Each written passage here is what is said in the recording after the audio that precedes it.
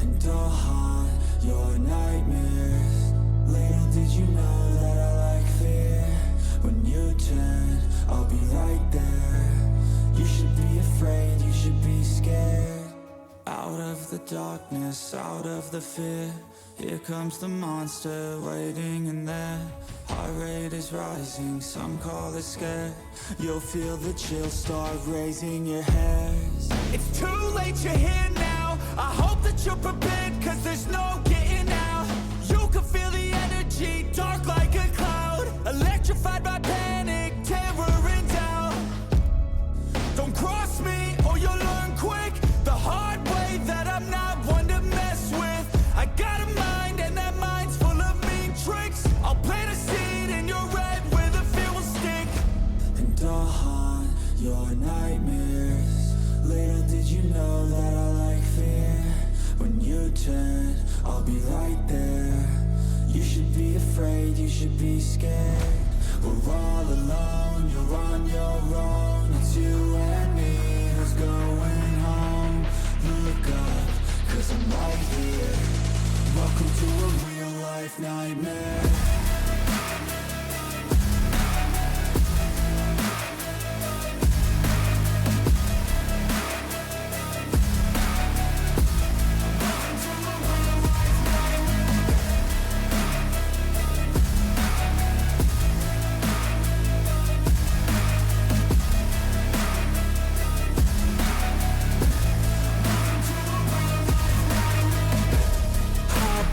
Crush all your dreams. A demon preys on the weak. You better watch out for me. Mistakes were made, you will see. You should've never crossed me, cause now you'll never stop me. Revenge was my calling. Now you're a dead man walking, and I'll haunt your nightmares. Little did you know that I like fear. When you turn, I'll be right there. You should be afraid, you should be scared. We're all alone, you're on your own. It's you and me who's going home. Look up, cause I'm right here. Welcome to a real life nightmare.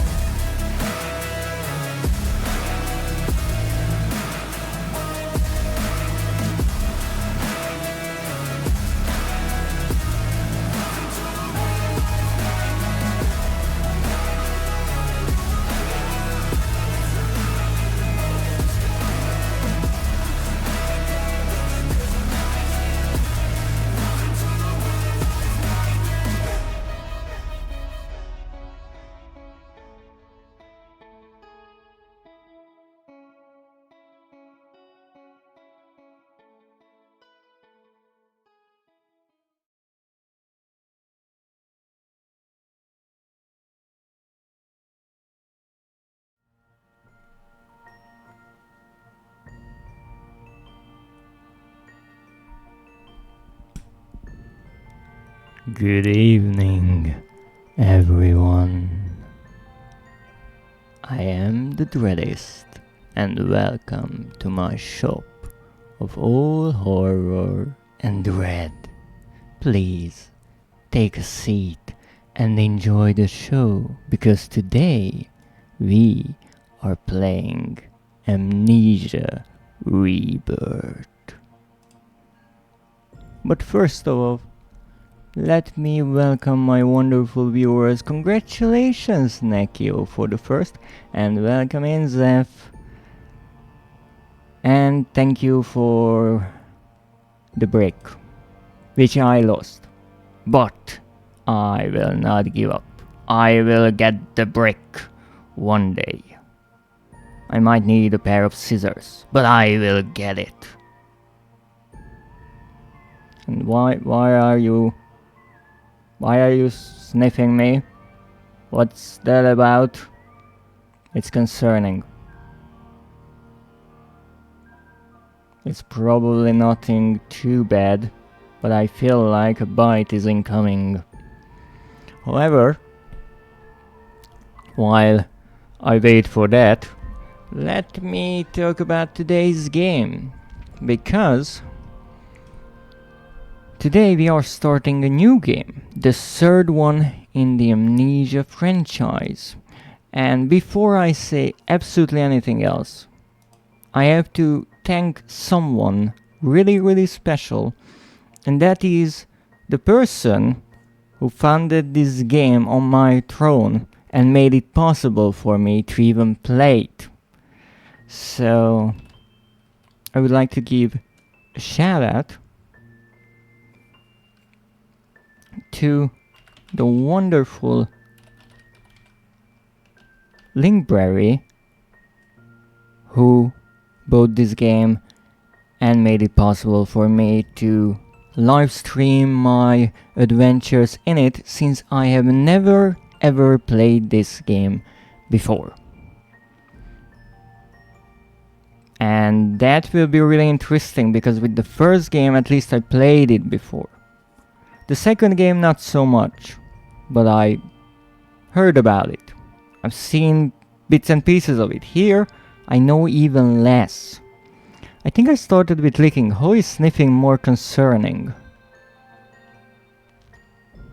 Well,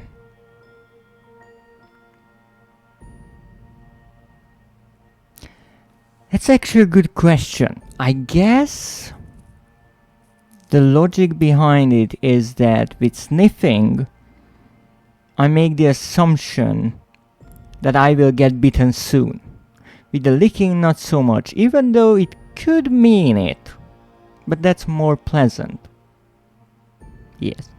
So, originally I started playing Amnesia on Friday, since this is in my schedule Friday, and I always try to find a longer franchise from the horror genre. We originally started with Doom and played through the first 3 games, and then I moved on to Amnesia, and actually I was able to do that because I got it through my phone, and we played through the collection, which included Amnesia: The Dark Descent, the original, Amnesia Justin, its DLC, and Amnesia: A Machine for Pigs. Now, after we finished it, I was faced with a choice. What should I do next? Well, thank you for the hydrate and the posture check. Welcome in, Schmoozer. And not so much thank you, Zeph, for the boop. It's really difficult to drink while getting my nose booped, but I will try to do it. Oh goodness.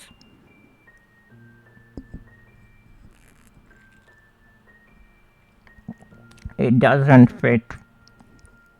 It's not fitting. And thank you for the daily check-in. 58 times so far. IRL cheating. No. There's no cheating here. Not at all. I think the bottom of my microphone might be covered with tea now. That's okay. Now, stop it. I was talking. So, after I finished the third game, I had to decide what to do next.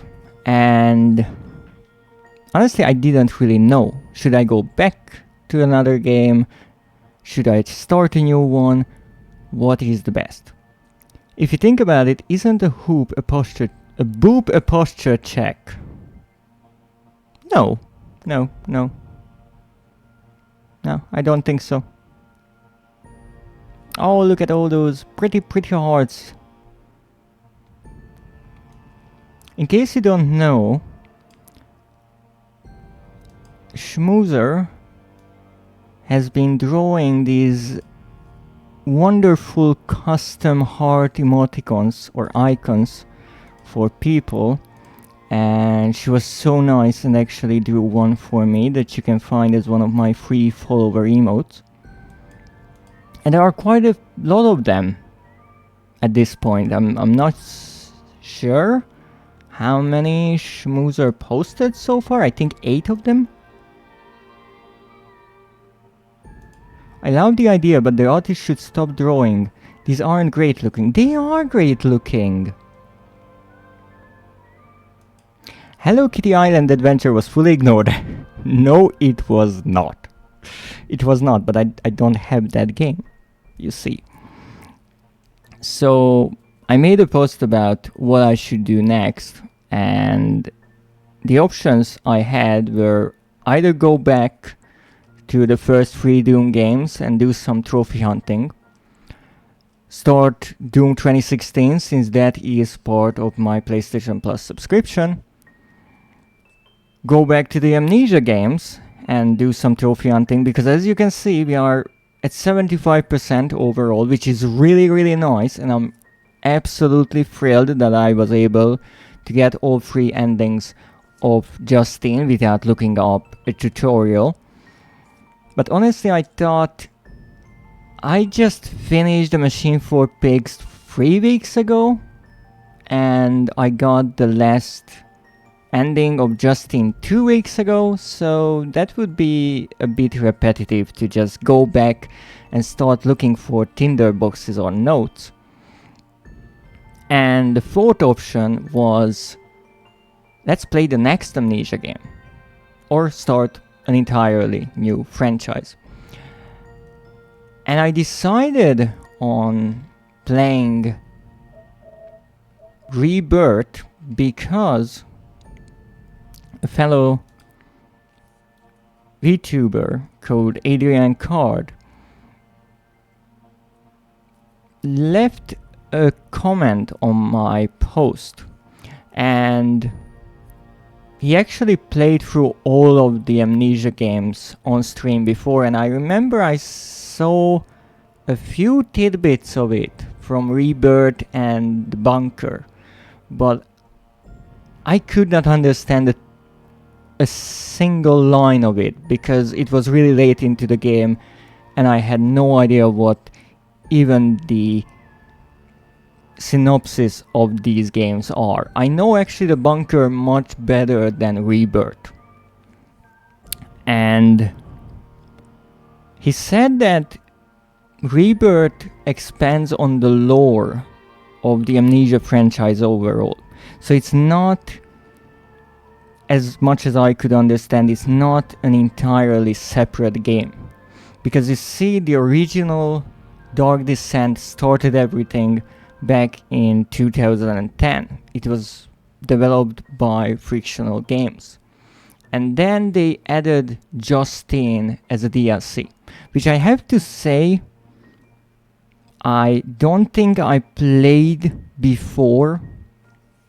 I remember I saw the creature in videos, but I would say that most likely I saw the creatures in custom maps in videos, and I did not at all remember the story of Justine.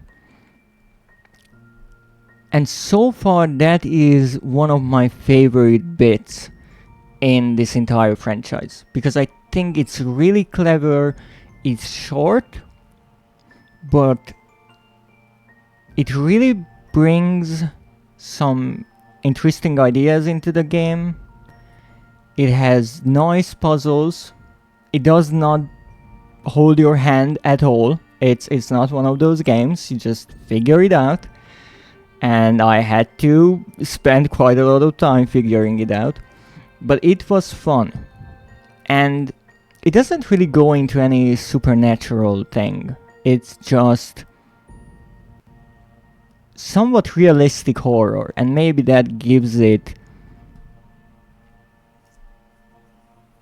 a bit more weight in my opinion, because it's not some unimaginable science and cosmic horror. It's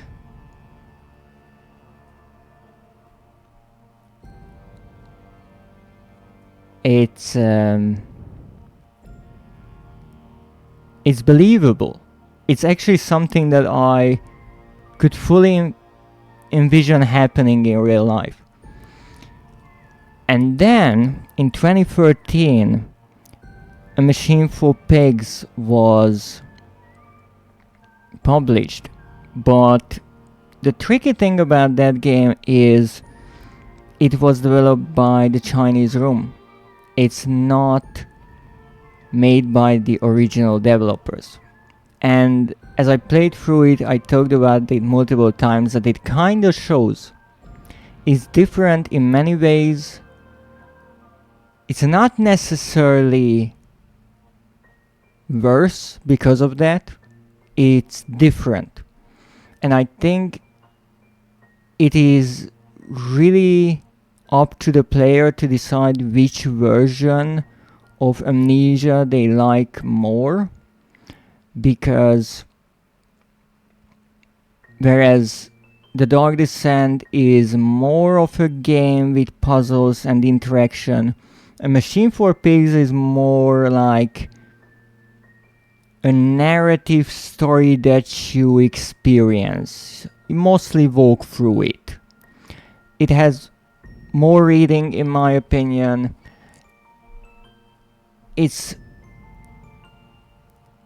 really vague with explanations, at least for me. So when I finished The Dark Descent, I completely understood what the game wanted to tell me, even though I missed a few notes apparently. With A Machine for Pigs, I was completely confused. I could not put two and two together, and actually after I finished the game, I read some posts on Reddit, the Amnesia Wikia, I watched, I think, a summary video, and even after all those, I was not 100% sure what the game actually wanted to explain. So, to me, A Machine for Pigs is an interesting take on the Amnesia lore. However, I think it stands on its own. It doesn't add too much to the lore, but it doesn't really require you to know the first game that much, even though it might help.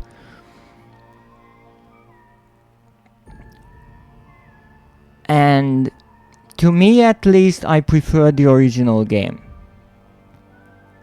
And I think the reason is that the storytelling style that A Machine for Pigs uses doesn't really work for me. But that is an entirely personal opinion. So someone might love it. I heard people say that it's brilliant, and I can see why. It's really refined.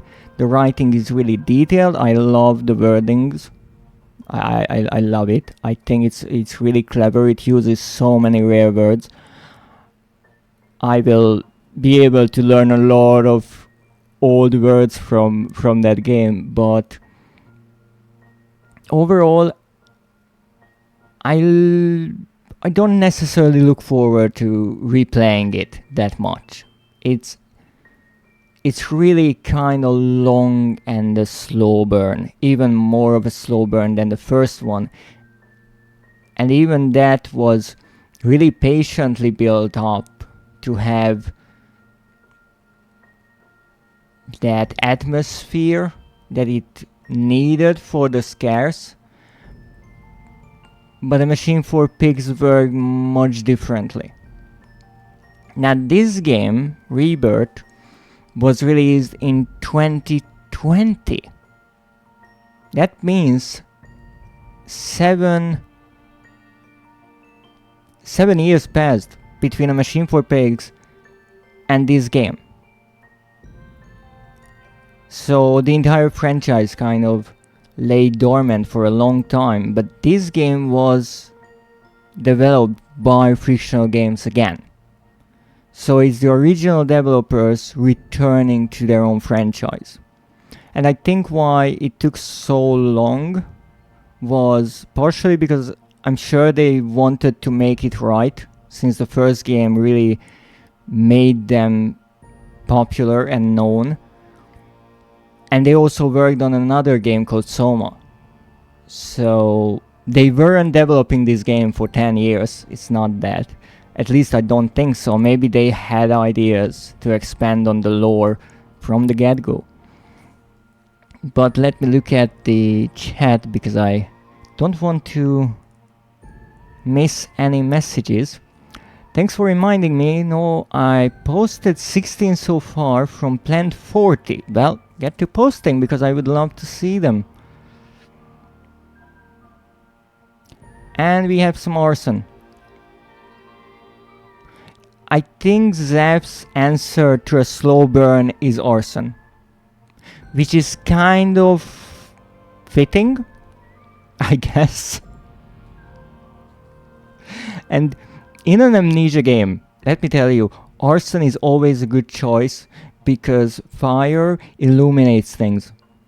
And in the first game, what was more concerning to me, more than the enemies going insane or anything that Alexander could dream up, was always rushing things, always being in a hurry because, oh goodness, I'm running out of tinderboxes, I don't have enough oil in my lantern, I can't see anything. So I was actually happy that the Machine for Pigs took that out, but I'm pretty sure this game will bring it back since, again, the same developers, so I'm curious what they will do here. Slow burn, and at what page do they kiss? That's a good question. That's a good question. Now, I don't know about much when it comes to Rebirth, but I think we are actually playing as a woman this time around. So instead of Daniel, we have someone else. And the only thing that I checked is, in theory, this game takes place after the first game. So it will be interesting to see if they build upon that game's foundation. I don't trust people named Daniel. After a Dark Descent, I kind of feel the same way. But let's start it up and let's see what we have here. We have a wonderful looking mask. And some really interesting symbols, as well as a really nice looking loading scene. It looks fantastic. And honestly, I am really curious how Frictional Games tried to keep the original core concept of the Dark Descent and expand on it and try to reinvent itself, because they hinted at a lot in the original game. We obviously know that Alexander was from some other dimension, and Agrippa wanted to explore those dimensions. And another really interesting question is, which ending is the true ending? Because we had 3 different endings in the Dark Descent. We also had 3 different endings in Justine, even though I don't think that will be mentioned. But I'm really curious if they address any of those endings, or at least hint at what happened.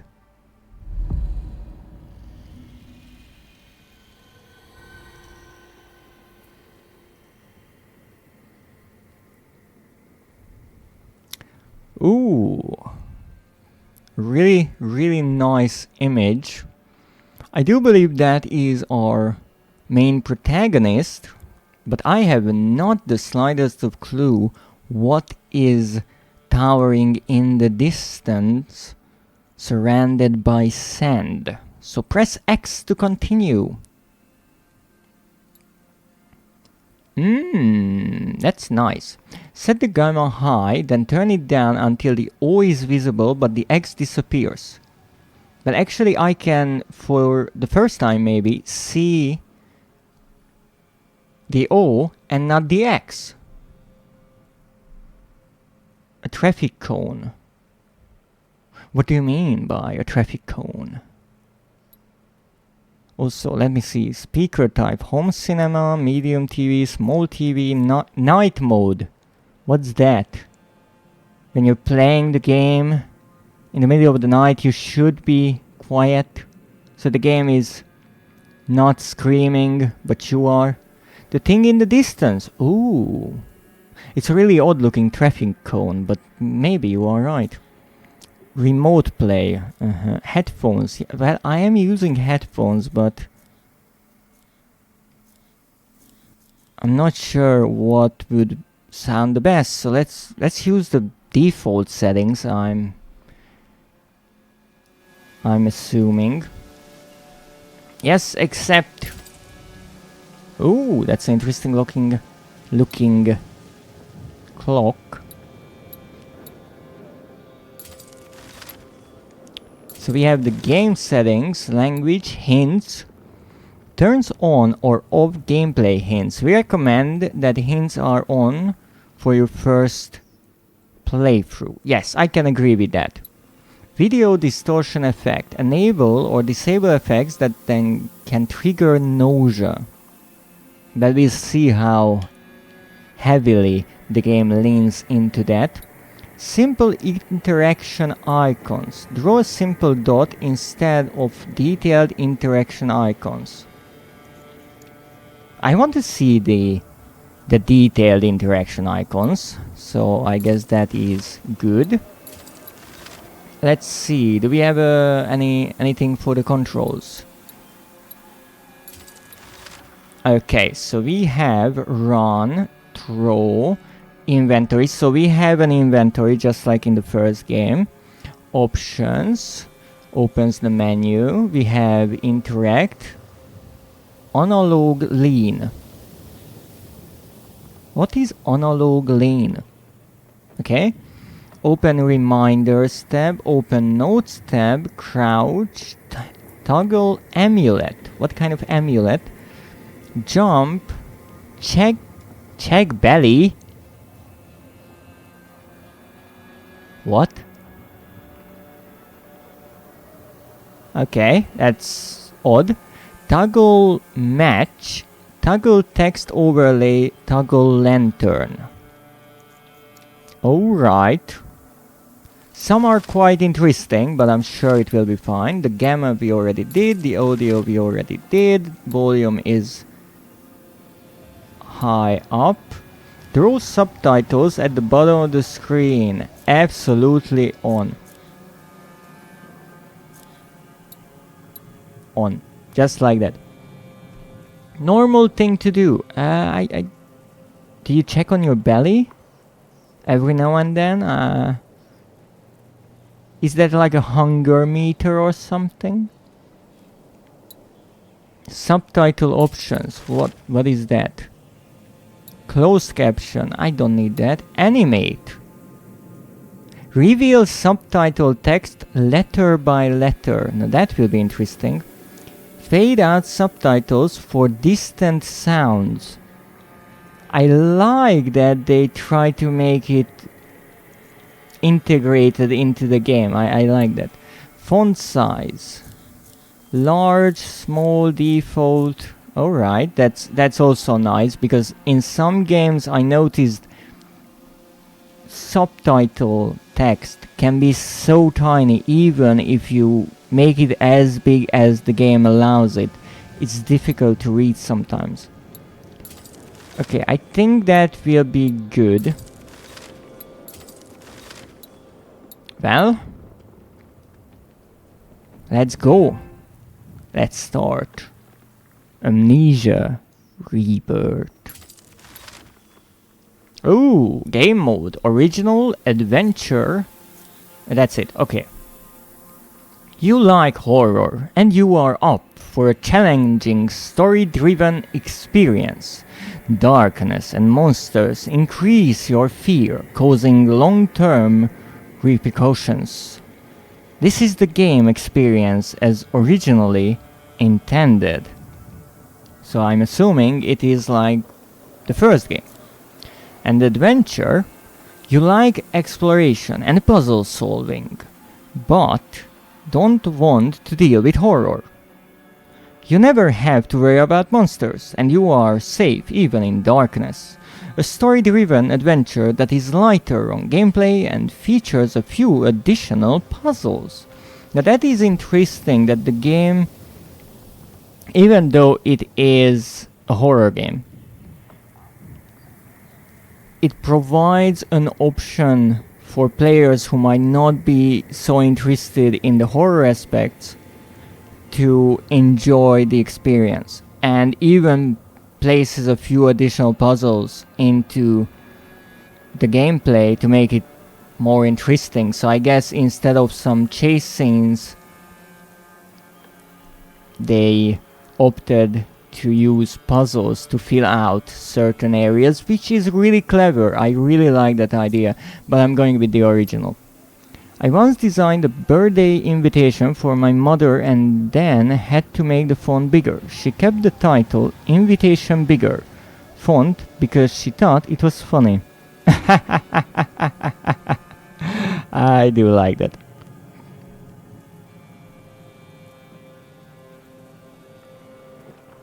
I do like that a lot. Well, let's take a sip of tea and let's jump into this game. That's a promising sound. This game should not be played to win. Immerse yourself in the world and the story. Fear and darkness are your enemies.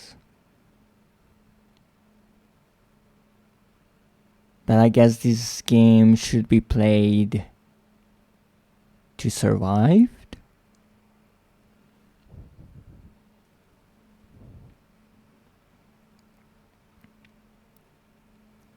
I wonder what is the little loading animation in the bottom right corner.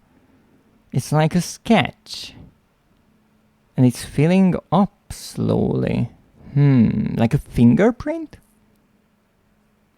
Why doesn't darkness want to be my friend?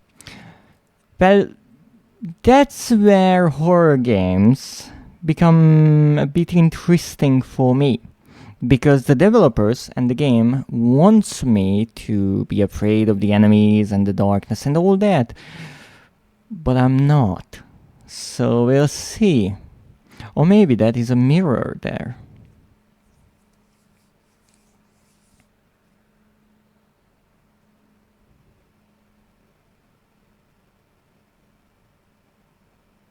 There is a moment when you realize what the pain has made of you. In hiding, curled in on yourself, unable to show the world your face. Acting on instinct, lashing out, even at those closest to you.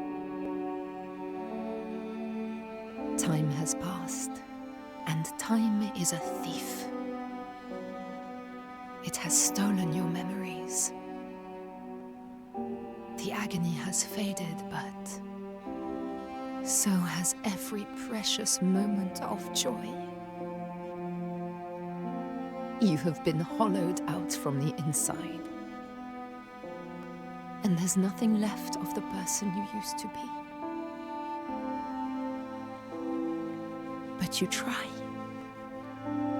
You try to remember how to smile. You try to remember how to love. And one day you crawl out from your hiding place and step back into the world.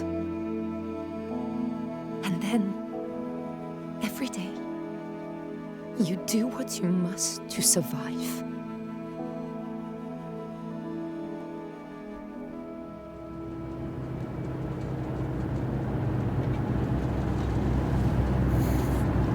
Oh, that's a nice transition there. What was that?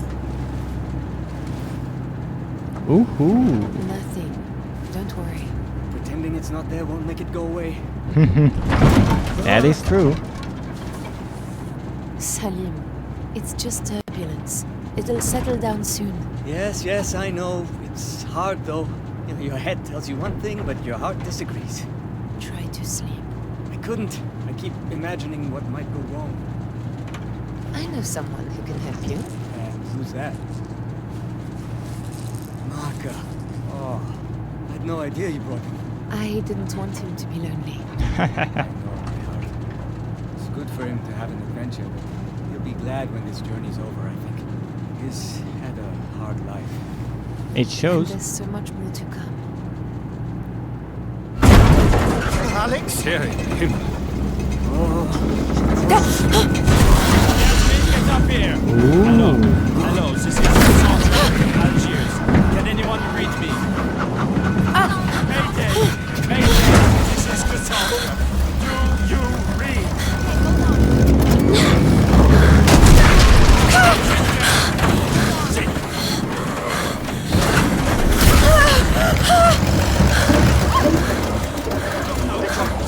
Stay with me, baby!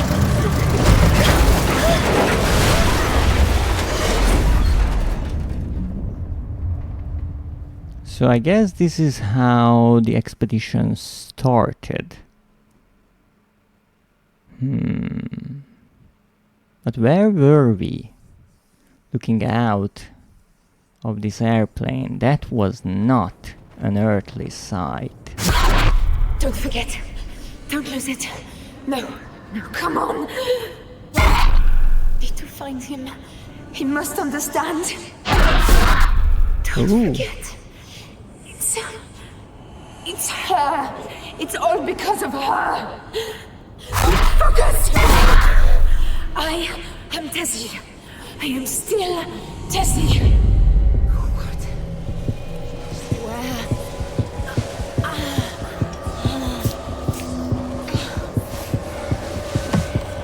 Tessie. Fight it. Don't give Well, up. let's struggle. We can't do much more. Push You can make it. up to crawl forward.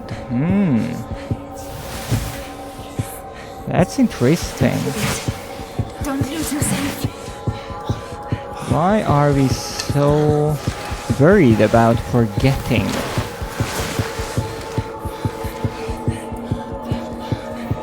I'm assuming that is some sort of medicine. Laudanum. Yeah, that always works. Have laudanum.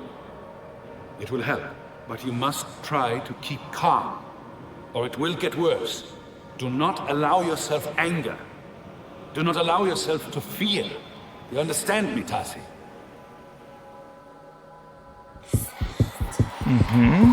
Well,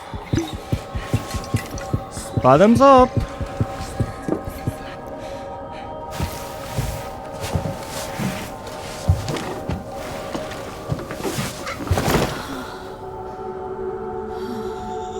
What happened? Where are they all? Where's Salim? Alright, so let's try to think about just what happened. So we have our main character, and I'm assuming Salim is her boyfriend, partner, husband, some kind of strong attachment is between the two. And we are in the crashed airplane. So what we saw just happened. But what is confusing to me is that I think there is something missing in between, because as you see, we had the cutscene on the plane, everyone is happy, everything is going right, and then something happened. Something changed.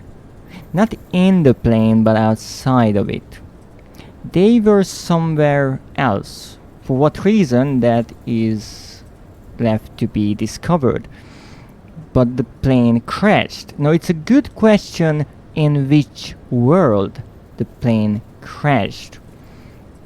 But here, it felt like that she was having a panic attack and everyone is gone. Now why that is confusing is because if this happened right after, then the other people would be around. The other thing is she was so focused on not forgetting, on finding him. I would guess that is the same Salim. Maybe I'm wrong. But she also mentioned that all of this is happening because of her. So who is her? And that's why I think something is missing in between.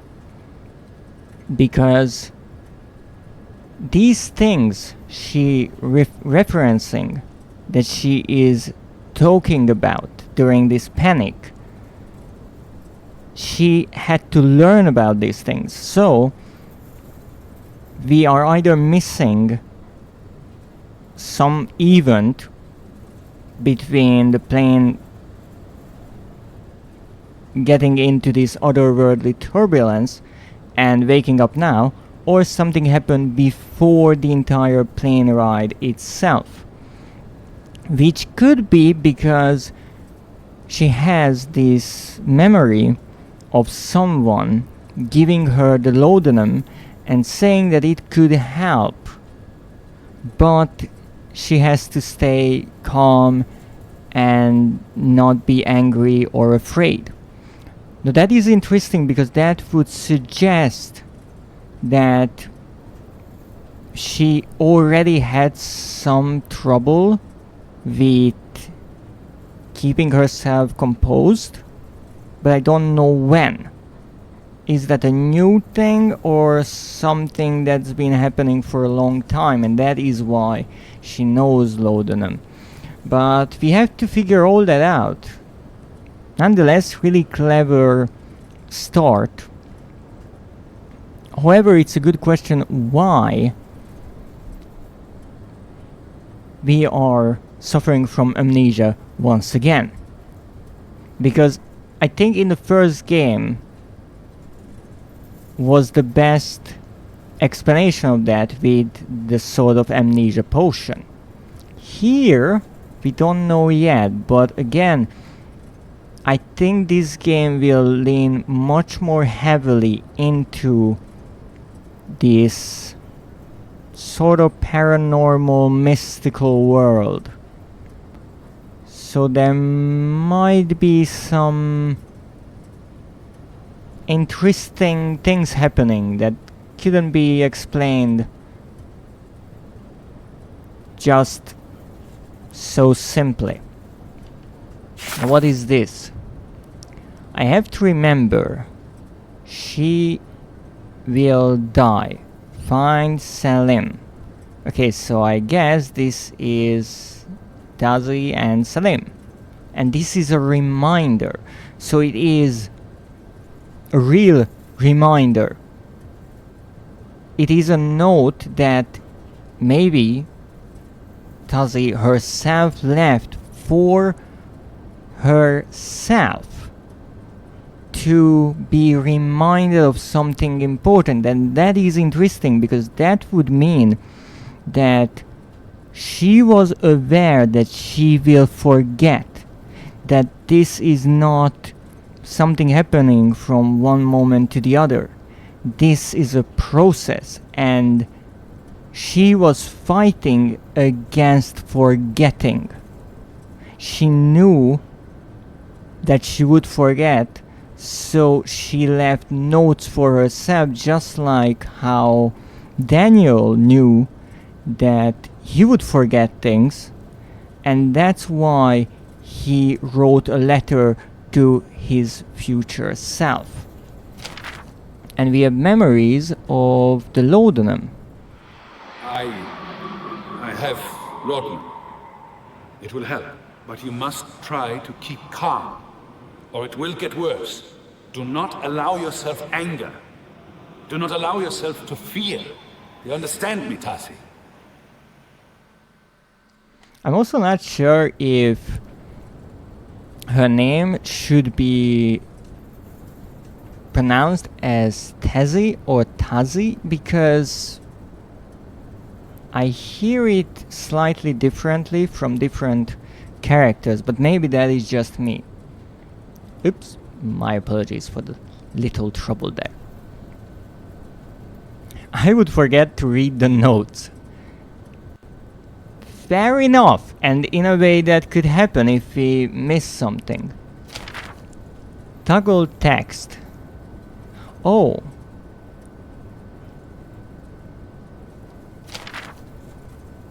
Now what is interesting here is there's no subtitle on the memory. Yeah, that's a bit odd. Alright, what is... Oh, this is really interesting because this looks like a faded memory. And whatever we forgot is blurred. And indeed, we have plenty of images, like faded memories. But something is always missing, something important, and that is brilliantly clever, especially because you see all of them, all the quote-unquote collectibles, since she remembers little fragments of memories. But she will have to be reminded to put the things together. I don't remember. That's also really interesting. She knows that it is her book, and she recognizes her own handwriting. And that is something I mentioned with Justine, how I found it odd that Justine herself couldn't notice or recognize her own voice being recorded there. Yeah, I don't see any butt drawings yet. No, no butts. No, not even one. Oh, what's that? Oh, yes.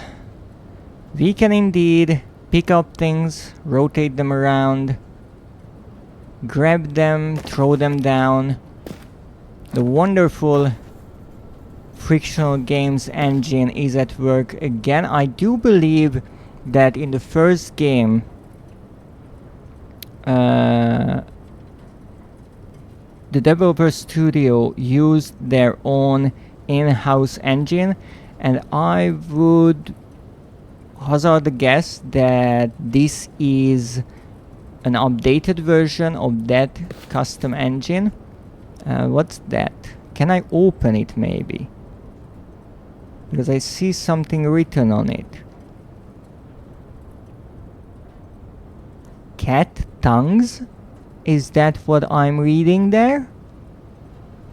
How can I... No, I didn't want to throw it away! Give back my cat tongues. I might need it. Oh, damn. I understand that I can rotate them. My problem is, can I go closer? Oh, yes. Yes, indeed it says cat tongues. That's slightly concerning. Hopefully that is just some kind of an odd name for maybe a dessert and not the real thing. Box. Yes, I will obviously look at everything. And I know 90% of it is absolutely useless. Can I break the dish? No. In German we have chocolate called cat tongues. Let's hope that this is the same thing. Because I would find it slightly odd if you're going around with a box of real cat tongues. I'm not sure if that's That's normal. It doesn't say chocolate anywhere, unfortunately. So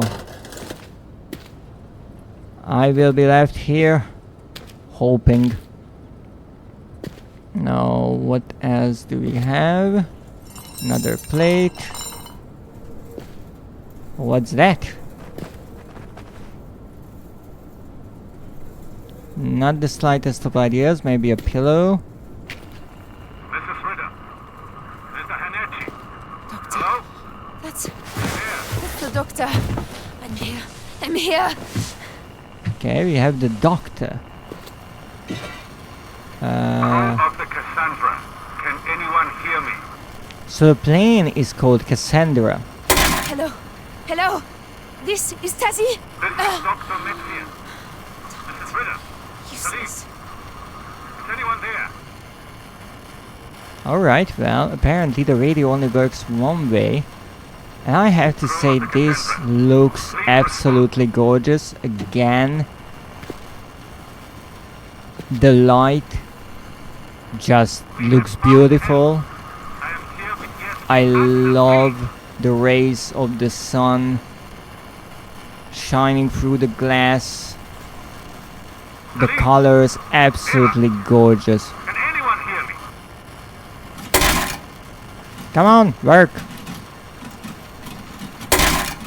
Okay, Cassandra, it will not. this is Anton Metzian. What's this? Please, say something.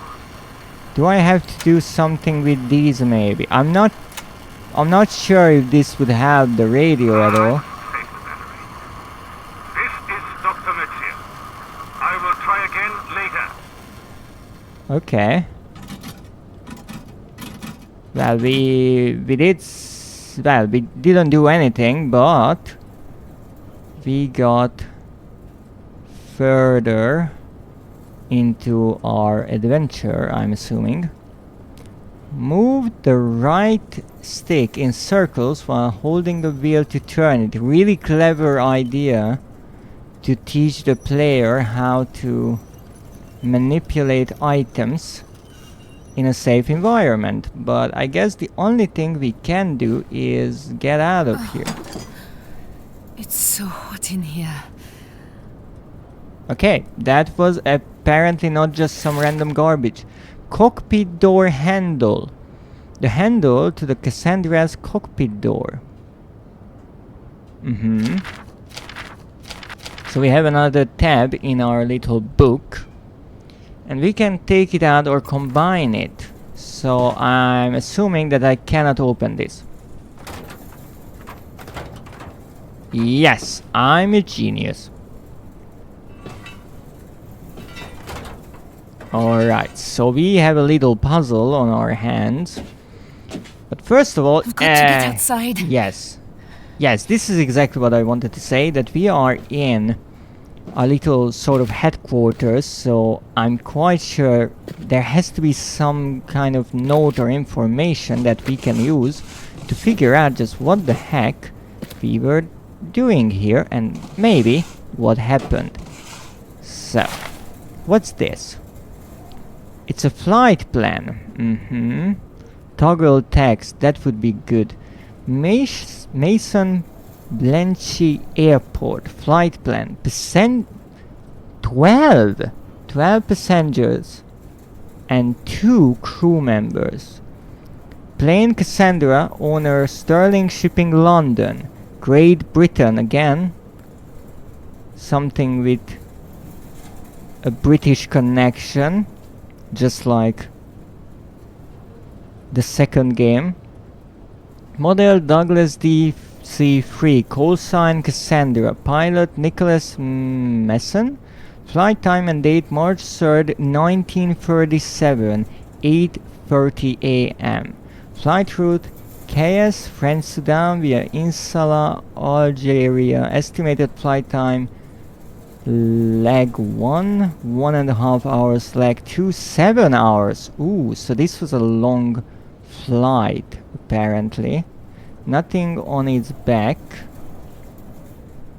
I'm not sure if they will try to ever hide something on the items we can look at, but we'll see. Now let's try to use this. I'm going to roast. Don't worry, if you're holding an item from your inventory, you can use it on an object in the world by pressing R2. Well, let's open this.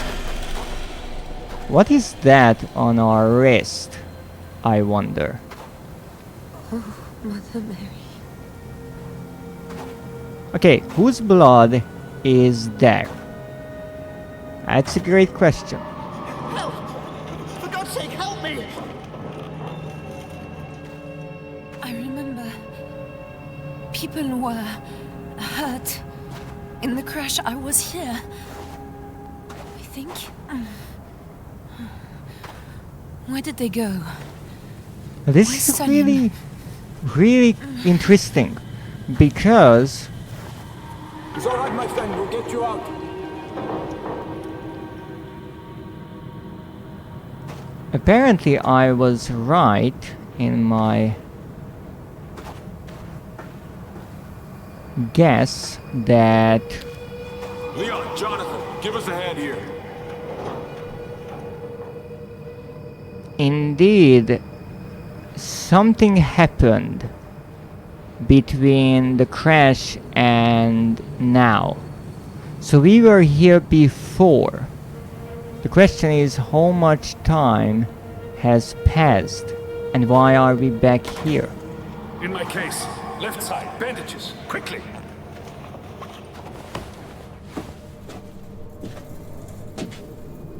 Alright. I'm not fully understanding why No, Rachel! this memory sequence is so Christ and his little angels. We are fucked here.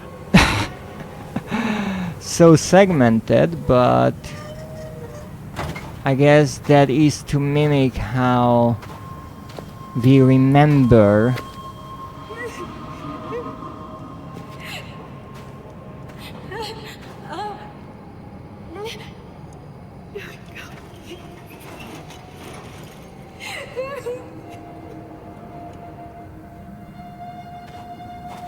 Alright, well, I guess we have no other thing to do but look around.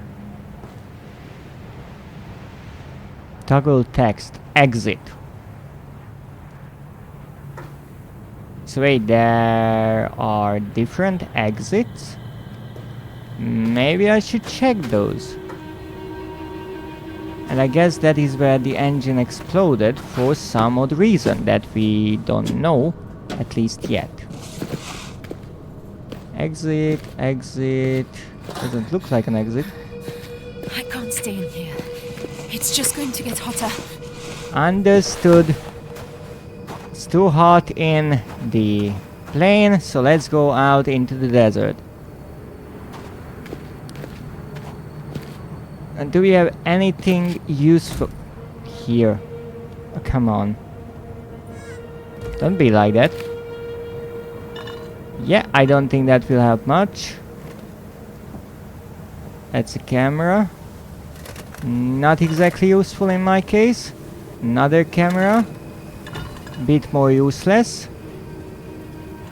Well, maybe I could use this to figure out where I am, if only I could use it. So I guess that's also quite useless. Alright, what else do we have? Maybe if I crouch down I can actually see what I'm doing. Ooh, papers. Uh-huh. Good. Can I open this? No, I can't. Is that a tiny campfire of sorts? What is this? Personal flotation device individual unit package. Adult size red color.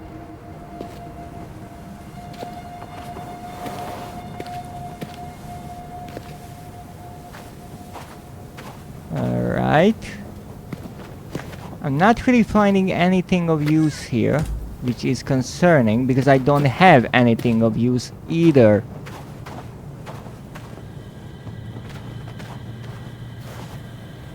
Well, I have a feeling we are not fixing this.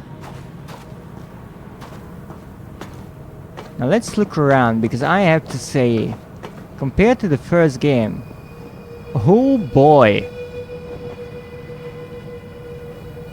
the developers really wanted to impress because this is absolutely amazing. So I'm hoping that this game doesn't have some sort of system for hunger and thirst and the likes. So I will look around here, maybe we can find something useful. I'm going to fry out here. What is this sound? Okay, staying in direct sunlight is a bad idea. Keep to the shade. Understood. Okay, so if I hear this odd sound, what kind of sounds like a million ants are trying to run over me, that means that my brain is getting cooked. Great. Shade. Well, we have some shade over there. I'm assuming that's where I should be going. And apparently I won't be going that way. Even though that looks... It looks like... some place where I could maybe climb up. I'm not sure. Okay, no. Don't worry. I'm just getting cooked out here. It's all fine. Shade, you happy? Good. I feel like Tez is much more reasonable than Daniel was. Okay, calm down, we're back in the shade. So we know that the doctor is alive, which is kinda nice. And there's a bird over there. God. Oh, God. Okay, so... apparently there are two individuals whom we will not have to look for. And also, we are leaving track marks. Impressive. Calm down, it's okay, we're in the shade, it's all good. Wait, Hank. We've no choice. We need to get them to shelter. I know. It's Salim. He's hurt.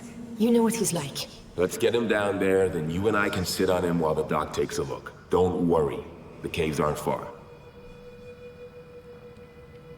I see, so the idea was that Caves.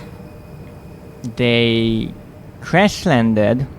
I'm assuming two died in the crash. And then they obviously had to get away from the plane, since you would get cooked in it, and also out in the sunlight as well. So they had to look for some sort of shelter, but don't be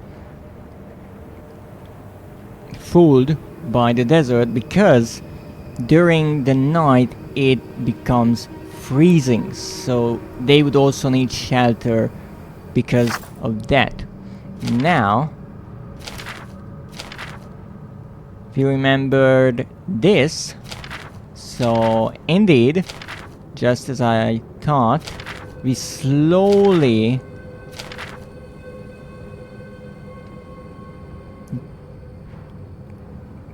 I would assume follow our own tracks that we left in the past to rediscover what happened and ultimately realize why we got back here. Much like in the first game. Anything useful? Nah? Nah, apparently no. Okay, so we are looking for caves.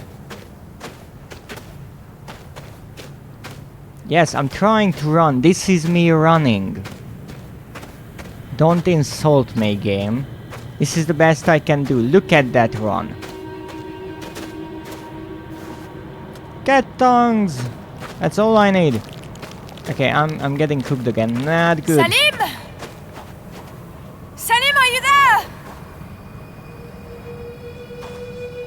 Oh, we have some nice shades and we have our lucky cat tongues. That's all we need to survive here. Well, in a way, whatever happened, we survived it. So that's kind of a good start. I'm assuming. Maybe not, but this is what we have to work with here. Oh, that's gorgeous. This game looks phenomenal.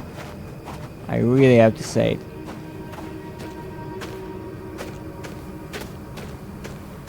Now, one thing I noticed in my trusty book is that we got notes now. On the Cassandra, we found the flight plan. So, interestingly, well, apparently, as it looks, we don't collect the notes, we just copy the text into our own notebook, which is interesting. So we don't have the drawing, but we have all the other informations. I do like that everything is collected in one place and you are not switching between menus, you are just looking through your own little book. I think here, really a harsh environment. There's nothing to be seen here.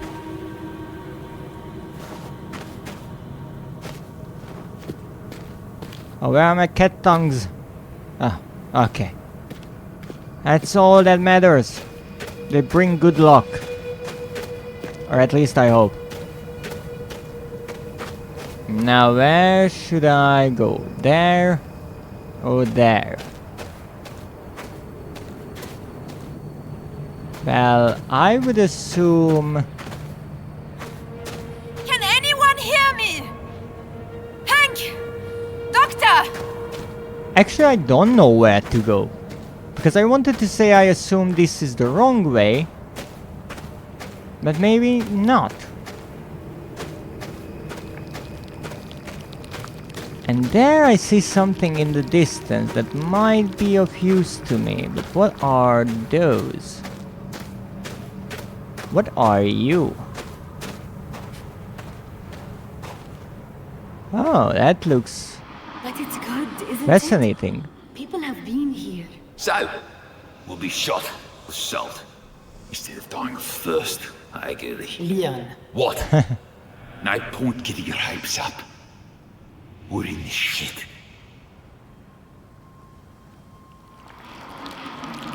Hey, I was remembering. Stop cooking me like that. That's a cheap trick, son. But, based on the memory, the lid can be moved. Uh-huh. Oh, that... Isn't that water? Couldn't I drink that? Nah? Not into the idea of drinking from this. I can kind of agree with that. Also, look at us, how strong we are. We can just move this stone slab without a problem. We are just not really good with the heat. Oh, there is a cave. Yes, there is a cave. Oh, thank God.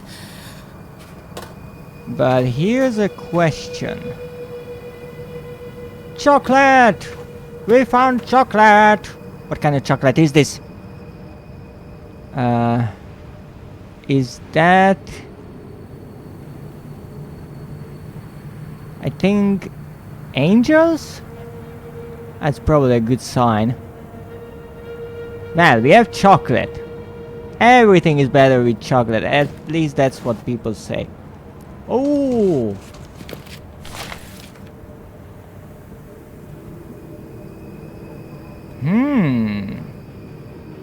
Alright, I will read this, but not in... And she organized those lectures in London, and Charlie back at the Institute recommended her. Got a good head on her. I like her. No, don't you give me that look. So I will not do it in the sunlight, because...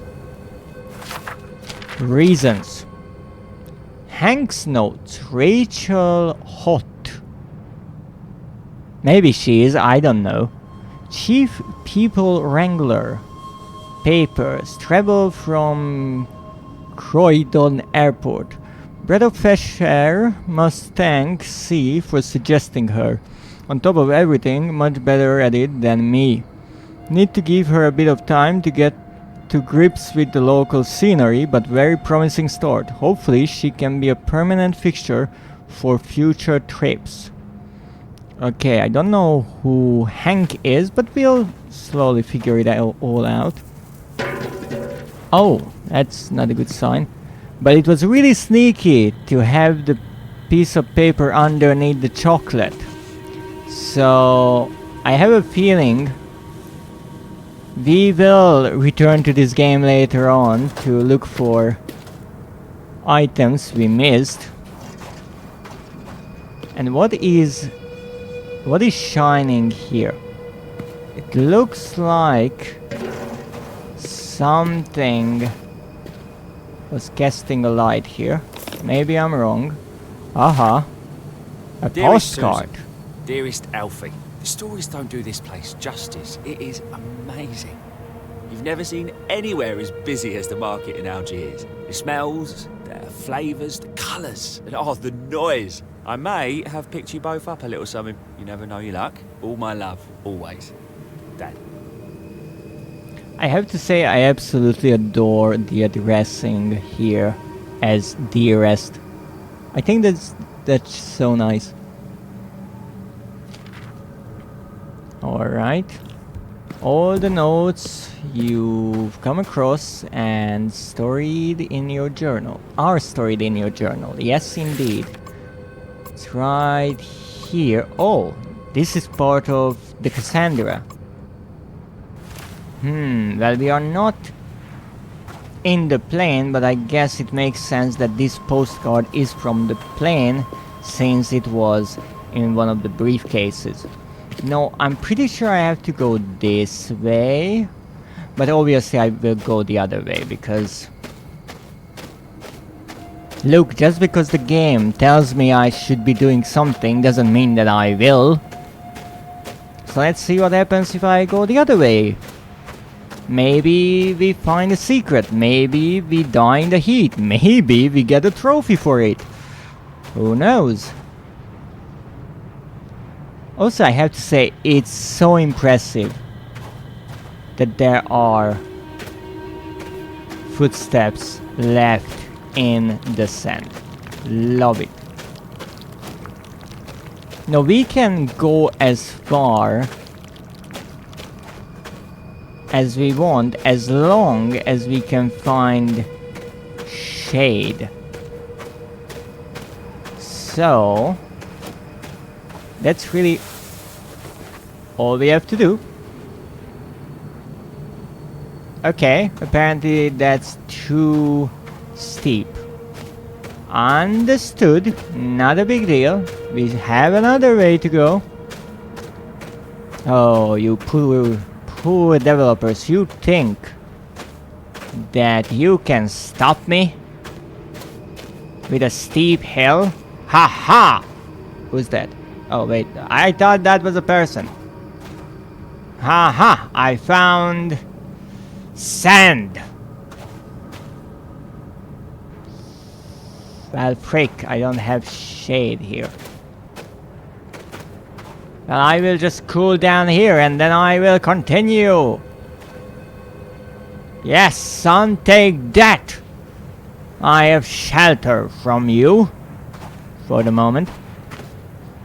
Alright, let's go. I'm sure we will find something. Well, no, not necessarily sure, but I really do hope so. Don't know how many trophies this game has, but I want them all. Ha ha! You see that? That's... Wait, that's the plane. Oh, you pesky developers! Tricking me like that.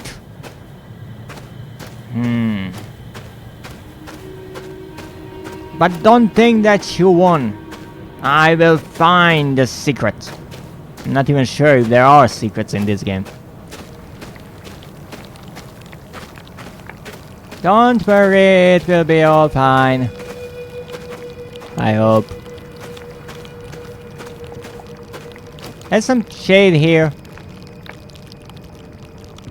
Not enough. Noted.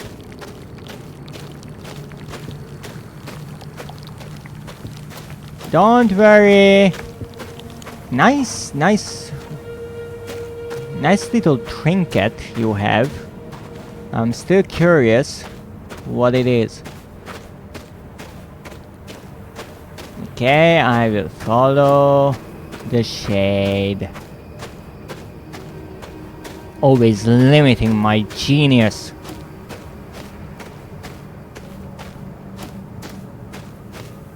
Now let's see, we already checked all of this, so there's no point. I guess all of this is really just a big circle. Yes. Should have known.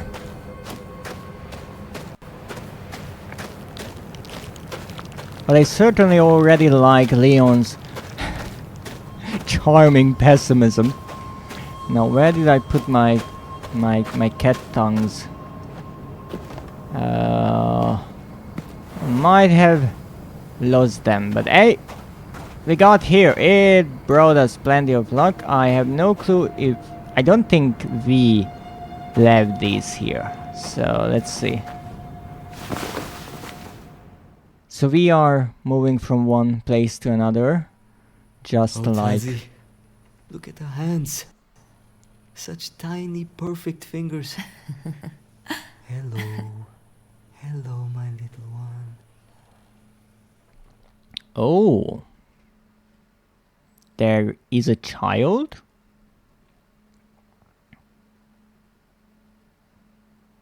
But then, wouldn't that be Selim and Tazzy's child?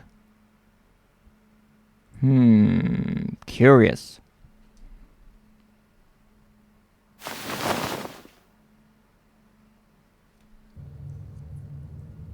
But as I was saying, it seems the game works with the same chapter-based loading. Amnesiac. Alright. Yes, that's a trophy indeed. And yes, we don't much remember anything, but the game works with the same chapter system. So I guess not only the notes will be categorized, but every item and such you can find, and the story itself will be neatly kept in chapters. And apparently we cannot go back to previous ones. Alright, what is this? So this is a sort of memory? We'll see. It's alright. I can manage. Come on. Not far now. So Salim got Hello? hurt. Is anyone there? Salim! And as we know from the conversation, Salim is a bit headstrong when it comes to being hurt.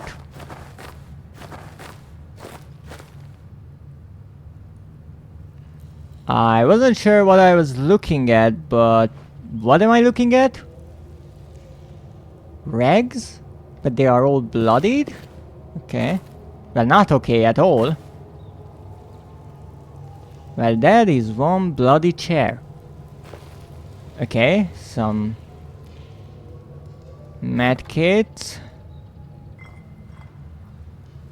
Laudanum. The good stuff. A pencil.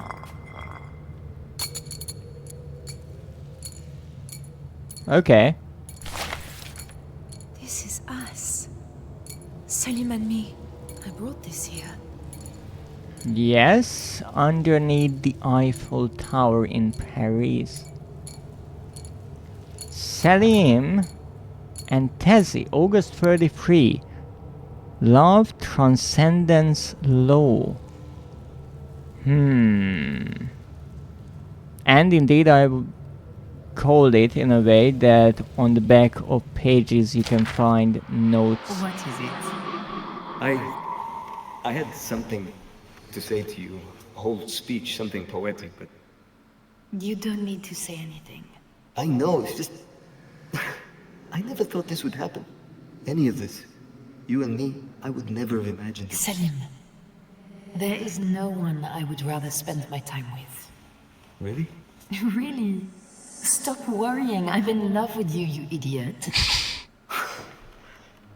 You are my heart, Tessie Trianon. I said no poetry.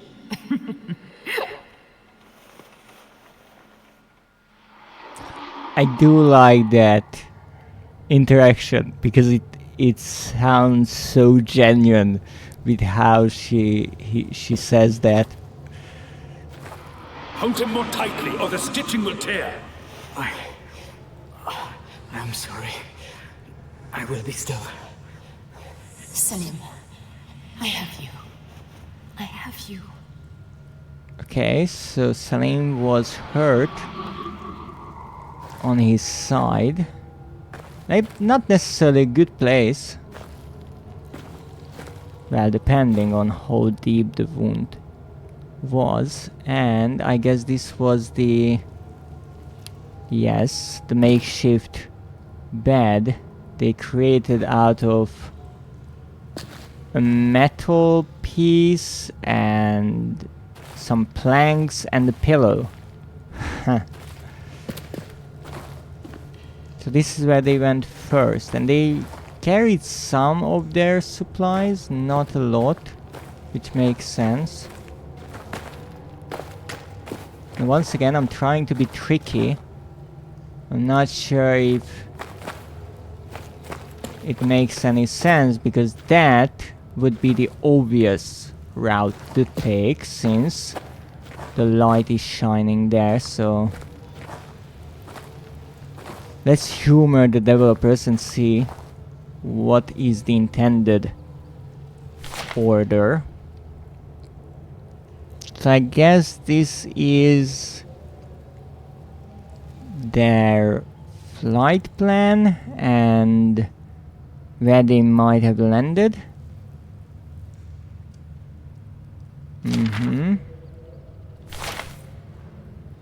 Okay, what is this? James Henry Mitchell. Oh, this is a list of people. Expedition leader Rachel Holt, assistant to Mr. Mitchell. Alexander Melville Sterling. Expedition sponsor Richard Fairchild, assistant to Mr. Sterling. Dr. Anton Metzier, expedition doctor, so he's the doctor. Leon Dorais, mining supervisor. Jonathan Weber, engineer. Anastasia Trianon, engineer drafter. So Tessie is Anastasia. Eve Ritter, geologist. Lucas Ritter, rifle. Malik Tambura and Salim Hanachi are guides. Nicholas Messon is a pilot, and Yasmin Chabani is a hostess. And yes, I absolutely and utterly butchered those names. But what is interesting to me in this is we have a list of people, finally, 14. And if we look at... Yes, that's a good question, where did they all go? So if you look at, not the postcard, but the flight plan, it said 12 passengers and 2 crew. And indeed here, we have 14 individuals. I would guess the pilot and the hostess are the crew members. And we know 2 died, but we don't know who died. At least I did not see any markings on the graves. Okay, so it will be a recurring thing that they put collectibles underneath items. Portable radio transmitter. Assume 9 people, 2 days water, 1 day's food.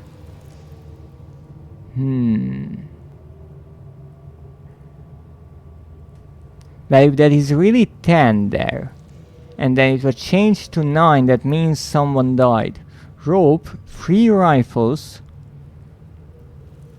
1 lantern, 4 bottles lamp oil. Why? Not lamp oil! 4 boxes of matches, paper, kindling for fire, fuel, 2 blankets, 1 medical kit, needle and thread, other ammonium? Is that what it says? Ether! My bad. Iodine, laudanum, gauze, burn treatment, eye dressing, adhesive compress, spare scissors, 2 scalpels, blades, and 1 compass. I actually like to read this way and not necessarily the nicely typed version, because I think this just makes it so much more realistic. How things are written quickly and sometimes just scribbled, crossed out. I really like that. It's a kind of shame that you cannot look at that version here. Alright, so what's here, because it's dark and I can't see.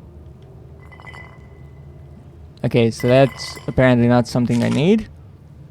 Okay, matches. I'm not using matches. Anesthesia Trianon.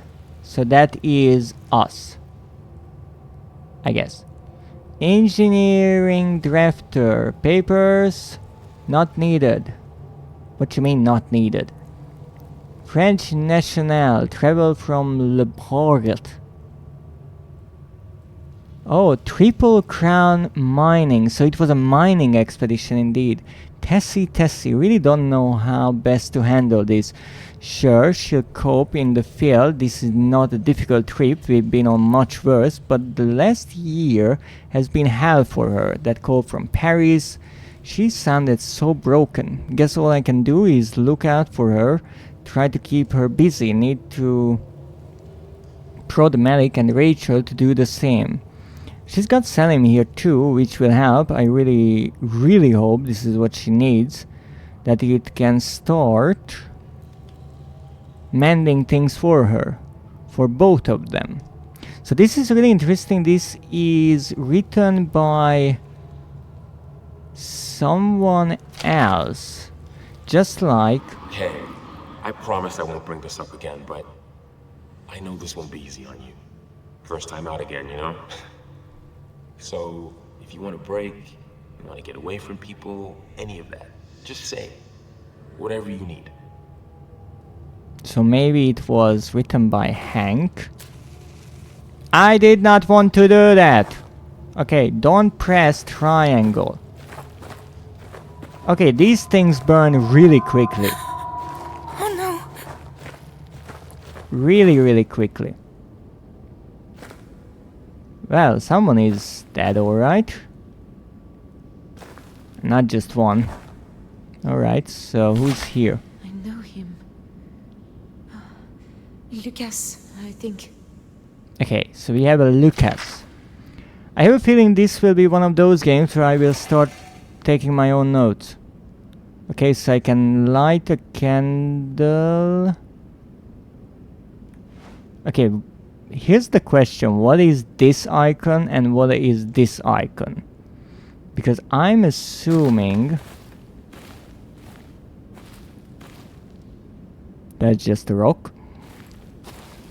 I'm assuming that this icon is lighting something with a match. That is why it displays the 2 matches I have. But what is this icon? Sniffing out the flame? Okay, so that's a thing we can do.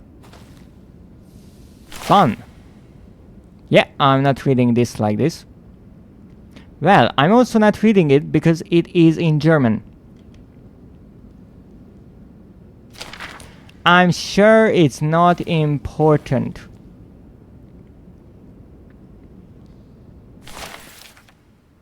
Salim, I'm sorry. Without Lucas, I cannot bear it. The rest of you? This is not Salim's fault. I am of sound mind. Eva Ritter. Alright, so let's see. Use a match to light lamps. First equip it with triangle, then interact with the lamp. Oh wait, so as long as I have a lit match, I can light as many things as I want. Oops, sorry. Interesting idea, but I do like it. Laudanum. Laudanum. That's a lot of laudanum.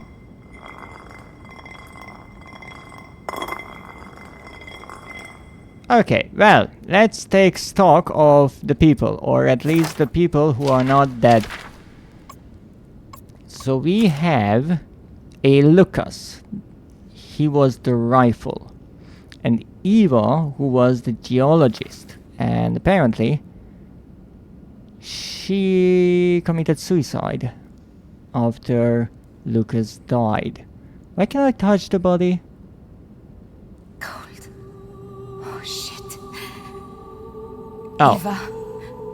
You are Eva. Oh, I'm so sorry.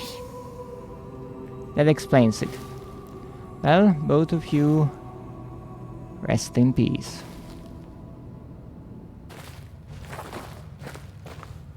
Let's see what else we have here.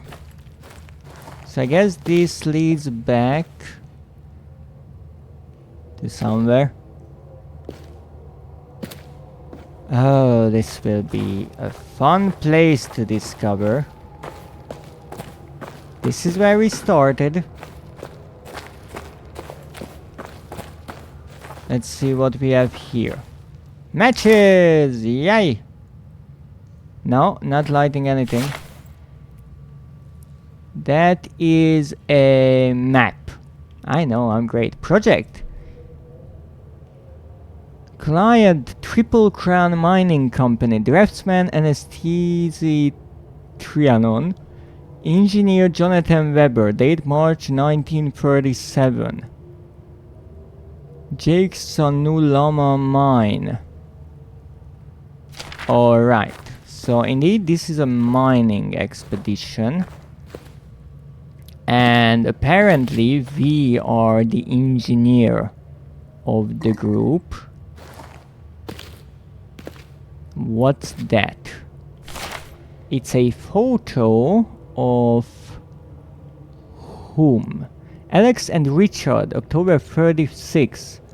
That you should have this, it captures you both so well. GX.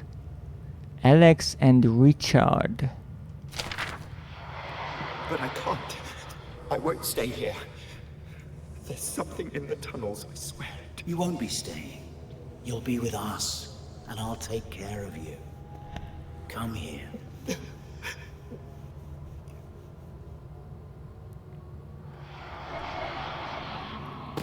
It is an interesting question. Why everyone was so... What would be the right word? Paranoid, in a way. Obviously they just had a crash landing and they are in a bad situation. There is a really high chance that they all die here.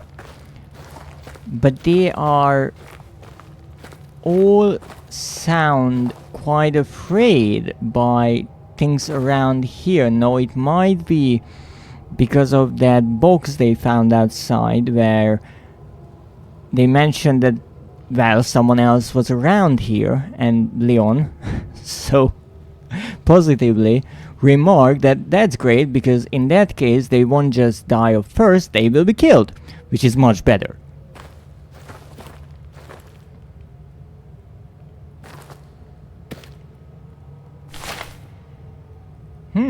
Who's that?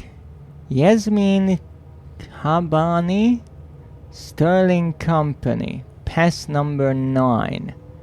Sterling Shipping Company, identification card, date 12th January 1937, countersigned Sterling. An employee of the company. What a beautiful girl. Is that your daughter? Yes. My father keeps nagging me for grandchildren. Did you leave her in Paris? Yes. Is she with her Yasmin, I'd like to check the Sadiola samples are packed up. Give me a hand. Of course, Mr. Mitchell. Sorry, Hank.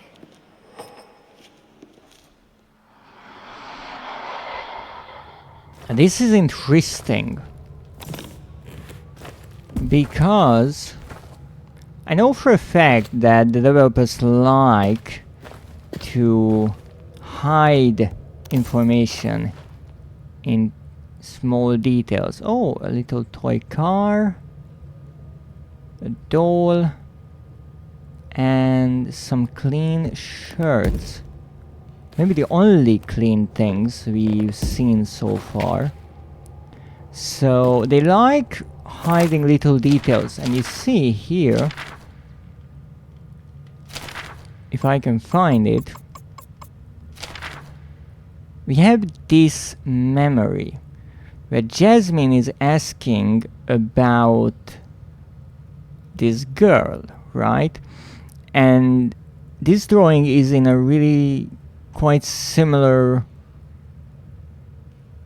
book of sorts than our own, meaning that she's probably talking to Tazi.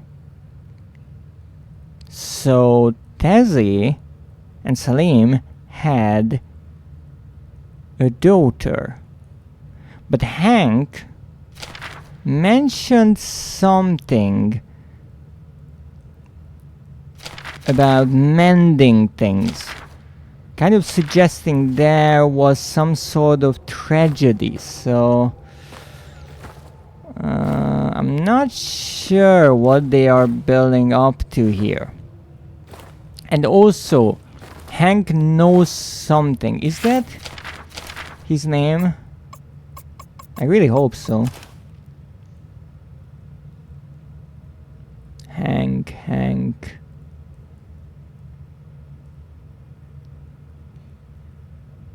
We don't have such a person. Wait, that would be Henry? Good question. What a beautiful girl. Is that your daughter? Yes. My father keeps nagging me for grandchildren. Did you leave her in Paris? Yes.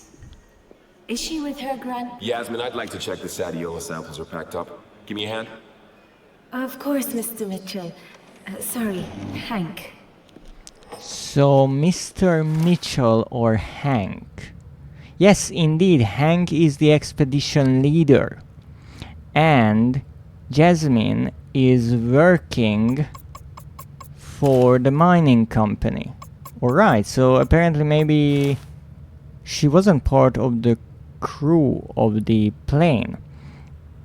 However, Hank cuts this discussion short, and I don't think that's by accident.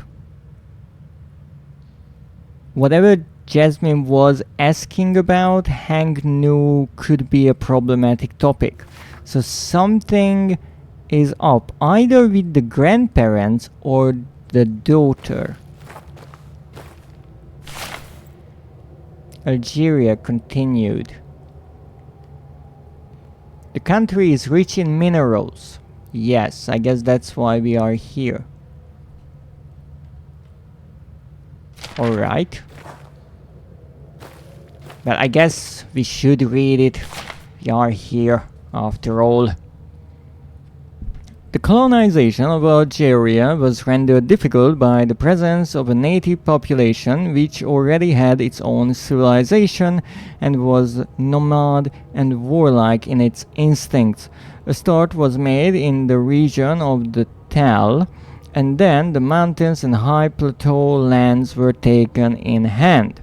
There has been a spontaneous flow of Italian and Spanish immigration, and the system of land grants and other concessions have attracted large numbers of immigrants from the south of France who have settled down well in the country. Between 1904 and 1914, 206,000 hectares of land had been settled, of which 91,200 were free grants. Wow. Mines. The country is rich in minerals, which, however, have not been thoroughly exploited. The chief mineral research is iron, the exports of which in 1920 amounted to 114,438 tons, valued at a lot. Let's just say that. There are large phosphate deposits in the Constantine province which exported 334,704 tons in 1920 to a value of 18 million francs. There are also copper, zinc, lead, and antimony mines. Coal deposits were discovered during the war, and the work of British and American prospectors in the Oran indicates the possibility of existence of oil fields of some size. Native rights. Let me guess, there are no such thing. The value help given by the native population of Algiers to France during the World War led, as it did in other parts of the French colonial empire, to a wider recognition of the political rights of the native. A law was passed February 4, 1919, conferring French citizenship on any native of Algeria who had either served in the French army or navy, was a landowner, farmer, or licensed trader, knew how to read and write French, or was the possessor of a French decoration. I see a bit of a history lesson there. And there was another page right here. My darling Amanda, by now you'll know about the crash. And you'll know that our situation is a bit sticky. Yes. We're off for a walk through the desert to see if we can find a radio or a village or some other sort of help. Everyone's putting a brave face on it, but no one really knows what's going to happen. So maybe this is it. Yeah. Maybe this is the last you'll hear. If it is, I'm sorry, my love. I suppose it's my fault for wanting a big adventure. I should have stayed home after all. Please tell them both that I love them. Tell Susan that she's the best girl in the world. And tell Alfie to look after his sister. Now I'm sitting here with tears in my eyes and my hands are trembling and I just don't know what to write. I don't know how to say goodbye. I can't believe this is goodbye. I love you, my darling girl. I know in my heart we'll see each other again. Even if it's not in this life. You're Jonathan. I have to say that compared to A Machine for Pigs, that game used much more complex language in a way. It was really refined. Here, I feel like this is much more lifelike. The voice acting is great. I absolutely adore it. And in this letter, you can really see that indeed when people are in a bad situation and their minds are just running in a million different directions, they won't necessarily write the most poetic lines. They just try to say what's the most important to them. And I think whoever wrote this letter as a developer, they did a great job, because it works so nicely. It really shows that this person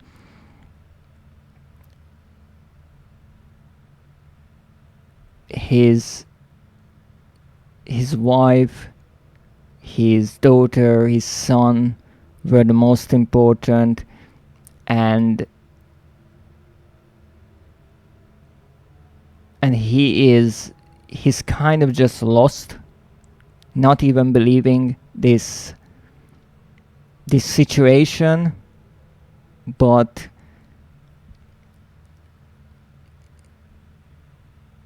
in his mind he knows that this is real, and so he writes this letter. I think it's wonderfully made.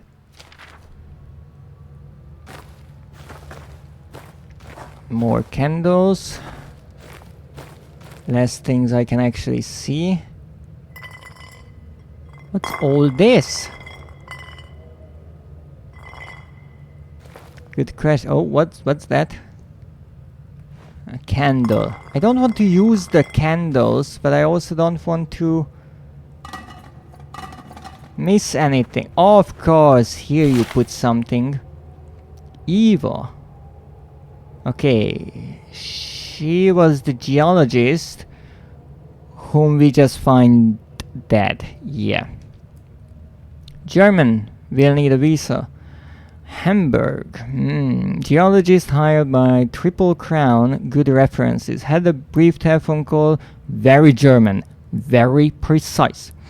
Package deal with second gun Lucas, her husband. Note to Rachel to sort out sleeping arrangements. They'll want to be together. Oh, I see. So they were a couple. I seem to spend my life around efficient women who think I'm not taking things seriously enough. Okay, so this couple is kind of out of the equation, as we figured out. To those who follow, I am Salim Hanachi.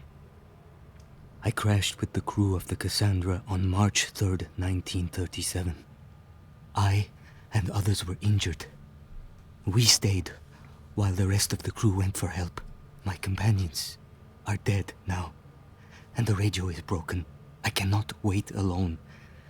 There is some sort of creature here. I must go after the crew as best I can. They followed the path through the mountain. I will leave signs. Tazi, if I do not find you, and by some chance you are reading this, know that you are my heart.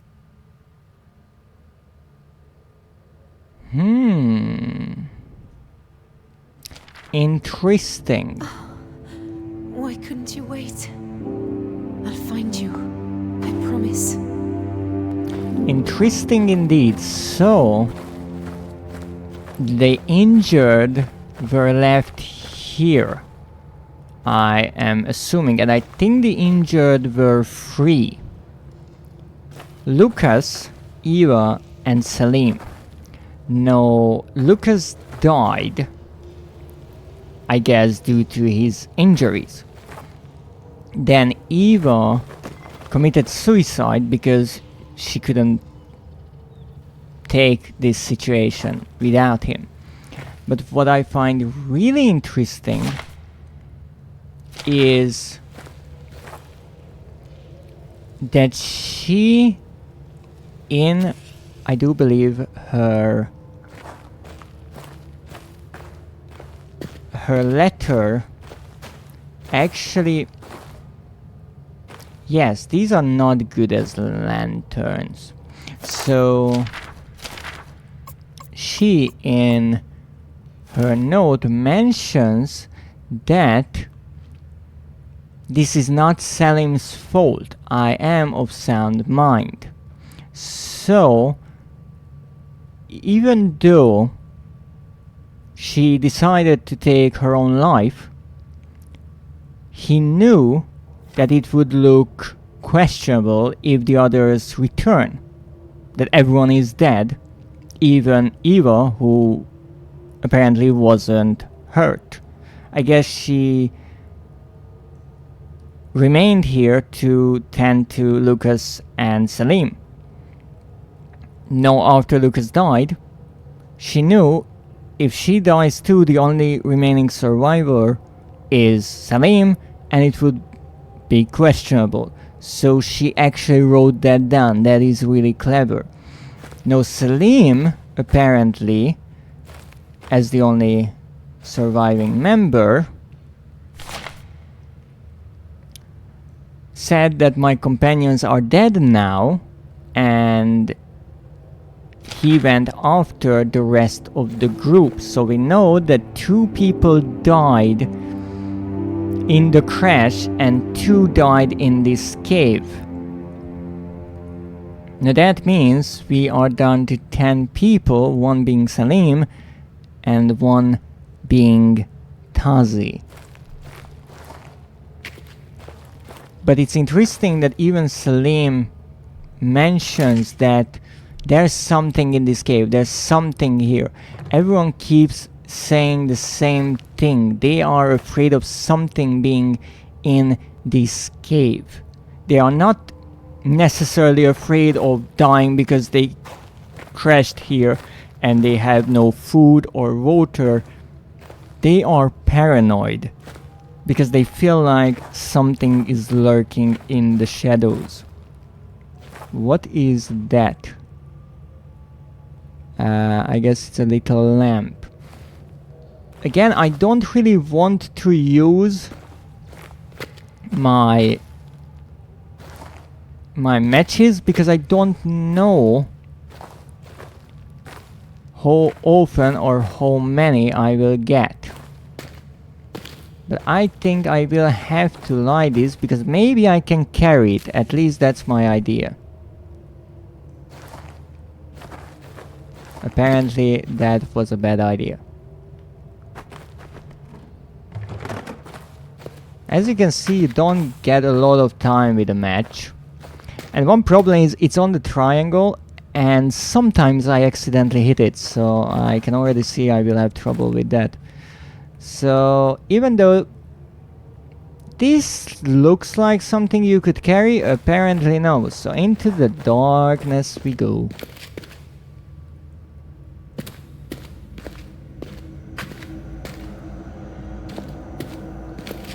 I mean, that looks more promising.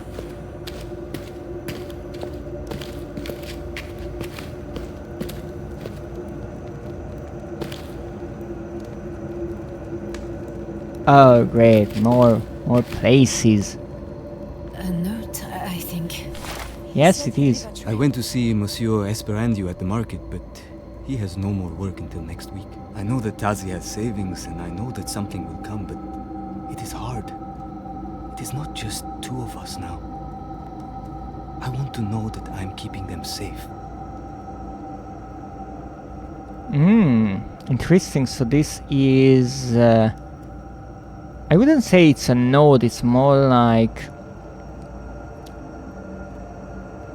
a tiny piece of a journal.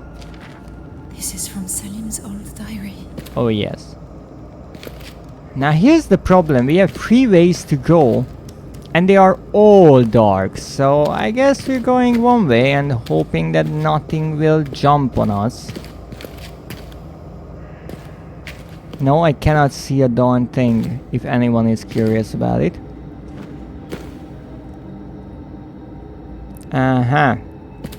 I think this is maybe a dead end. Yes, I think it is a dead end. That's where we came from.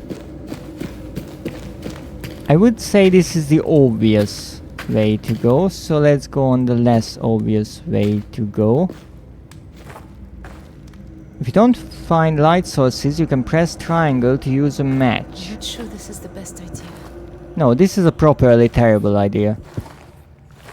But I have to say, walking down here in the absolute darkness, it is quite the thrill. Anything else I can light? Nah. Okay. Alright, so we have discovered something. Slight problem is I'm hearing whispers, which I would say suggest that I'm going insane.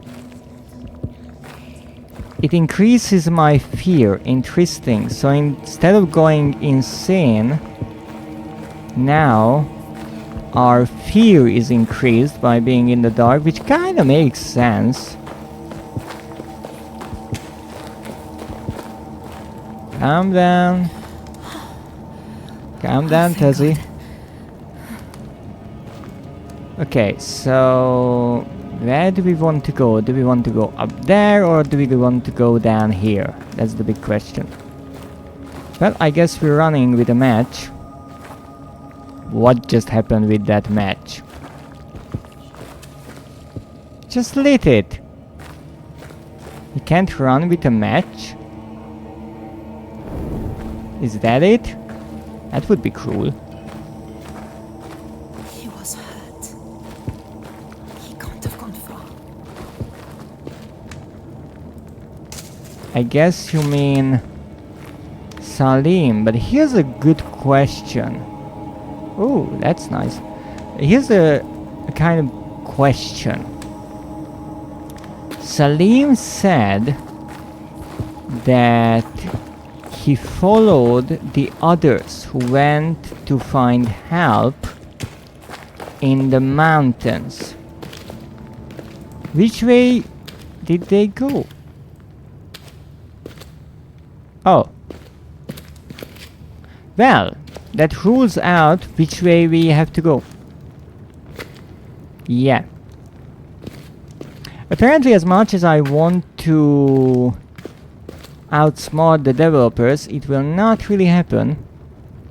But this looks like the wooden boards were broken. So I guess what the survivors did, they tried to go this way but noticed, well, it's caved in and this part was boarded up, but they broke it. Really, really clever visual storytelling, and we even have this hammer to show that indeed they did just that. And now this will be my hammer to hit anyone who is in the way.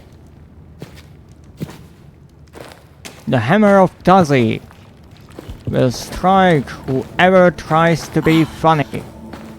That's better. Yes, it is. No need to be worried about anything.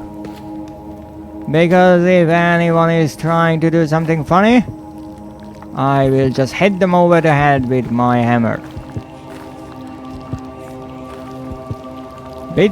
Bit dark in here. If only I had a lantern. Yeah, that would be really, really freaking cool, I have to say.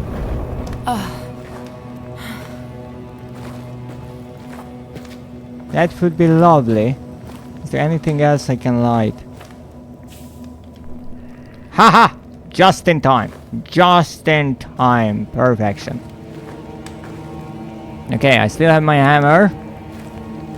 And you can see it's not that big of a distance that we take. But there is such a short time that we can use the matches for.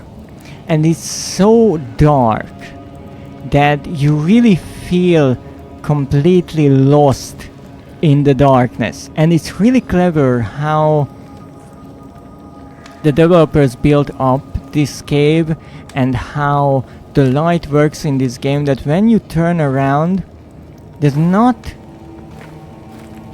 a lot that you can see, even when you have a light source next to you. So as you try to progress, you really have to go against your better judgment and face the darkness and go further and further. And I absolutely love that, because the game forces you to face your fears in a way. Fear is an enemy here, and they really made you fight it, and I absolutely love that.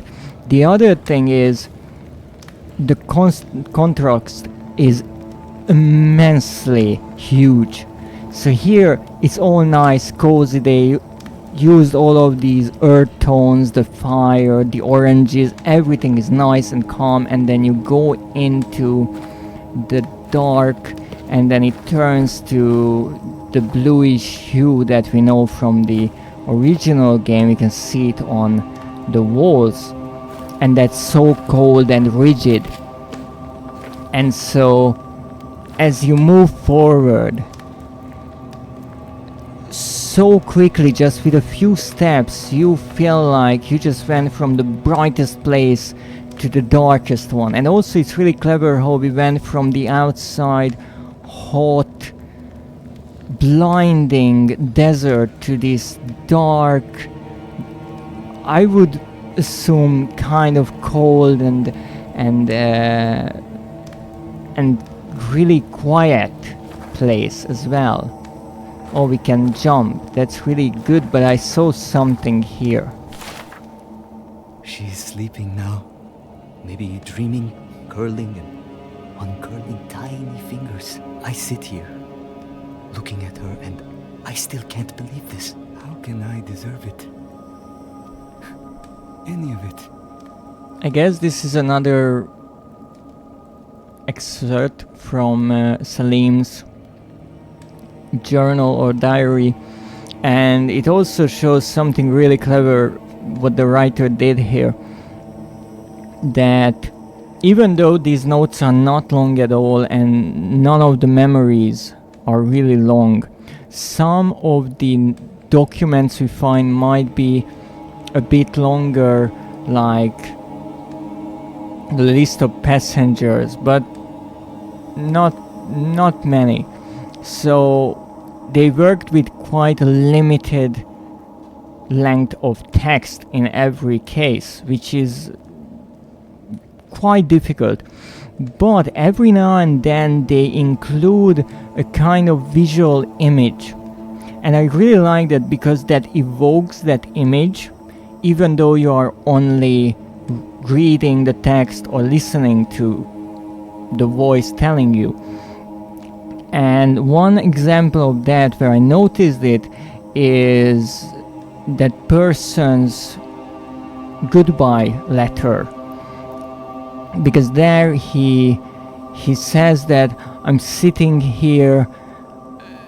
I think he says his fingers are shaking and he can't believe this, and that little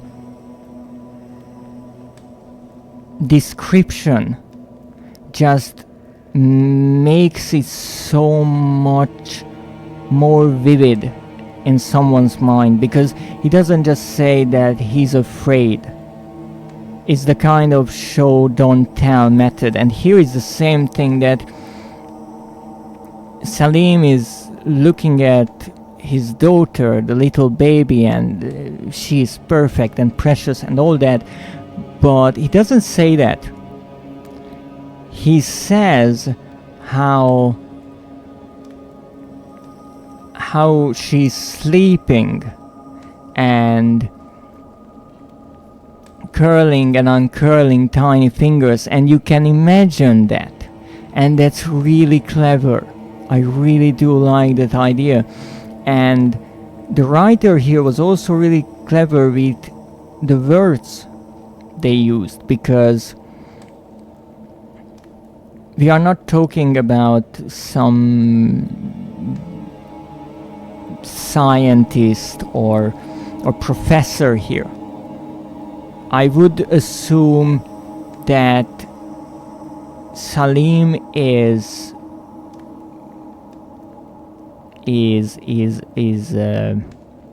educated to a certain degree, but he won't go into these really complex grammatical nightmares of sorts that sometimes you can see in scientific papers. He will use everyday words, right? So he won't turn his journal into poetry, like in A Machine for Pigs that we saw that sometimes here. Everything is simpler, but it's still realistic that he would write down this image of the baby sleeping and the fingers moving and how that is so precious, because he doesn't do it to make it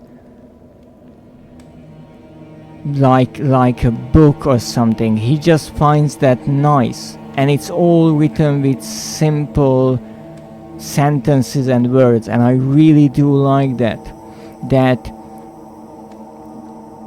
I know I talk mostly about the text because I love writing, and I can't really comment on the graphics. They are gorgeous, really, they are, but I really find it nice how they included little tidbits that make the text more exciting than what maybe an everyday person would write, but still do it in a believable manner. Because there are games where if you read some text, they are not really lifelike in a way. They sound superficial, and here everything feels like it's been written by a real person. Well, let's jump into the darkness, because we love to do that. Well, I guess we should go towards the light.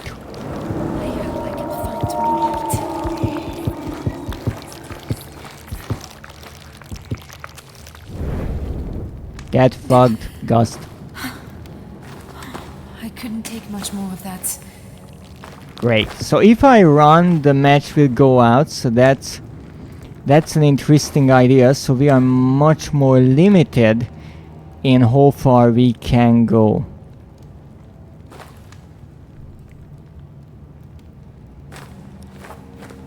So we can just run around and light everything.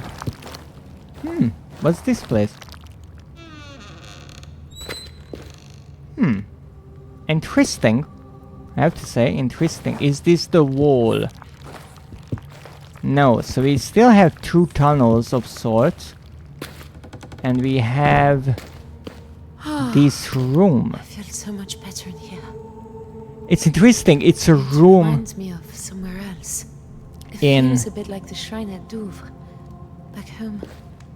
It's a room carved into stone underneath the desert. It is everything but safe or cozy, but compared to the darkness outside, almost like creeping in, it feels that way.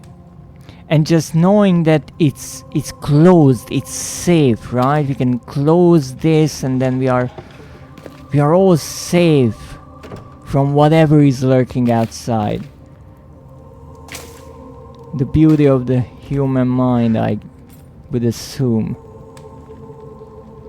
And some matches, which is always nice. I guess if you know someone who's a really big fan of this game, just give them matches and they will appreciate it. You could do the same with someone who likes the Dark Descent, but I would assume getting your hands on tinderboxes is slightly more difficult. So I feel like this is indeed a shrine. Holy Mother, hear my plea? Yes. And that is a T right next to it. T and maybe an A or an E. And this is from a piece of paper that was, maybe it was a strip that was burnt. Maybe as a way to communicate with spirits or something like that. It was part of a prayer. And I'm assuming that you would need to kneel here. So, well, let's see what happens.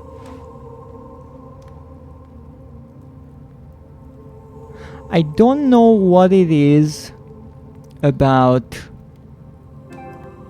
African culture and statues and masks and artwork, but I maybe touched upon this when I played a bit of Scratchies on stream, but it's really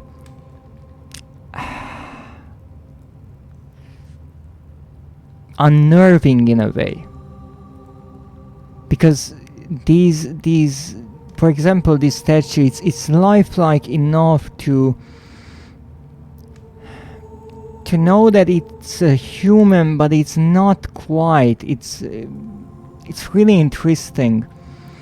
And when you put it in these kind of scenarios with the candles, this scene is wonderful, but there's something almost threatening about it. When you look at it and you don't quite know what this is, what kind of powers are at play. And indeed, I always try to respect cultures for that reason, in a way. Alright, well, I don't know why this door can be locked like this. But here's the question. We have that way, we have this way. I don't have many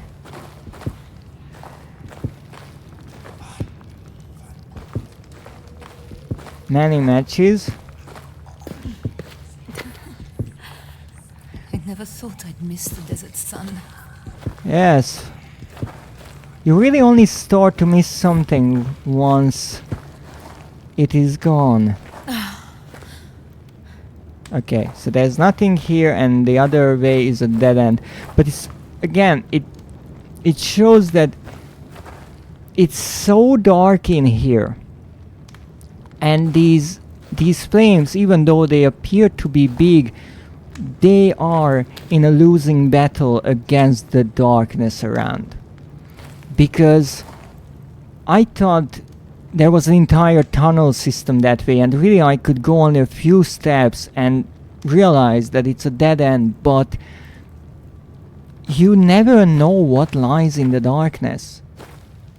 Maybe there's a wall right in front of you. Maybe there is an entire mine system that you don't have. You have no idea about. And certainly the sounds don't help Tazi's nerves. It would be really good to find some light source. What was that? I don't know, I think I just broke my neck. Yes, I think I might have the... Wait, no, I am alive. There's something... My eyes... Oh. What's wrong with me? Okay, so that was a bad idea because I fell down somewhere and I have not the slightest of ideas where I am. So that's a really big problem. But there's something this way. I certainly ran past something.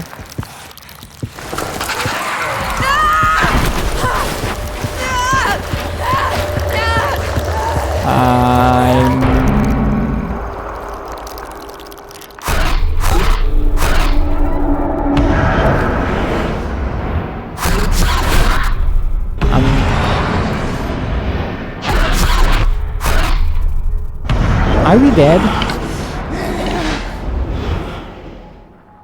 I think we are dead.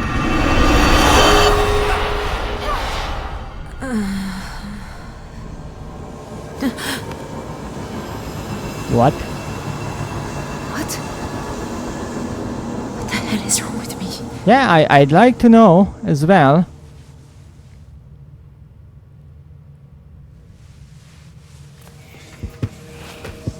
This isn't where I... How did I get here?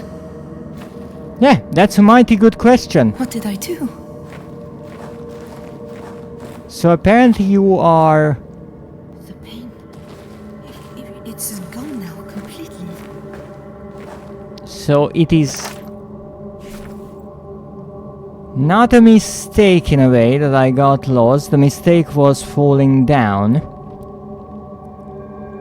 And certainly I missed some items, but, well, I can't do much about that. But I wasn't sure what really hurt Tazi there. The creature we saw, whatever it was, or the darkness. But I feel like there is something within Tazi that is awoken by the darkness. And maybe she feels better now because of the light that shines through the roof there. What is this stuff?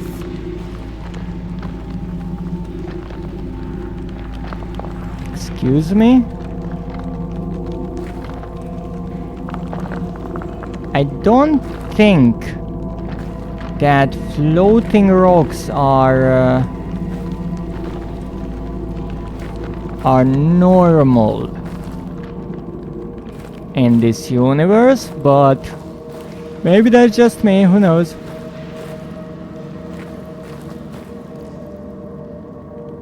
I'm trying to wait for our eyes to get used to the darkness, but it's not necessarily happening in a way that I want it.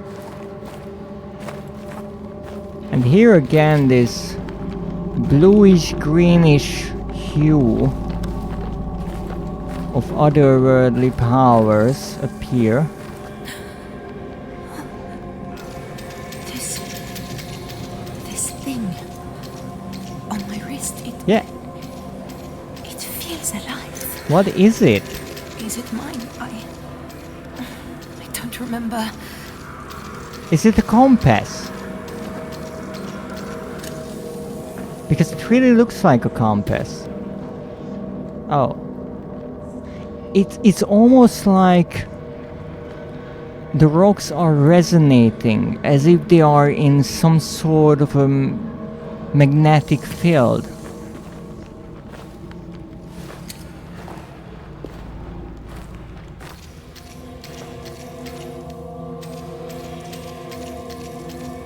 Now I wonder if I go back to that previous stone, will the amulet react to it as well.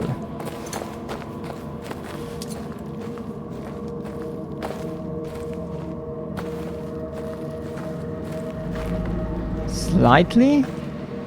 Not really.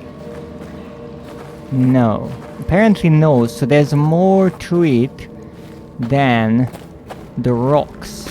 What is it? Now I kind of feel like that this game, when it comes to the gameplay, will be easier on me on a second playthrough. What? Because I will know how to manage my resources better. For example, how many matches I can use. But when it comes to the story, the first time is really quite something.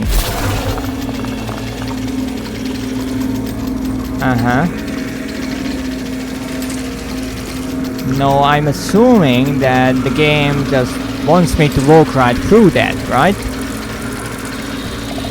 Not like I have any other options, but it doesn't look like a good idea. Also, I'm pretty sure that whatever that is on the other side of this gateway is not Earth.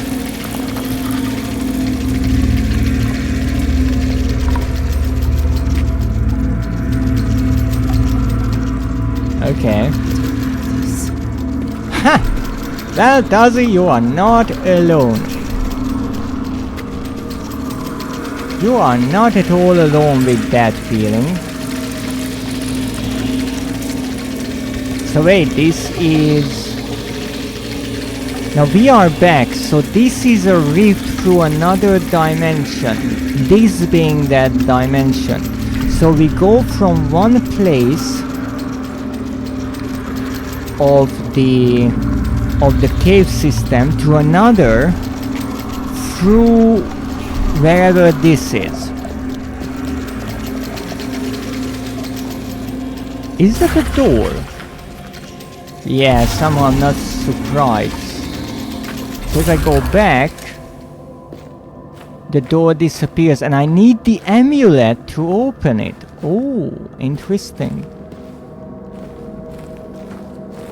But I guess Tezzy kind of just assumed that the amulet is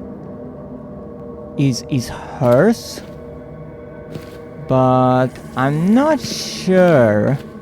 Maybe it's a relic. How are you doing? Christ's name. How could I leave him?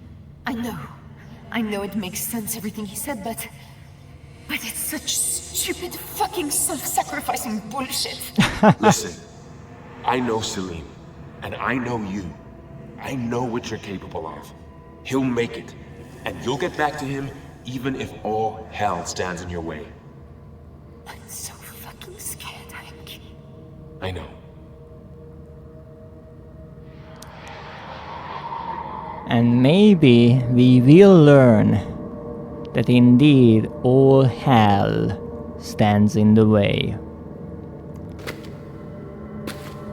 Alright, at least we can see which is better. And the new area. Hush now, lullaby. Close your eyes, for sleep is coming. Hush now, lullaby. Papa's here, so don't you cry. Sleep well, Alice. Oh, Alice! That's the name of the daughter. Also, why are there flowers growing from the head of your child? We won't talk about that, right? Right? Yeah? Okay. Understood. Slightly odd. Follower. Well, we are getting trophies left and right. But... oh... the bracelet, it is called. A bracelet inscribed with strange symbols. It was on my wrist when I woke. And I guess I can pull it out like this. Yes.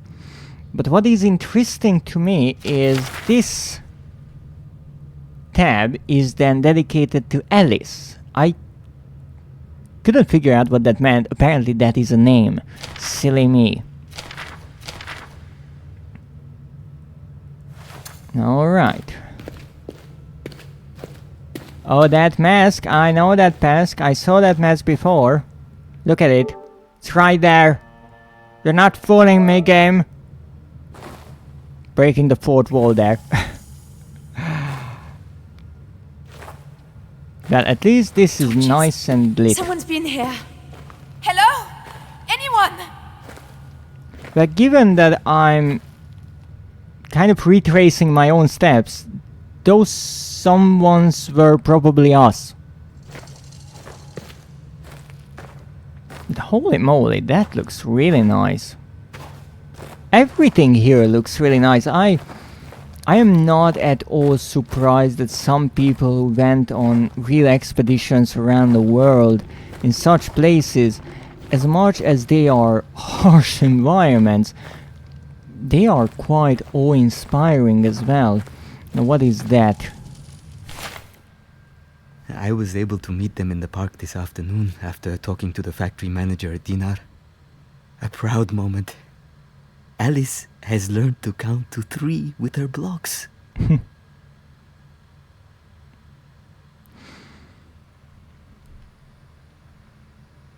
So another page. I see. A dot is Alice. Interesting. Meet them in the park. Meet them, Alice and Tazi?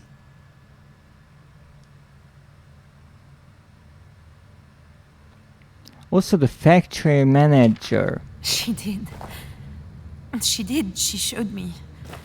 There. In the park. Another one of these statues. And I guess another gateway. To press R3 to bring out or put away the amulet. Yes, I know, but I want to go this way first. Okay, understood. I always want to be a bit adventurous, and the game is like, nah, you're going our way. Which is not a problem. It's obviously... This is so strange. Yes, it is. Oh. What are you? Strange wine. So obviously this game is quite story driven. So the developers had to, at least to a certain degree, limit where the players go, because otherwise the story would make no sense if you miss half of it. Shit! Ash!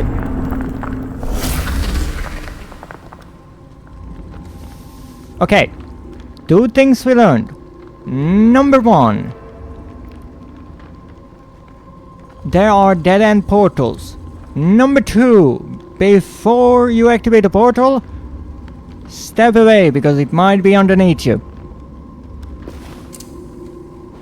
Interestingly, I can't open it, so I'm stuck in the other dimension. Not a good thing. So let's follow the flowers. Well, at least I will call them flowers. And hope that we will find another portal. Because this is just one of those other pocket dimensions, I'm assuming. Like we passed through before. Well, not really a pocket dimension, it's an entire dimension. What I'm worried about is that we are not alone here. Not at all. Okay, let's try. Let's try to oh, ho, ho. Can I light anything else? Green flames. Fascinating. Also, I cannot do anything against this flame. Once it's lit, it stays that way. Now, so far we've been inside caverns and caves and such, but maybe here we get a glimpse of what this world looks like. And it does not look like a friendly place.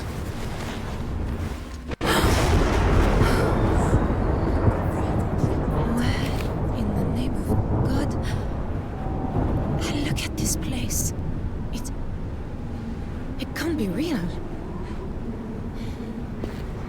I have to say, if this is what the developers at Frictional Games dreamed up this place to be when they worked on the first Amnesia game, I don't know how they could go for 10 years without making it.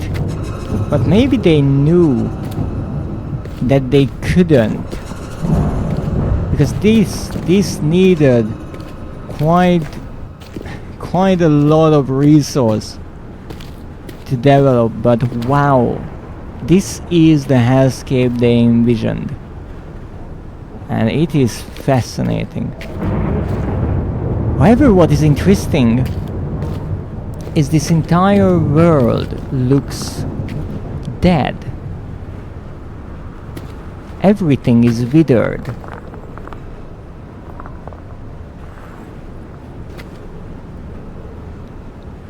All of a sudden, interestingly, I don't worry about some other creature or life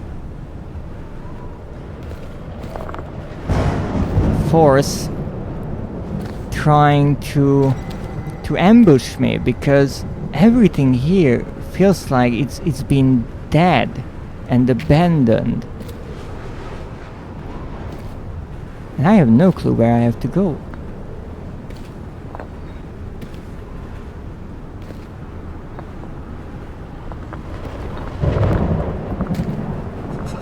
But there was something before here, obvious, because look at the statue.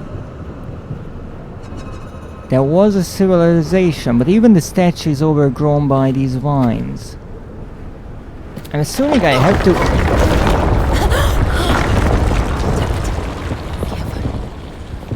Clean my passage, yes. Great idea. If you can't move the big rock, move the small ones. The big ones will follow suit. Oh, we can actually go there? Again, fascinating, absolutely. Imagine visiting another world. My bracelet. It's glowing again. But again, at what price? Because you have no clue what is any of this. And maybe witnessing this sight will come at quite the cost.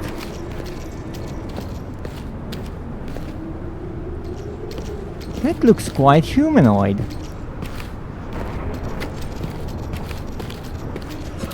But I guess we're going this way! Watch your step! Never mind. Also, everything is made out of this rocky material. But it's also quite shiny. I'm not sure what I could compare it to.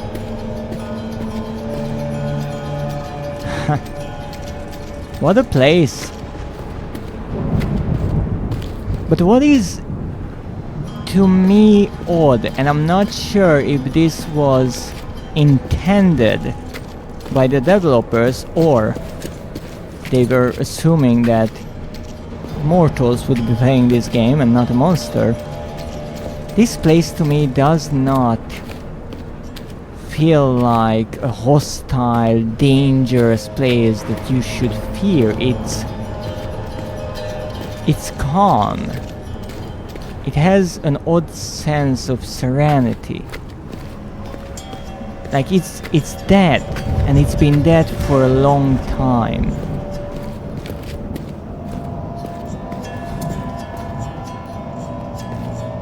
What have we stumbled upon?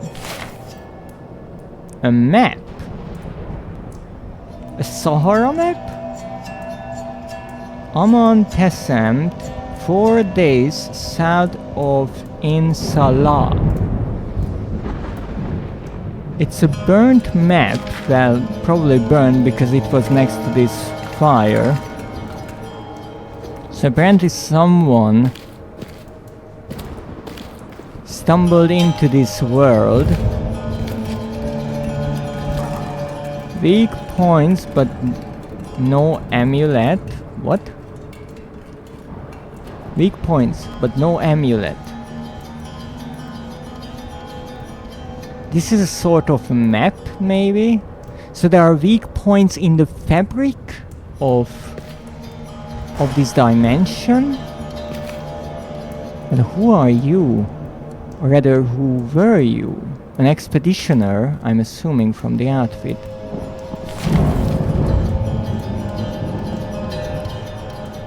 I am defeated. There is no way back. There is nowhere to go. I have searched for a portal, but there is none. I have triangulated the weakest points with Levy's calculations, but I cannot tear a rift, for I do not have a traveler's amulet. I did not heed Brennenberg's warning. Wait.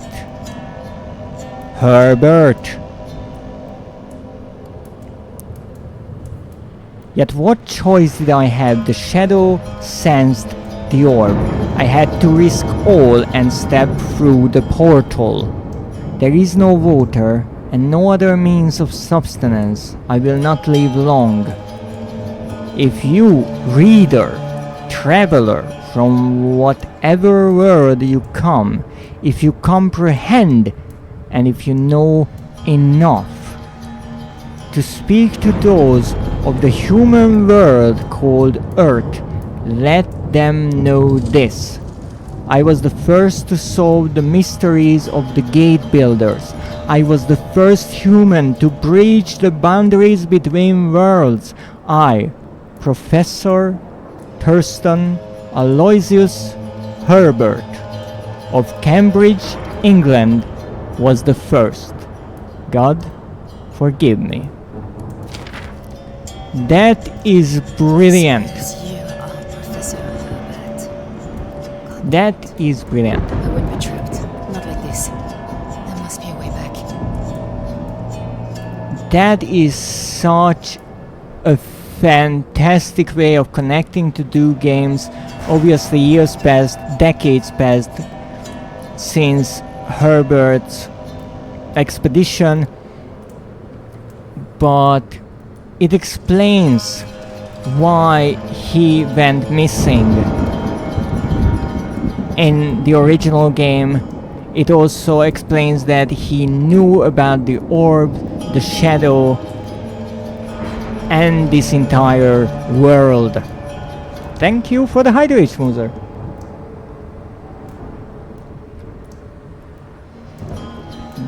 And also, he was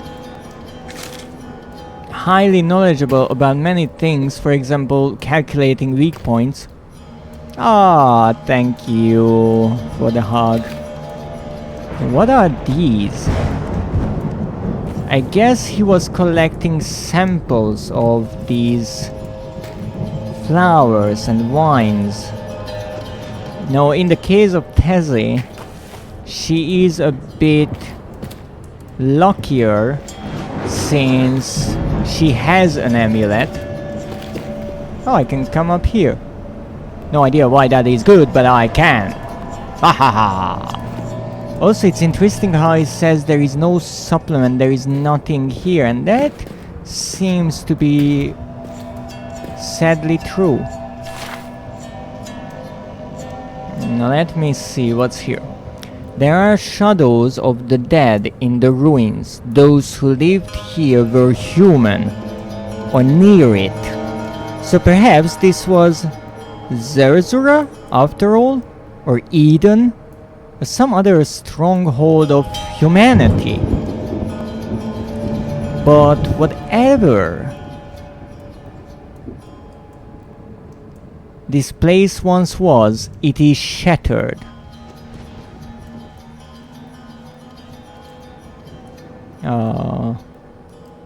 Wait a moment. Sorry for the Discord confusion. Let me check my Discord schmoozer really quick.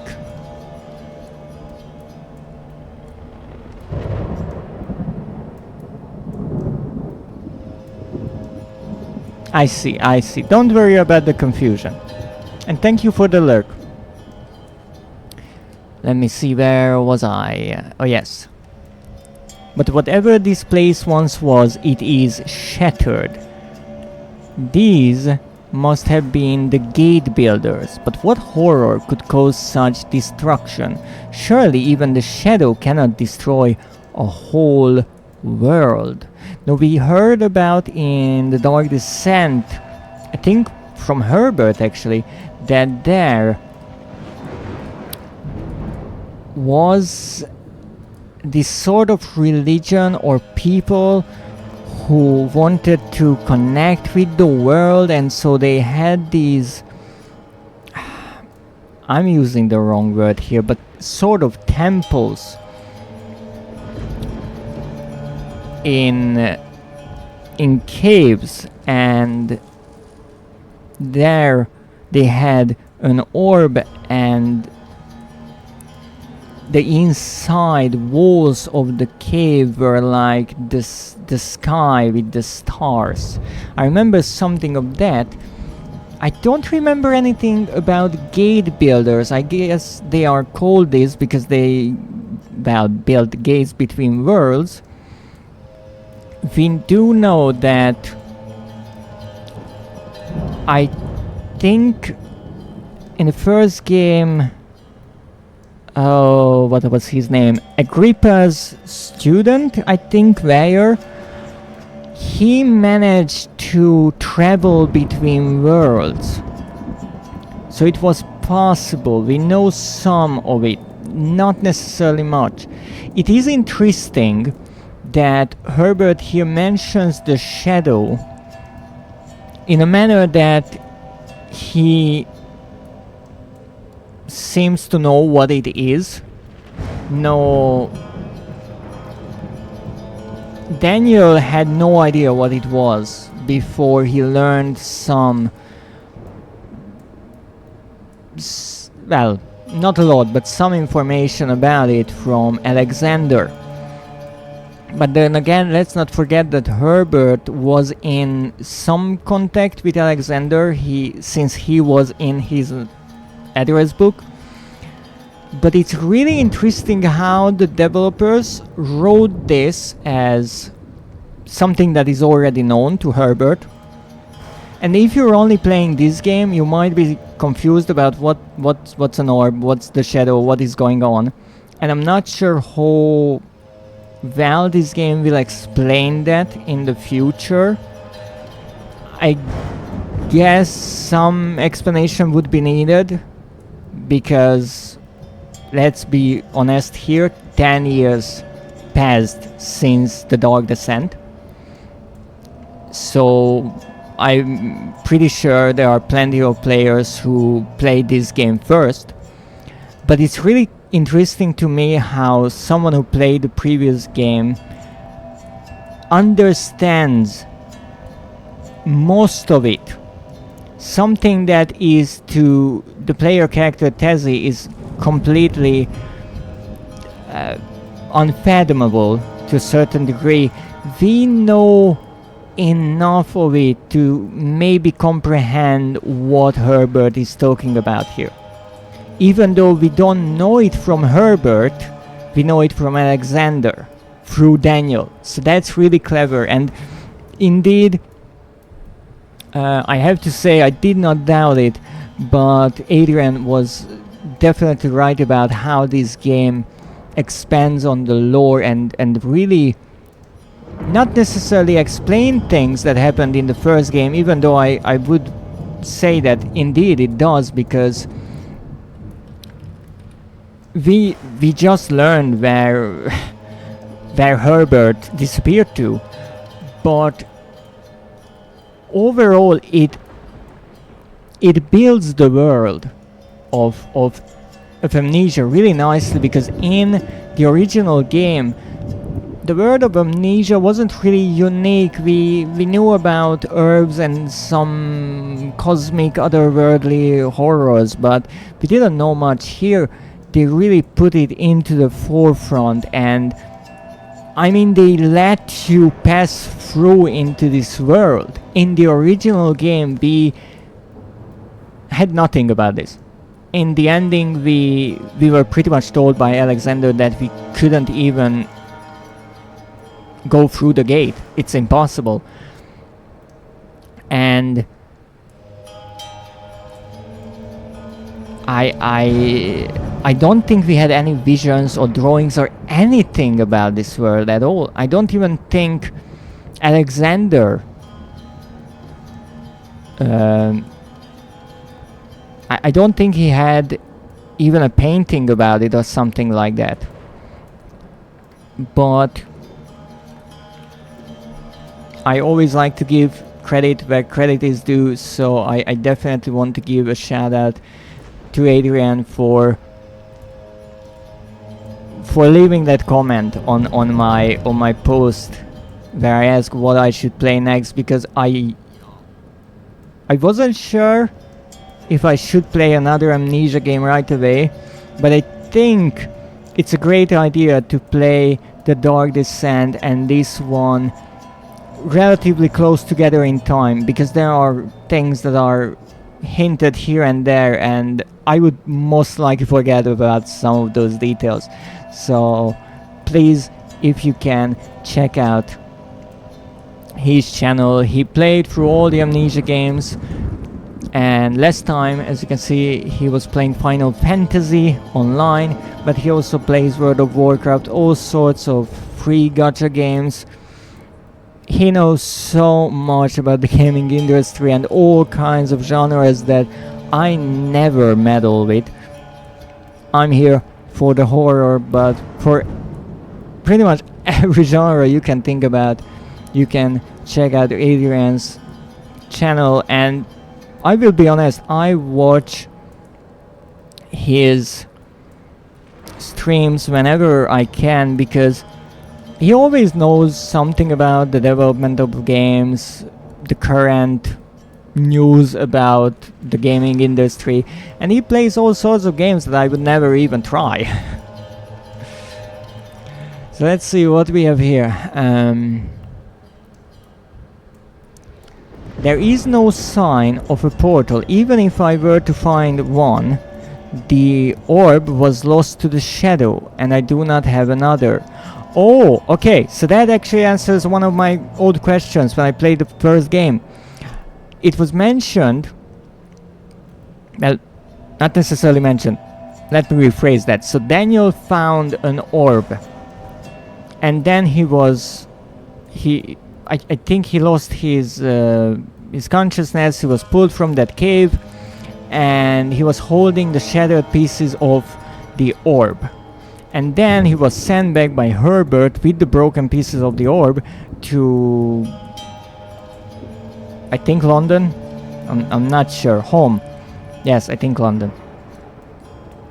And there he actually put the pieces back together and brought it to Alexander in Brandenburg. Okay, however, we get the whatever remaining possessions were found from Herbert's expedition.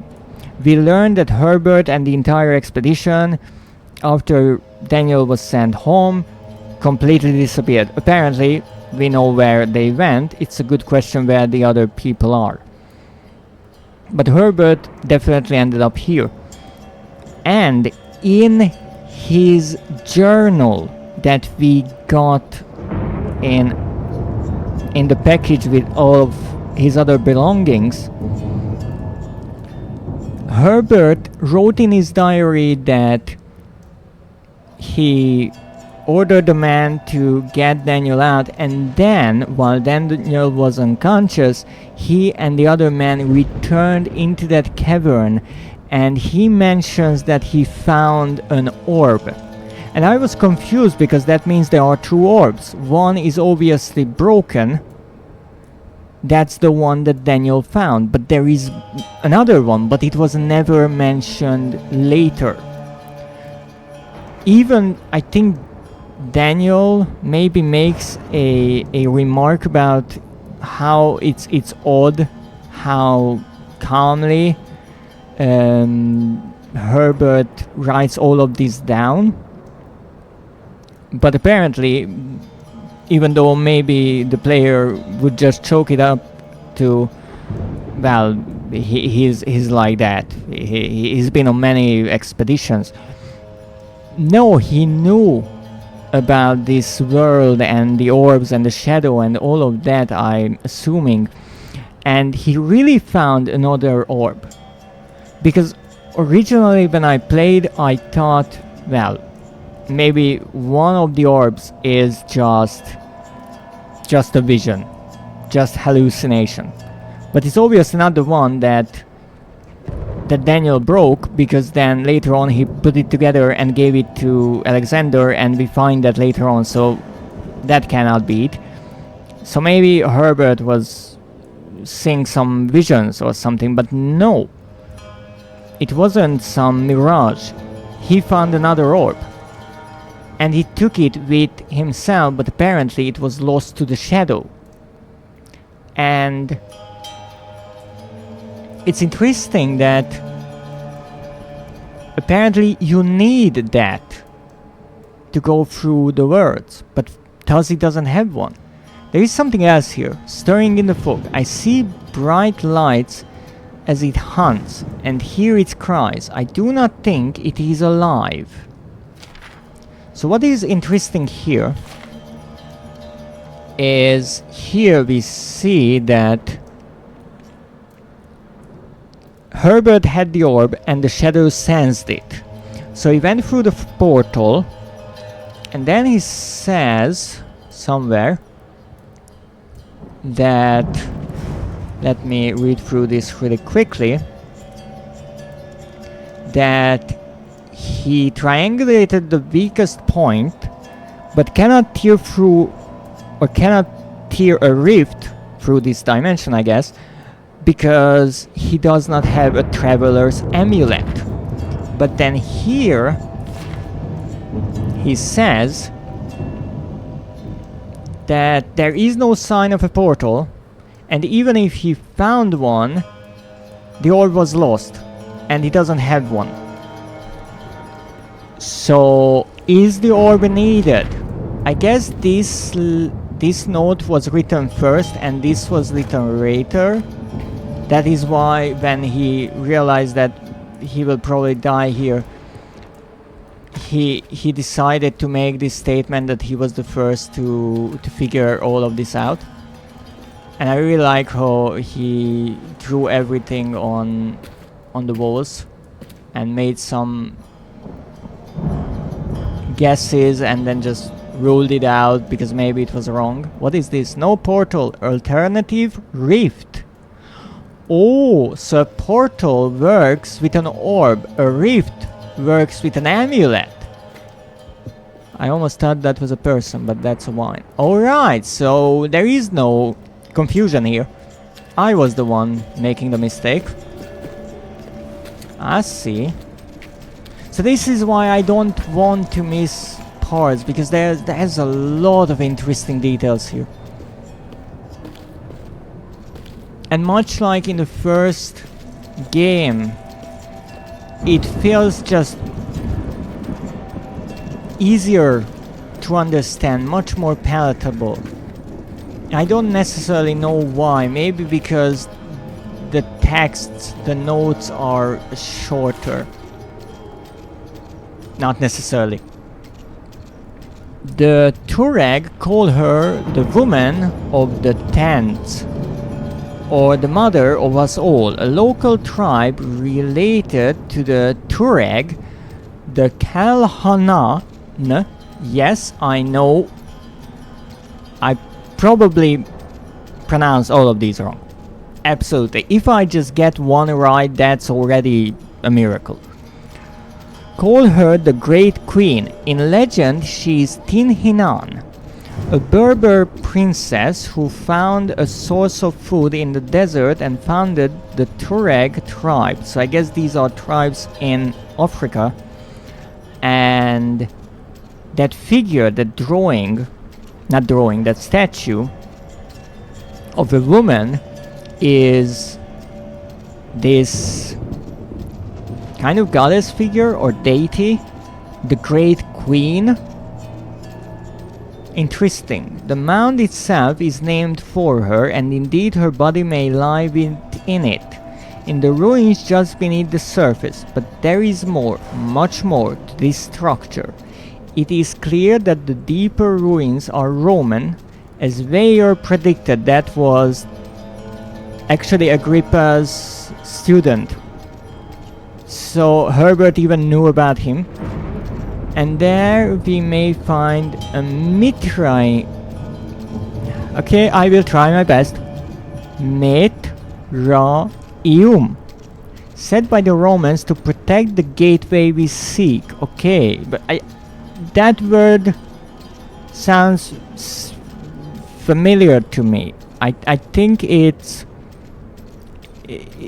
those chambers that I mentioned before, where the orbs were stored. Once within, what wonders will we see? So this was a journal note, I think, left by Herbert, and it was just randomly left here. Well, I do have this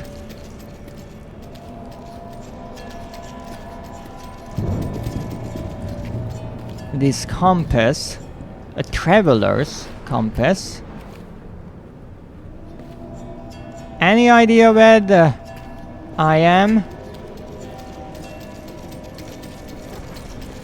So I guess I will have to descend into the darkness. How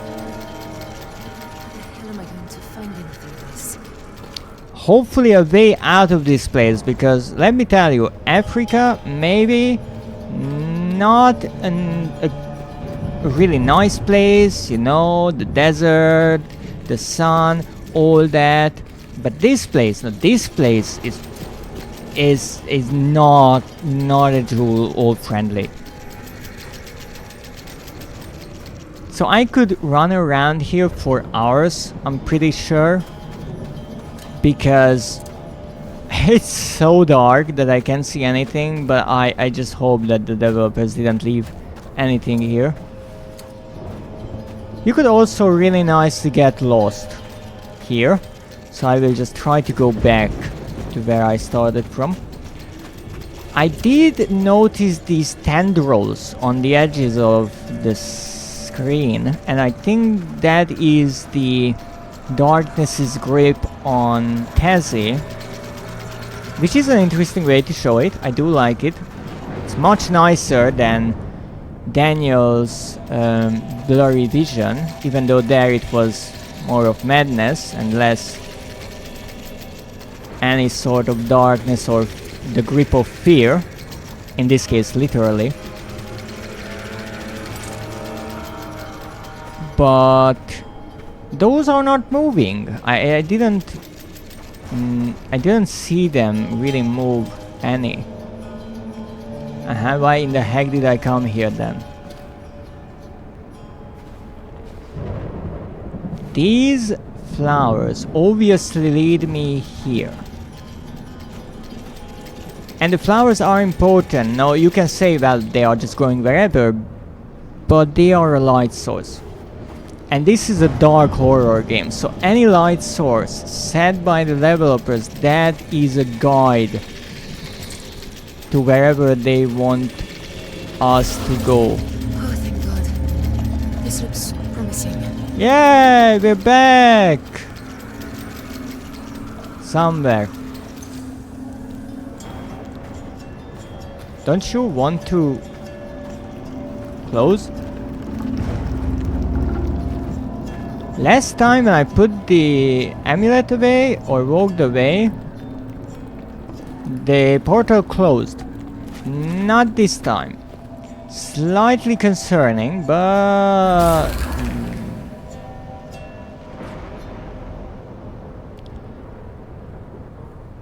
What? Okay, apparently we are not out of the woods yet. Well, these are not really woods. What the hell was that? Okay, so L3 to crouch. Okay, so we went through a portal, but it led us to another part of this dimension. And as Herbert said, there is something here in the fog. But he said or theorized that it is dead. Still, he hears its cries. And I think we just about found it.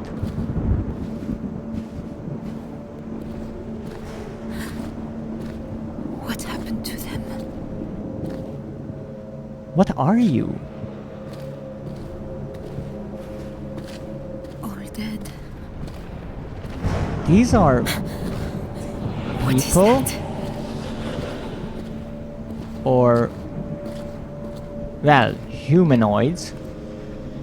That's for sure. Either from this world or from the expeditions.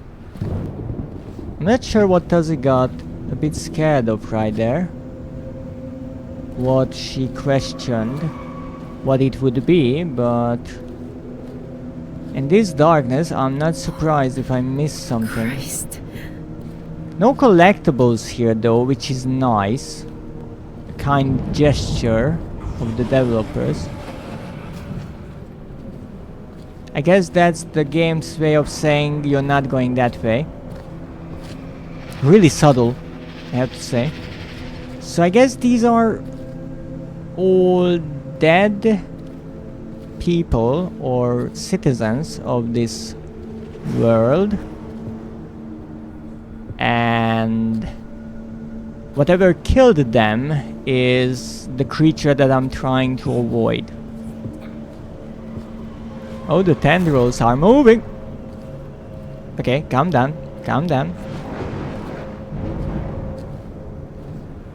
Are they Look. looking for something? Look, indeed our situation looks pretty dire. Not gonna sugarcoat it, but we're still alive.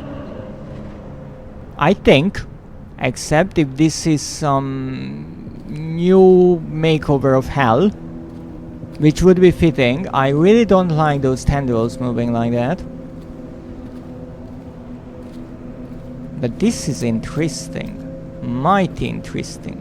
Because these are people, individuals from whatever realm. And they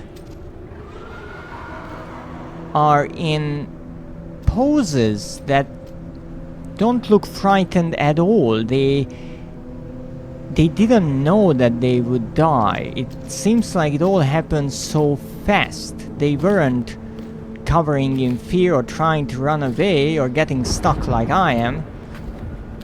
They were just talking. And there are snails here.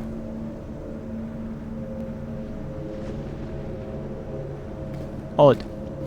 Not the oddest thing around here, but hey, that's the first thing we saw move. But this looks like a sort of building. Or rather, buildings. So there was indeed an entire...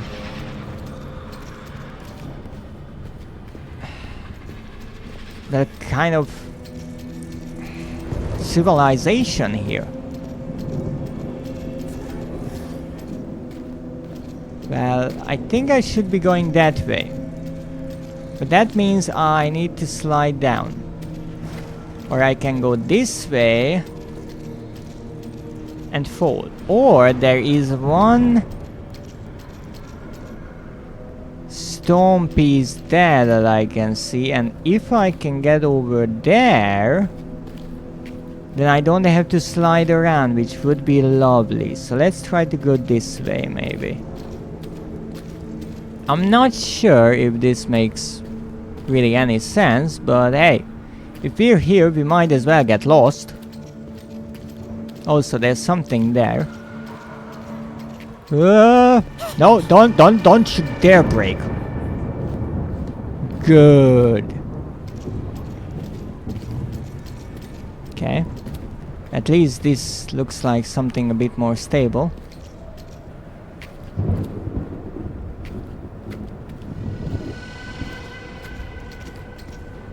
Maybe I should go the other way around.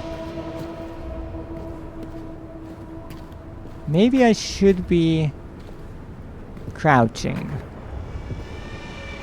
No, don't you dare do anything funny. Okay, so I think these lamps or flowers are helping with my deteriorating sanity. What I would like more than that is find a way to get to wherever the heck I need to get. And right around now, I have no clue where that is. But oh no! Well, we got down. It's a good sign, I guess. Okay, well, we have to go that way. So let's go. I'm guessing.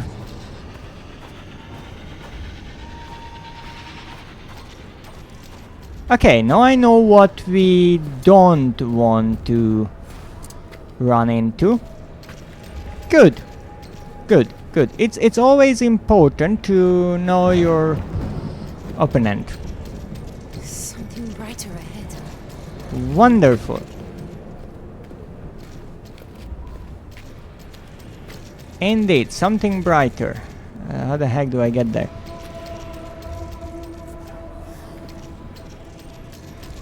Maybe I should really crouch. Not sure, but I have this feeling that I should really consider being slow, and more than that, quiet.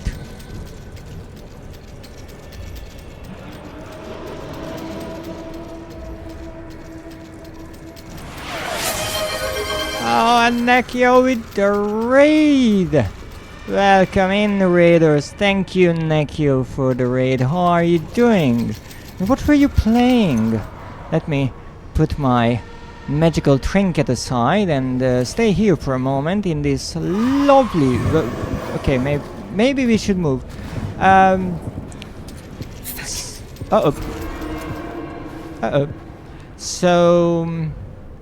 I may or may not die in the next few seconds, but don't worry about that. Good, good. How am I? I'm wonderful. I mean, look at my situation. I think everything is wondrous. Person 4 Golden, investigating murders. Ooh. Well, you might have an additional case really soon because I am about to get murdered here. But thank you so much for the raid, and obviously to you and all the wonderful raiders. If you need to raid and run, I understand. Get something to drink, eat, some stream aftercare, and if you decide to stay, thank you so much. Please take a seat and enjoy whatever this is.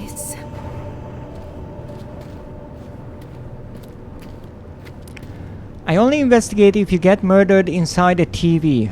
I see. You are one of those specialized people. Well, I'm getting murdered in another dimension of sorts. How can this be? So apparently we crash landed with the plane because one of the engines decided to go into another dimension. That's always a bummer. We'll be lurking. Game's pretty. It really is, and thank you so much. Apparently we are being born here. Uh-oh. No, no, no, no. What?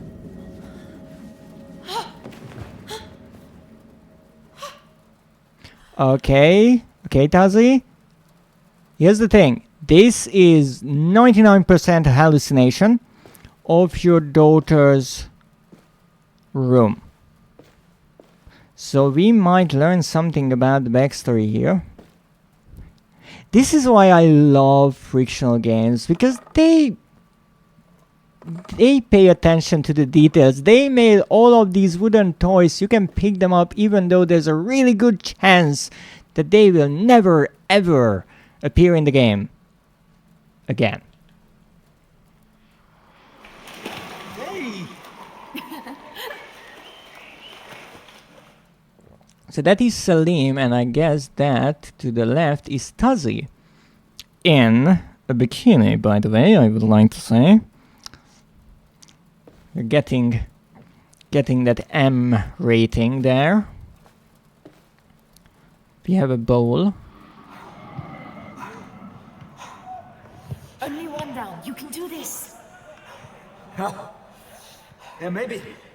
And what do I get if I win?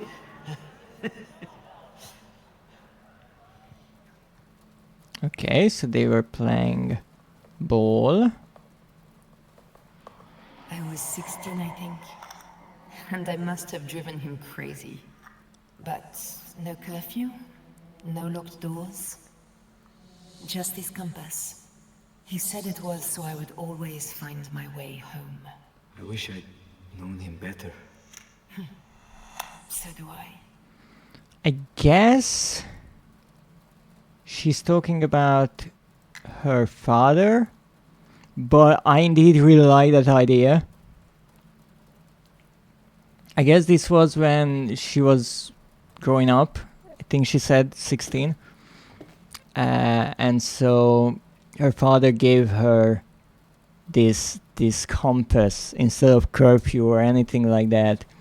It was just a way so she can always find her way home. That's really nice. I know a lot of people would find such things sentimental, but I love when people give items and actions meaning, and they do everything for a reason, not just because it needs to be done. And that also helps because with that meaning it becomes more important.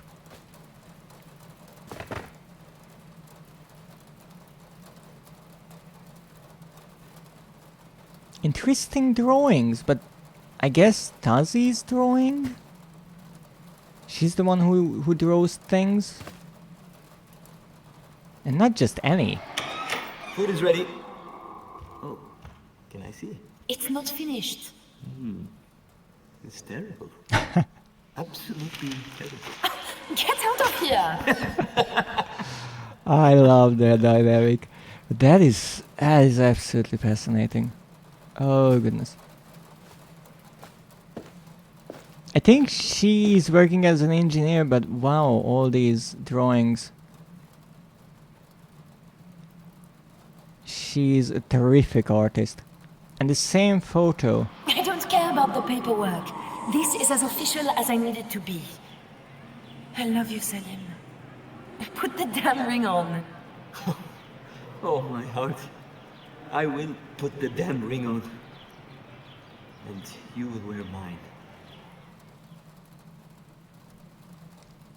It really seems like that Salim was a shy person, or maybe is, and sometimes Desi just had to confirm things in a way, just remind him to put the ring on and such.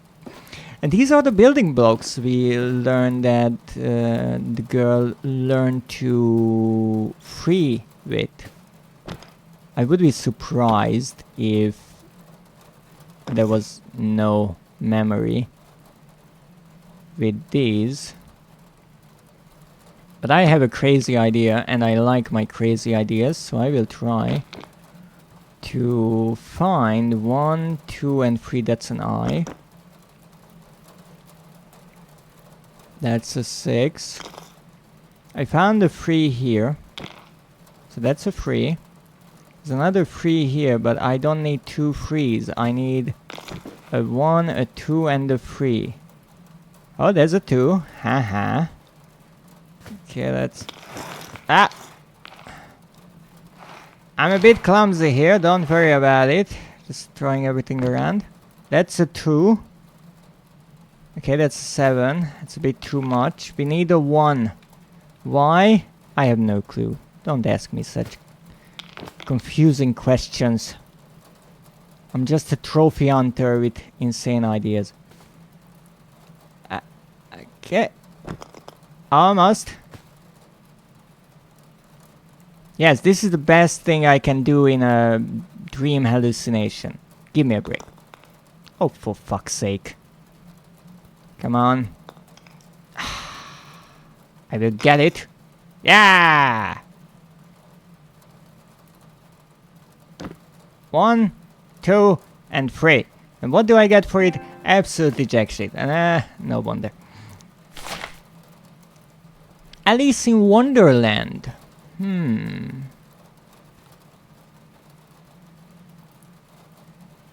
Well, Alice's adventure in Wonderland, but the adventure part is missing, so that's that. I can move the chair. Interesting. Oh, this is my notebook. I have to remember. Find Selim.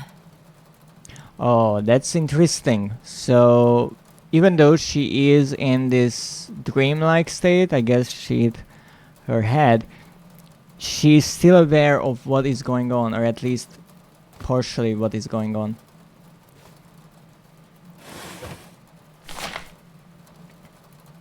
Registered what? Notice of rejection. Ministry of the Interior. Okay, what is this about? What kind of rejection?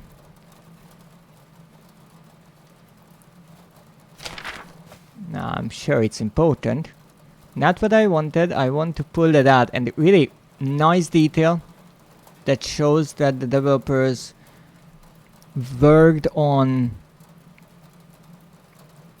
improving their original ideas. You have different icons for looking at something, if you can pull something out, if you can light something or smother the flame. Really nice details.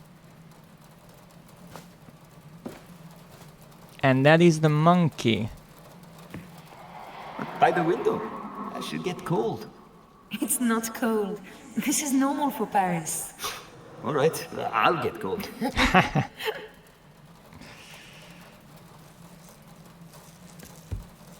Okay, I thought this will be the most important item, but apparently the way to go about this dream is you just walk out the door. Selim?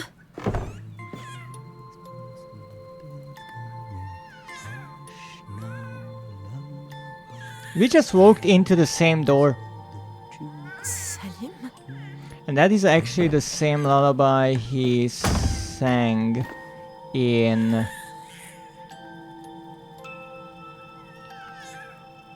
one of the memories. Okay, nah. We need some horror. What will jump at us? We also have the bracelet still on. Alice? No, no, no. Alice! Alice! Okay, what's with the door this time? Nothing? Okay.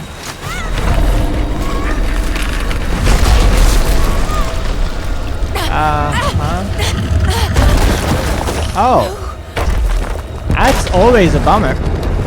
What?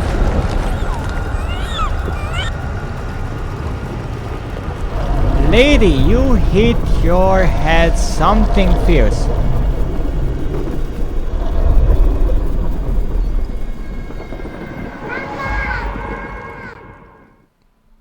Alright.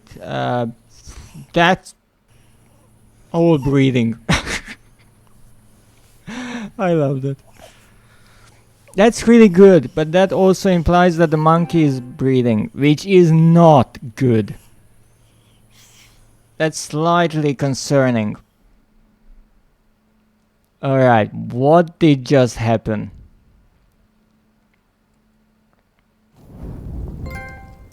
Dreamer. But no, okay, that's fitting. Well, we are back in our world. Or whatever it looks like. Alice? Selim? Well, she said that It felt so real. that she left Alice in Paris. But I'm not sure if that was true or a lie. Something's different. I feel like I don't fit my body. Oh, what the hell? I'm heavy. My gut feels like... Oh, oh God. What? Don't fit your body? I would say alright, but I don't think it is. Oh, matches, my favorites. 6 matches. What's this? Well, yeah, I could set this on fire, but why would that help me? I really hope there isn't a trophy for setting everything on fire or lighting everything, because that would be quite the challenge. Well, the tendrils are not gone, well, at least entirely. There's only one way, and that is down. Well, that's about the light. Or the little of it we had. Okay, let's hope we can find something. I know that you are going mad, but That's what the doctor said. I can't help it.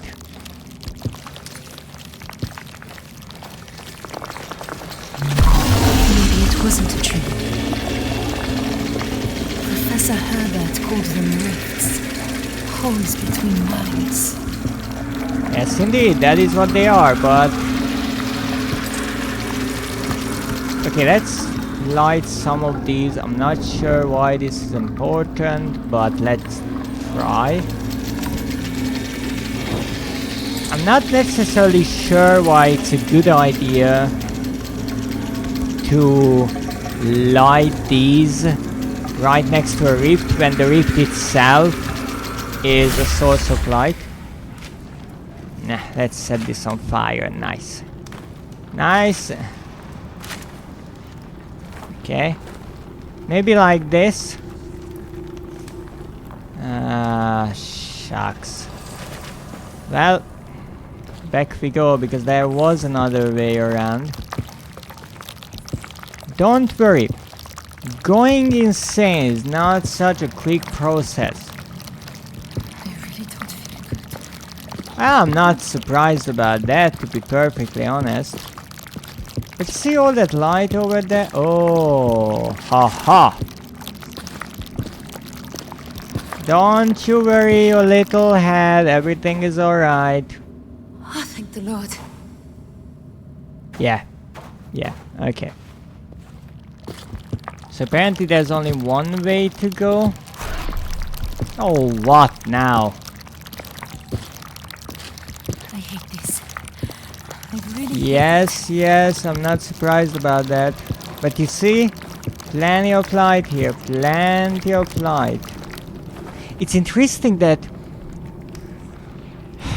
what affects her is not seeing light, but standing in it, as if standing in the shadows hurt them. Oh, thank you for the raid, Jules. Welcome in, and thank you, Alice, for 5 months being a subscriber. I just recently added the 6-month subscriber badge. What were you playing? Stardew Valley! Oh, how was that? To all the wonderful raiders, welcome in. I am the Dreadist, a monster researching horror right now in the mysterious worlds of Amnesia Rebirth. And thank you so much for the raid. Of course, if you need to raid and run or get some stream aftercare, I do understand it. Please don't worry about it. Yeah, it was very fun and I won the fair! Congratulations! I hope stream was going well. Oh yes, yes. I haven't died so far, which is a plus.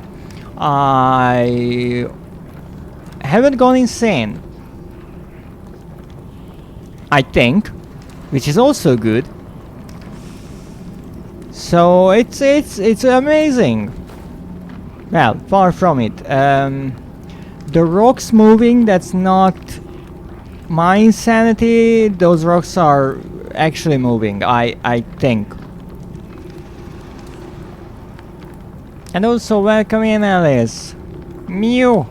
Mew indeed. So you see I have this amulet and it opens a rift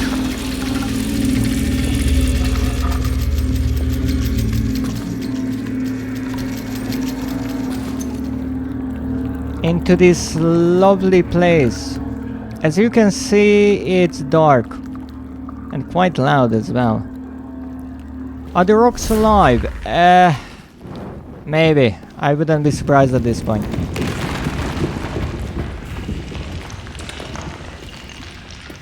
I'm not sure what just happened.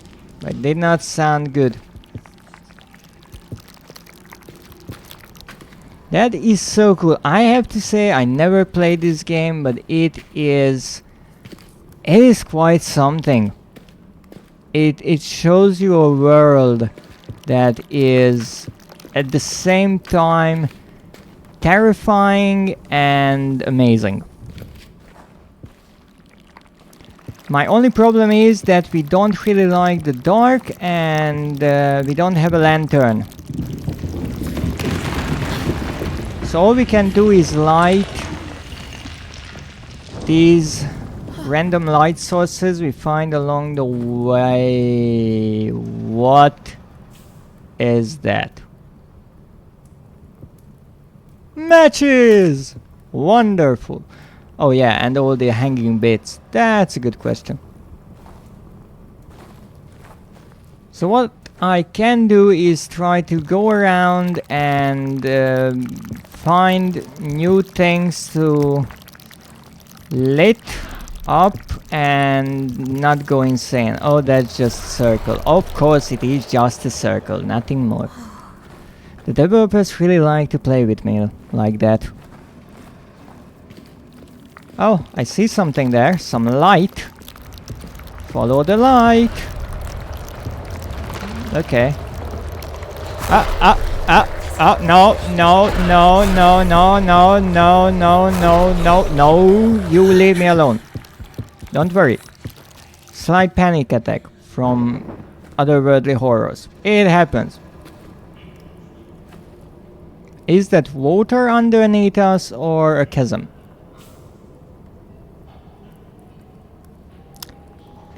Okay, whatever you do, do not sleep. Whatever you do, do not sleep. Whatever you do, don't go insane while sleeping. That would be bad. Oh, come on. I understand it's dark and all, but what can I do? I barely have any matches. And to be honest, look at this. The matches have really not much. Light. Light. I see light. Jump down to find out. I'm not sure. Oh, a flamethrower. Please. Please, gimme. Gimme the flamethrower. I need it. Anything that can provide some illumination. I'm up for... What the heck is that? I got to go and get some food, have a good stream, and I hope everything goes well. Thank you so much, Jules, and again, thank you for the raid. I greatly appreciate it. And I hope you will have a wonderful evening yourself.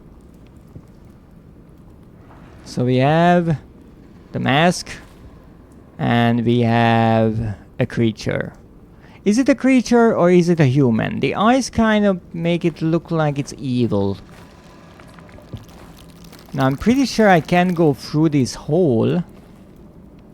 What are these? Remnants of... Wait, what? Those are cans. So whatever this is growing on them, but they look like twigs and bones at the same time. Oh, great. And I was concerned about the other word, right? Okay, okay, understood, understood, going, understood.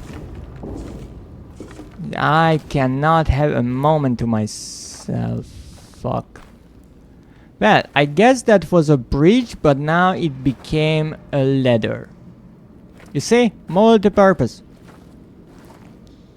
I guess I have to get there. Well, we can actually see something. Oh, that's the monkey. He was here. He was... We said we would put him away. What's wrong? Poor monkey. We should clean him. Stitch him up. He's so tattered. Oh, my heart. What is it? Alice. Alice will have a sister. I'm pregnant. Okay.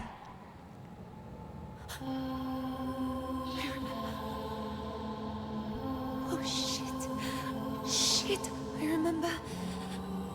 I'm pregnant. Oh, Salim. I remember telling him in Paris. That slightly complicates things. We nearly didn't come because I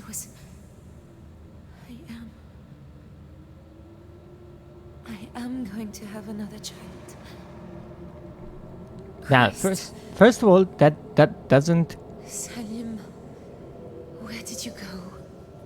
That doesn't explain whatever tragedy is behind all this, and also doesn't explain that a few hours ago she didn't seem to feel that she was pregnant. That sounds weird, but now she pointed it out that she feels like she can fit in her body. I'm not sure if that was referencing the pregnancy or just all the darkness around and the insanity and, you know, all those otherworldly things. But yeah, that's exactly what I would have questioned right away. Why did they go on an expedition into the middle of nowhere if she was pregnant? Now, it's not necessarily so stupid, because yes, she knew that she's pregnant, but I'm guessing that the expedition was meant to be not too long, and you couldn't even see that she was pregnant. So I'm pretty sure she's early on into the 9 months. So I will not say that it was such a bad idea, since this, I think Hank or someone said that this is supposed to be a shorter expedition, nothing crazy like they have been through before, or something like that. But that certainly makes things more complicated. Now we are still looking for Salim. Is that Salim? Salim? Uh-oh. Why are you bleeding? No, oh no, please. No. Salim. No, please, my love. I'm here now. Please stay for me, please. My heart. You're my heart. What do I do? What do I do now? We're supposed to find you.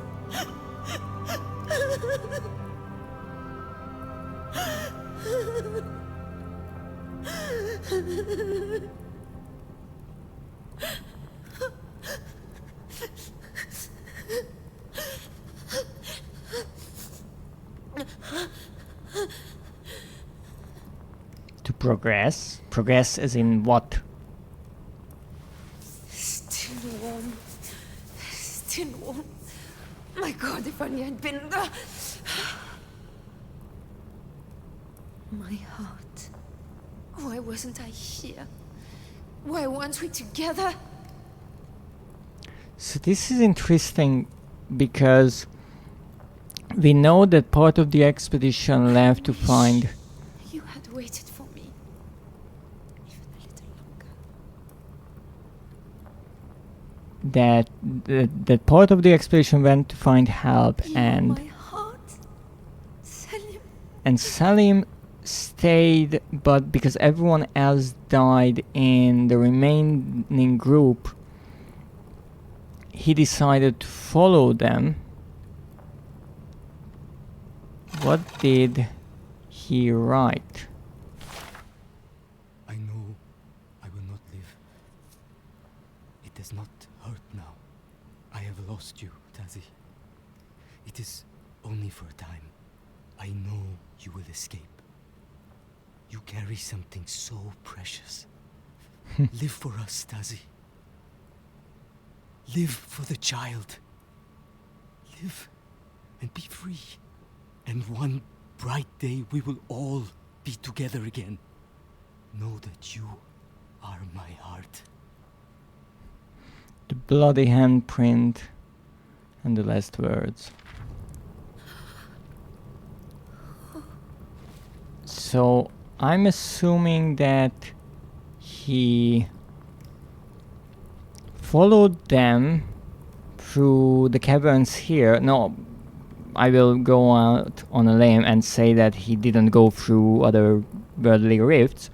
And we could see the bloody handprint on the rock wall, and I feel like those are from his original wounds from the plane crashing or crash landing. So maybe there is no crazy creature around here.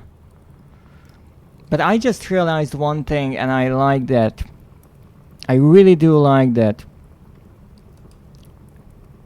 Both Tazi and Salim call each other my heart, and that sounded a bit weird to me at first.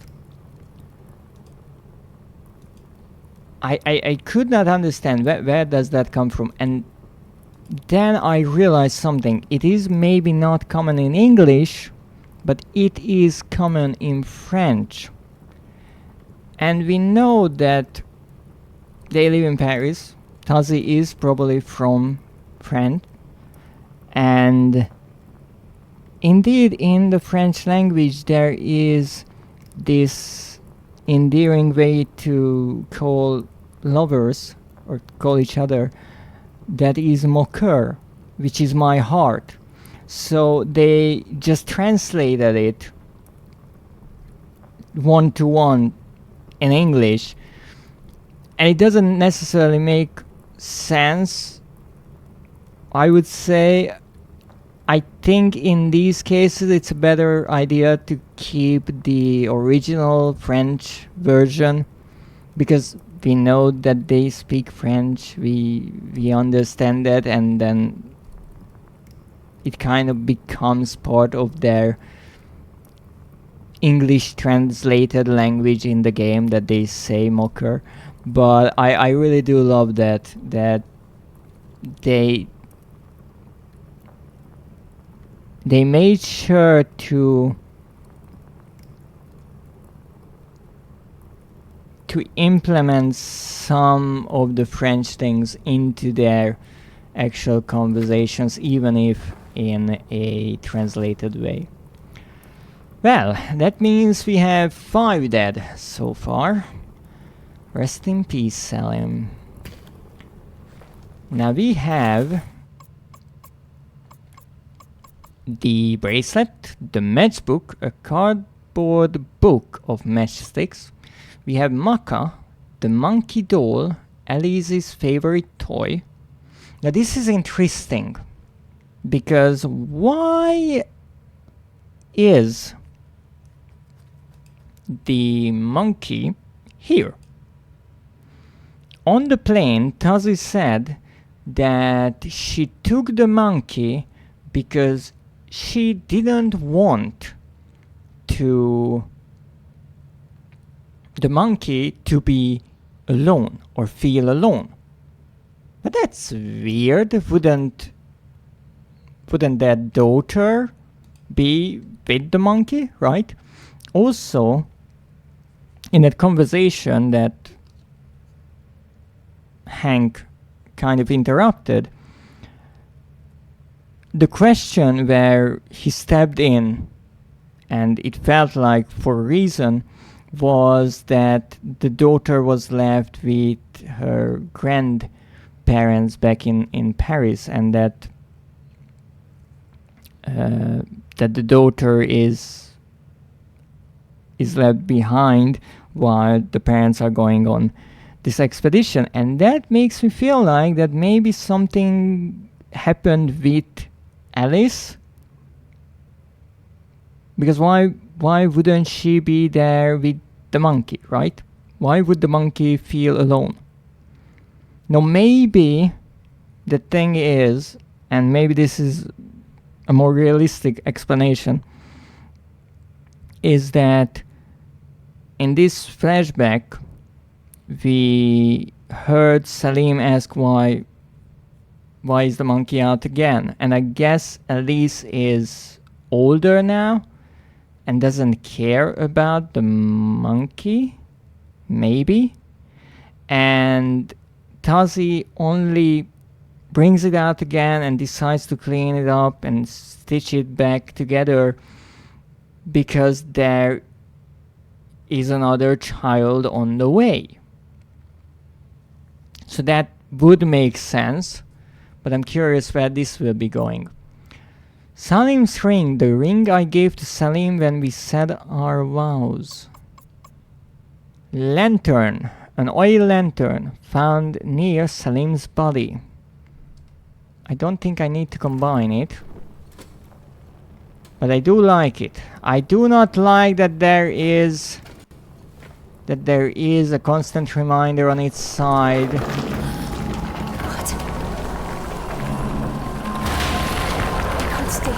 Okay. I'm so sorry, my love. I'll do everything I can to keep us safe. Okay, you don't have to tell me twice that we can stay here. I will be on my merry freaking way as soon as I get myself unstuck. Come on, run. Okay, which way we're going? We're going left. I'm not sure why. Okay, maybe I should have went to the right. Fair enough. Fair enough. It was a 50-50 chance. Are we dead? Fuck this, I can't do this. Not without you. Not without you. Okay, we are not Why dead. did you have to go?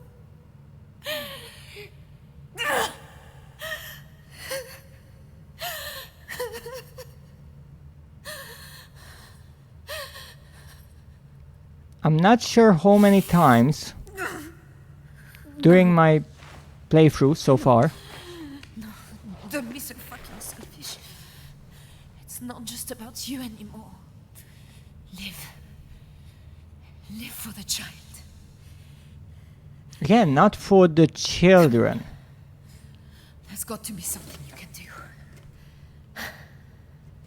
Why is the lamp not lamping? Come on. Work, damn you.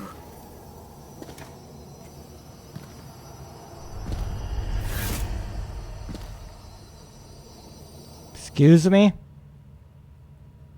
So, some of the things I wanted to say. First, I don't know how many times so far in my playthrough the game made me think I died and then I didn't. So I'm kind of getting used to it. But the second thing, why did she say that she has to live for the child? As in one. Why not the children? And I understand that yes, one of the child, or one of the children is, well, with her at the moment. So that's why she physically shouldn't die. But I'm pretty sure that the other child would be quite sad if not only her father but mother died. So again, what is up with Alice? And what is up with this dog? What? What do you mean 0 out of 10? I didn't even use it! And it's already empty!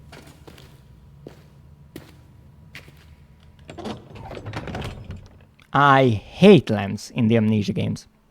Absolutely. I think that's her word for him. I don't know what monkey is in French, but it would be interesting to look it up. The other thing here, I can actually look it up right now. The other thing is, in the beginning of the game, I asked what is the loading symbol, and I said maybe it's a fingerprint, maybe it's a mirror, but now there was a baby inside of it, so maybe that is depicting a sort of womb. I'm not sure. So what is monkey in French? Because obviously I would say the child speaks French. But that is nothing like this, apparently. Because in English it's monkey, so maybe that's where Macca came from. There in French it is singe. Singe. Yeah, that's not like monkey at all.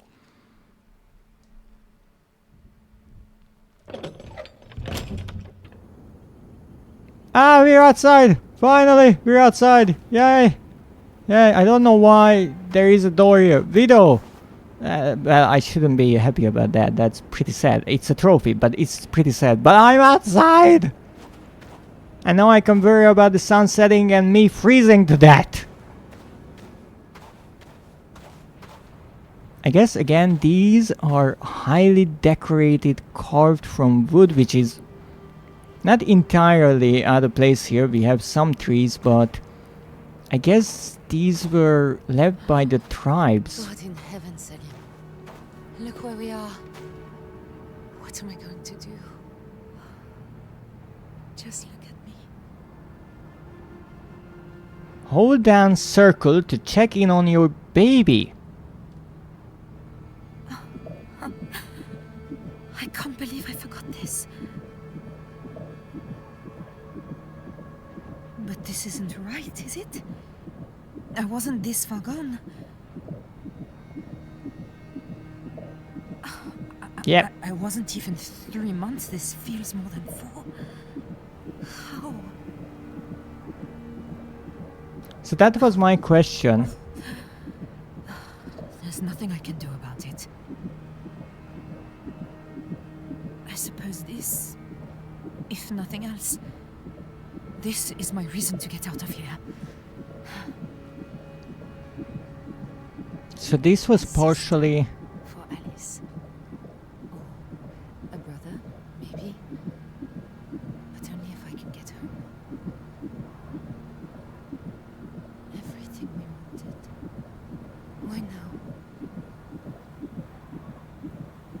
There's nothing I can do about it. I just need to be careful. You can hold down Live for the circle. child, like he said. Find the others. Get home. Both of us. So we can check in on the baby. Through this, Anytime. I shouldn't have taken this risk. I guess it was for the money. I wish you were with me. I'll try to get through this. For you. We should have turned on the job as soon as I realized. Salim, how can I do this without you? So I guess she, or they rather, accepted the job before they learned about her pregnancy. So this was also my question.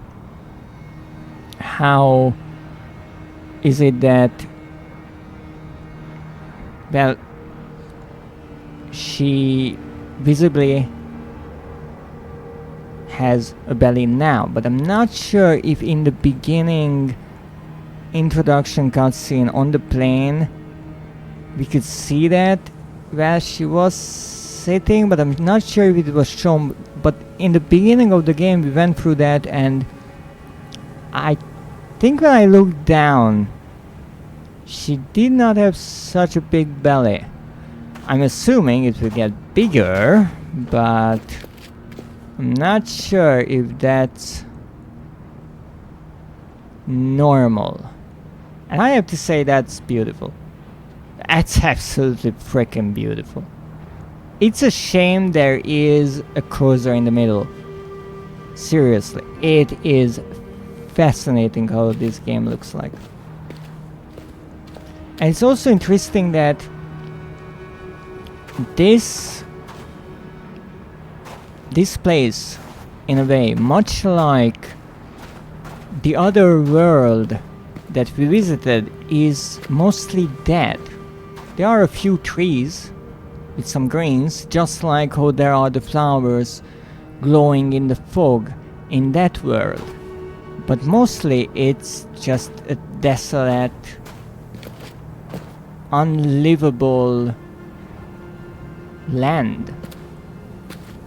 But it's so different because here we have light and there we have darkness. Here everything is warm and earth tones are everywhere, brown and orange. There everything feels cold and rigid. Everything is black and dark green. It's really interesting how the two are contrasting with each other. And I'm sure that it's not a coincidence.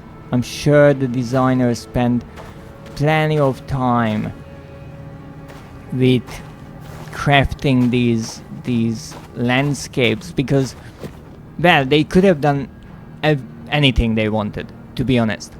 But they used what they wanted or could from the first game, and so the African location with the expedition in the first game being in Algeria was kind of set, but how the other world looks like, they created whatever they wanted. And I'm sure it's not just me thinking into it that these colors, these ideas are really nicely clashing with each other and kind of creating poles in some way.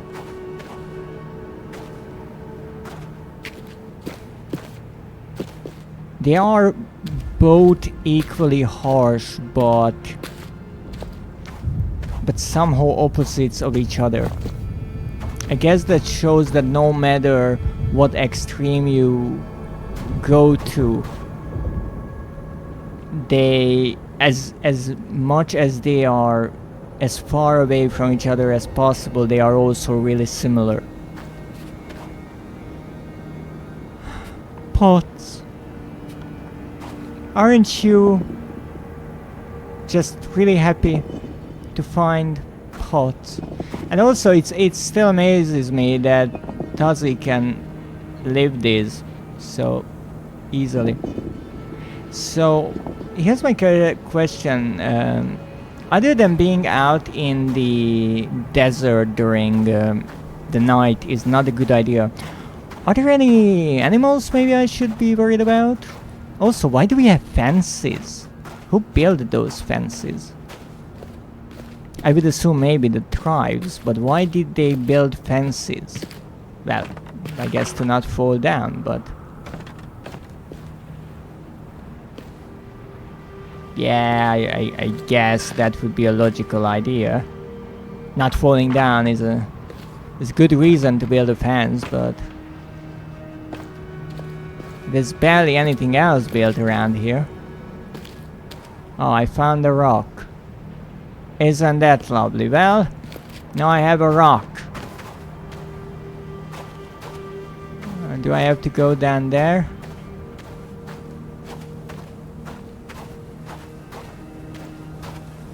Or do I have to go here? I have no clue, as always. As I said, in the second playthrough, I feel like things will be much easier. Because I will know where I am supposed to be going. Give me matches. Matches! Only 2? Previously, I was given 3 all the time, and now I only have 2 every time.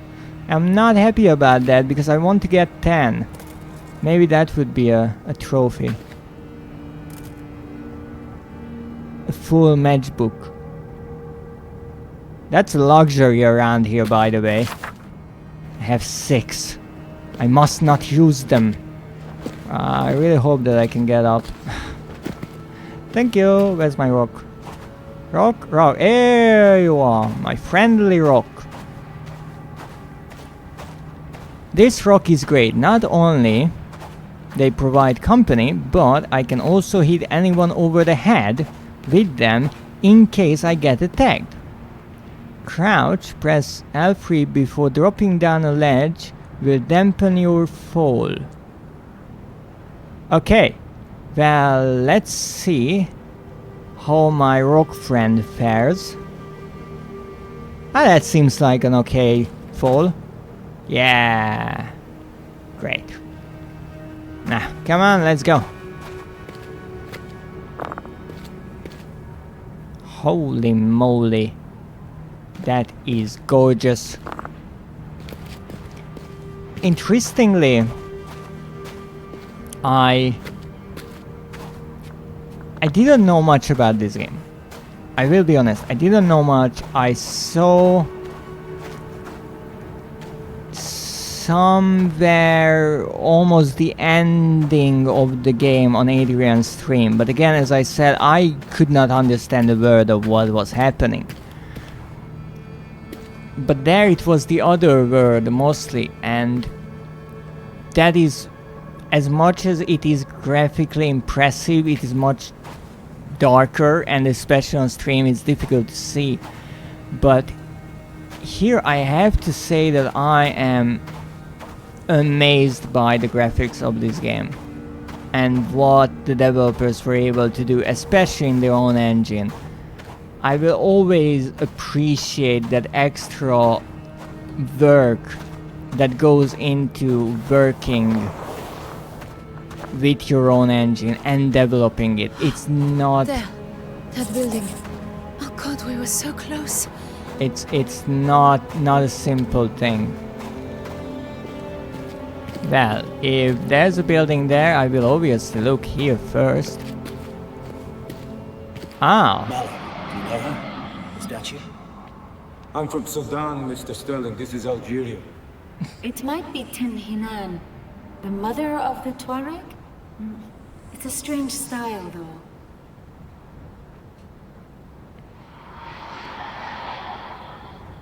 Isn't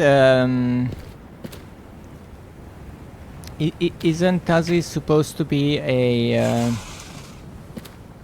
an engineer?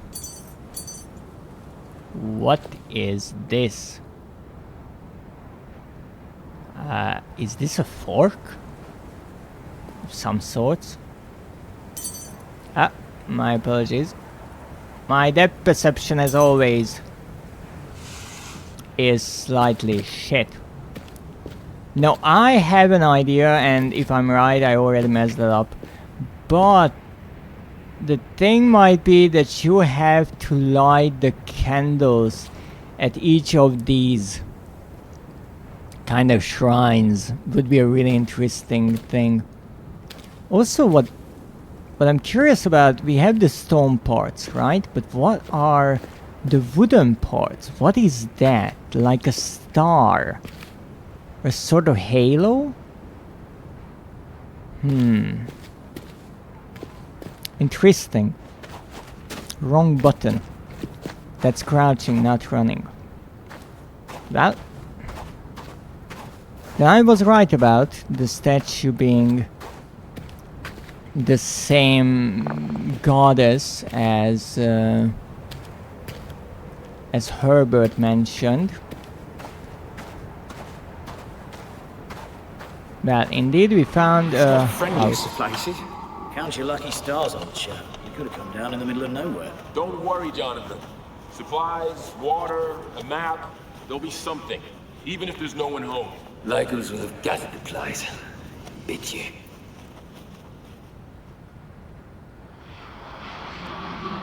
So this is an entire town? Uh-huh. I am so surprised. Well, I guess we have to go around. And maybe break in slightly. Thank you. What? Don't you dare tell me that I'm fat. Rude. There we are. Now. Oh, these. I think these are actually in the bunker as well. Matches! Only two. Ooh, my. No name. No phone number. Not my lucky day. Okay. Oh, we're getting close to that. That 18 plus rating there.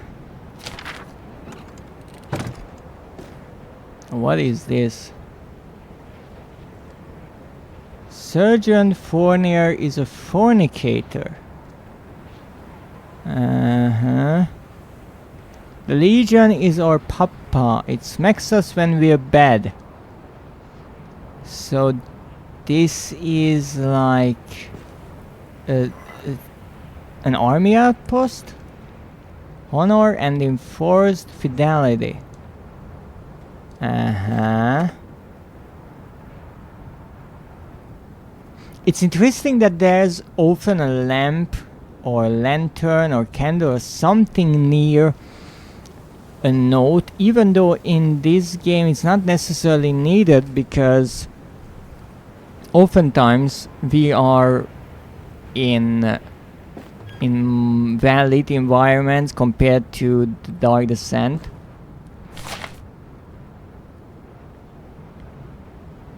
Well, I'm honestly curious how this will be transcribed here. So let me see what happened with this. Find Salim. But why did this change?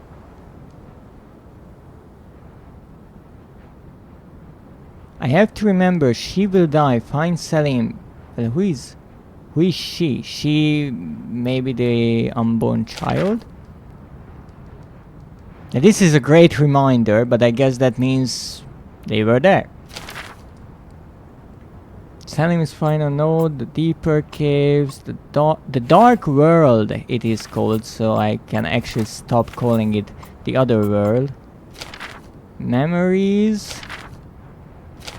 Yes, we saw all this. Actually, we missed something. I just wanted to say that going to that statue is entirely optional, as it seems, so it would be possible to miss bits and pieces of the story here and there and memories, and hey, I called it! It is indeed possible. What? I don't remember the plants around. What's with the plants? There are plants in the background. There are plants growing from the baby's head. There are plants around. There are plants in the background. What the heck is up with the plants? And also, I still want to know how or where this is transcribed.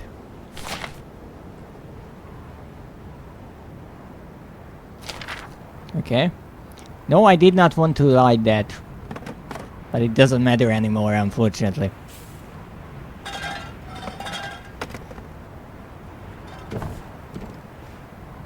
Okay, well. Oh!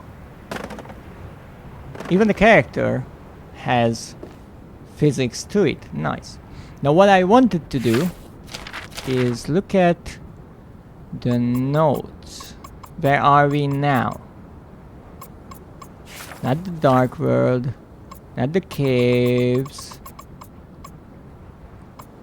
I'm not sure if I missed something. Probably I missed plenty of things, actually.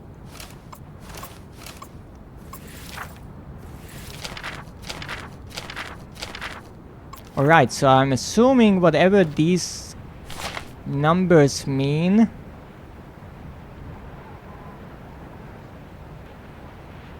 will be important here. Because... oh, this is a really simple lock. Effective, but simple. Of course, this is closed. So... I'm assuming the codes will be important here so they don't get noted down. Isn't that a canteen? Not sure. What's this? Come on. Don't be like that. What the heck is this? Millet. Well, we have plenty of it. Cups. I said cups. That's the door. So I guess I could throw all this away because I really have to say that Tuzzy is in great freaking shape. Yep, that's about that. Ha ha! Now, why did I do that? No idea. No, not the slightest. So this is a military outpost, but then what the heck is this way? Oh. Oh, this is just the way back.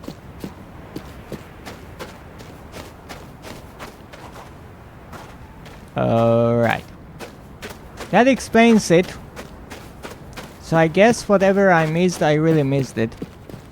Which is fine.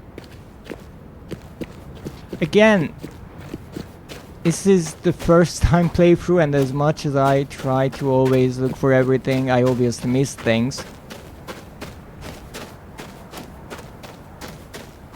Oh, what's this place, however? Come on! Come up! Pesky developers!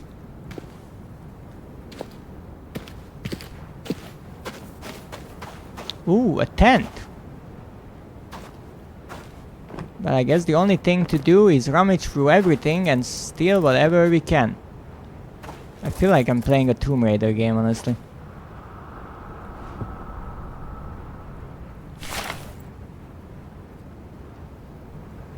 And there Hakim recounted the tale of the local tribe, the Kalhanan. They were Tuareg that refused to call to Islam.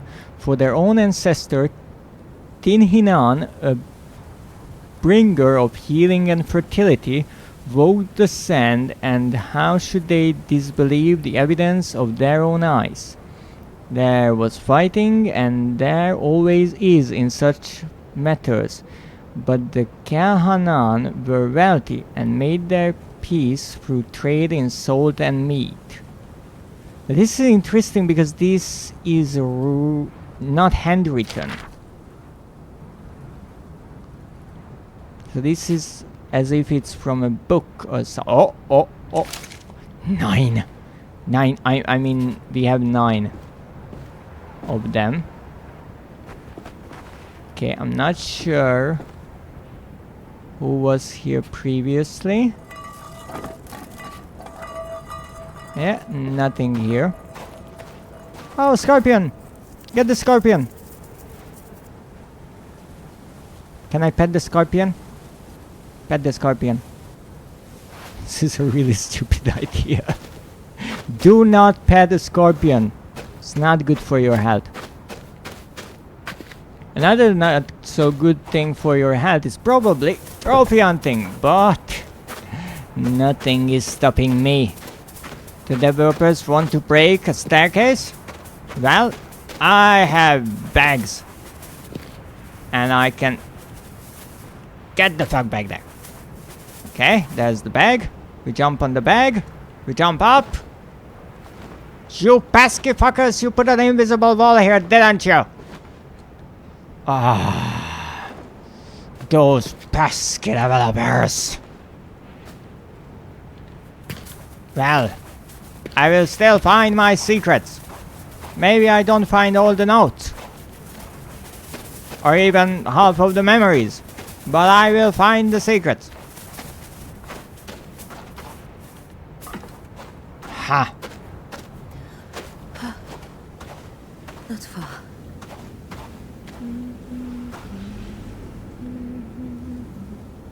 Okay, let's check on the baby.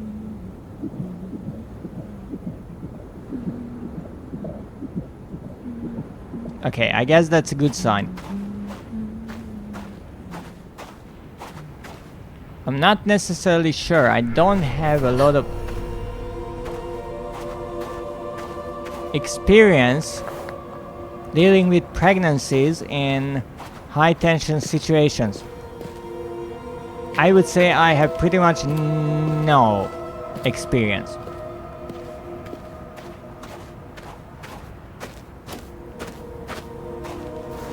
Okay, what was that?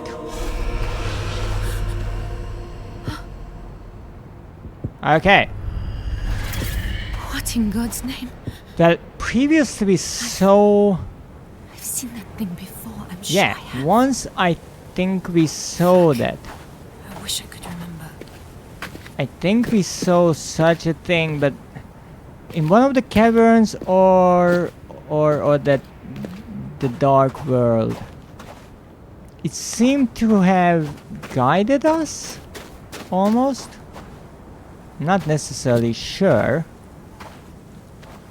but that's what it felt like. Nice barricade. Barricaded.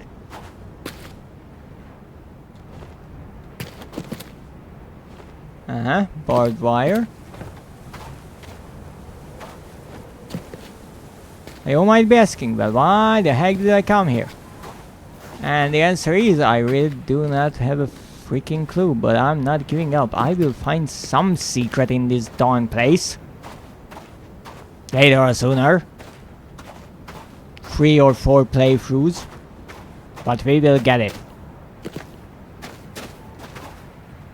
Welcome to where the heck? Welcome to the end of the world. Leon, let's take a look ahead. Rest of you, hold tight here. Won't be long. Tazi, what's the sign say? My French is piss poor. Just that they were a long way from home. Also, this is supposed to be in French.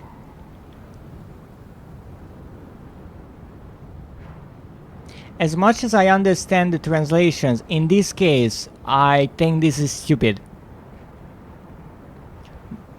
Because here they could have easily written the French words, and then when you look at it, it has the English translation. Also, what is that? What is that? There are dead people there with arrows in them or spears, and then there's that. Is that the shadow? Is that the shadow? I never fully understood what the shadow really is. But hey, we found a place, and this is interesting because when they found this place, they could have easily went back to the caves and get the maybe still free survivors, other free survivors, and get them here, because this is definitely a better place than in a random cave. And also, this is the memory we missed. That makes no sense. This had to happen after these two. Lady, you have your memories all in disorder. Do something about that. What's that? Nothing. Okay, let's move on. Again with these plants. Precious jewel, and look at you. Okay, so the child is not that small anymore, and again in the loading icon there is a baby. The baby is important. We just don't know why. Pilgrim. How many chapters does this game include? I'm not complaining. So far I'm really enjoying it. I remember being scared. Why? Why were you scared? Good question. This is the first place where... Crikey! Look at the size of this place. Where someone might actually feel a bit safe, but then again, all the barricades are not necessarily a good sign. Now I will look for some more matches. That's 10. That's 10 matches. And even though we got 2, 1 was just lost. So apparently you cannot overstack matches to the extent that if you pick up more than you can carry, they will just disappear. So we have to be careful with our match situation here. What are these? I'm not sure. A cannon! I guess. Sure, let's break out the cannons. Or maybe not. Okay, this is as far as I can pull it. Come on! Nah. One go through. What's this? Oh! Another ID. Malik Tambura. No visa needed. He's in Algiers already. Guide, first gun. Not much to say here. Malik's handling forward prep as usual, buying in supply lists and such. Remind Rachel to wire any extra needs to him in Algiers.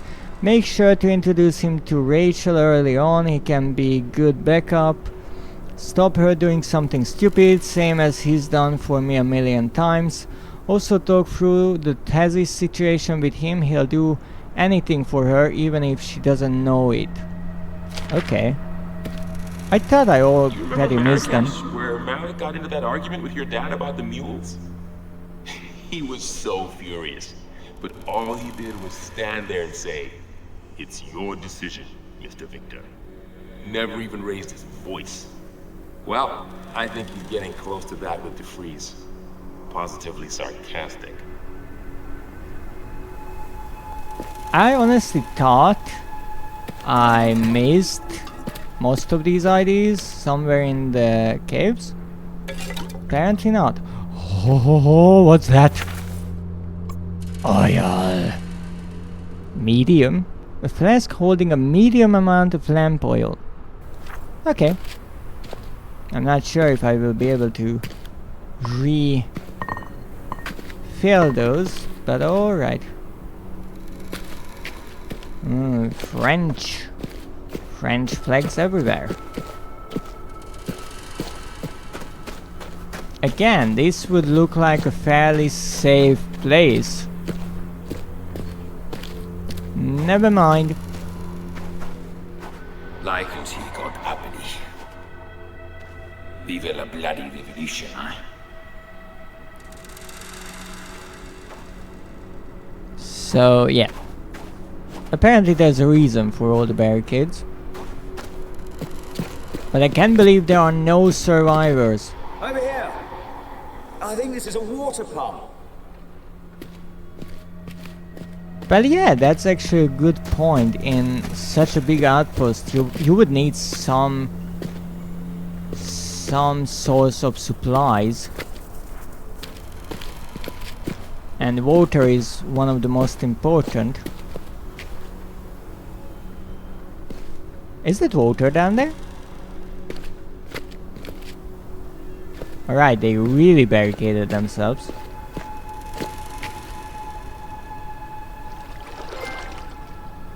Narcissist! I'm just not thirsty. I should be, I know, but I don't think I can stomach it. Look, if you look good, you might as well face it.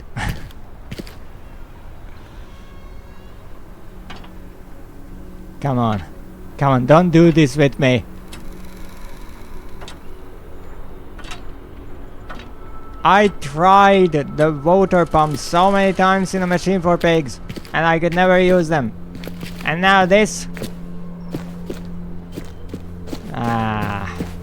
These games just don't let me. Let's take a look in that building on the left there. Valak, you and me up front? Okay, so we have multiple doorways we can go in. Hello? That's the doctor.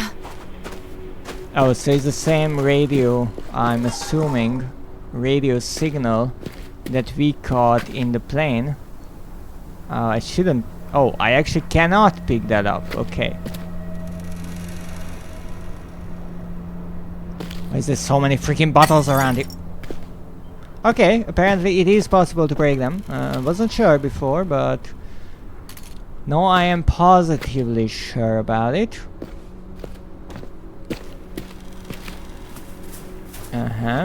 Bunch of stuff. Maybe something hidden behind it. Nothing. What was that? Oh, I can light something here. I mean, based on that, matches can light multiple things, but only within a small radius. We get quite a few. They are not good to show your way in dark places, so it's not a lantern or anything like that. But you can light many things. Quartermaster's store.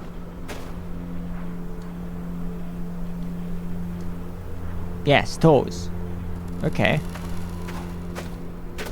So this is, I'm assuming, closed. I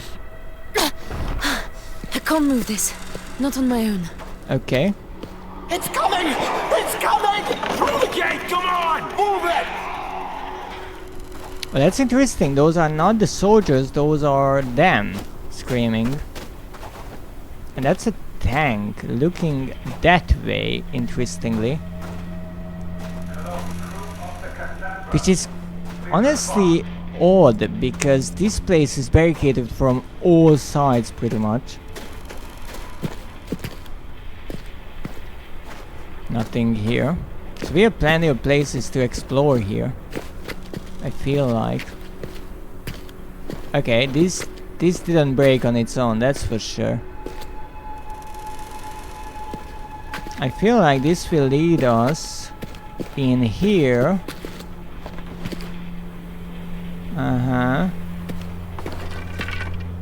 My only concern is if I jump through here, will I be able to go back to all the other places? Well, we'll figure that out later. First playthrough, no worries. Right? Wrong. I'm looking for secrets. Really? This is just the quartermaster's store? I almost felt like I found something. No entry without the authority of Captain Lefleur. Yeah. Quartermaster only. Off limits. Lacroix. Interesting, those are two different texts. Okay, and I can go in there. Yes, that's the third level part that I can explore.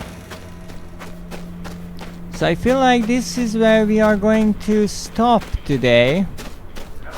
I have to say, it's been quite an adventure so far. I definitely enjoy playing this game. Even though, so far, haven't been a lot of puzzles or really anything. It seems like a slow burn, just like the Dark Descent. But I really like it.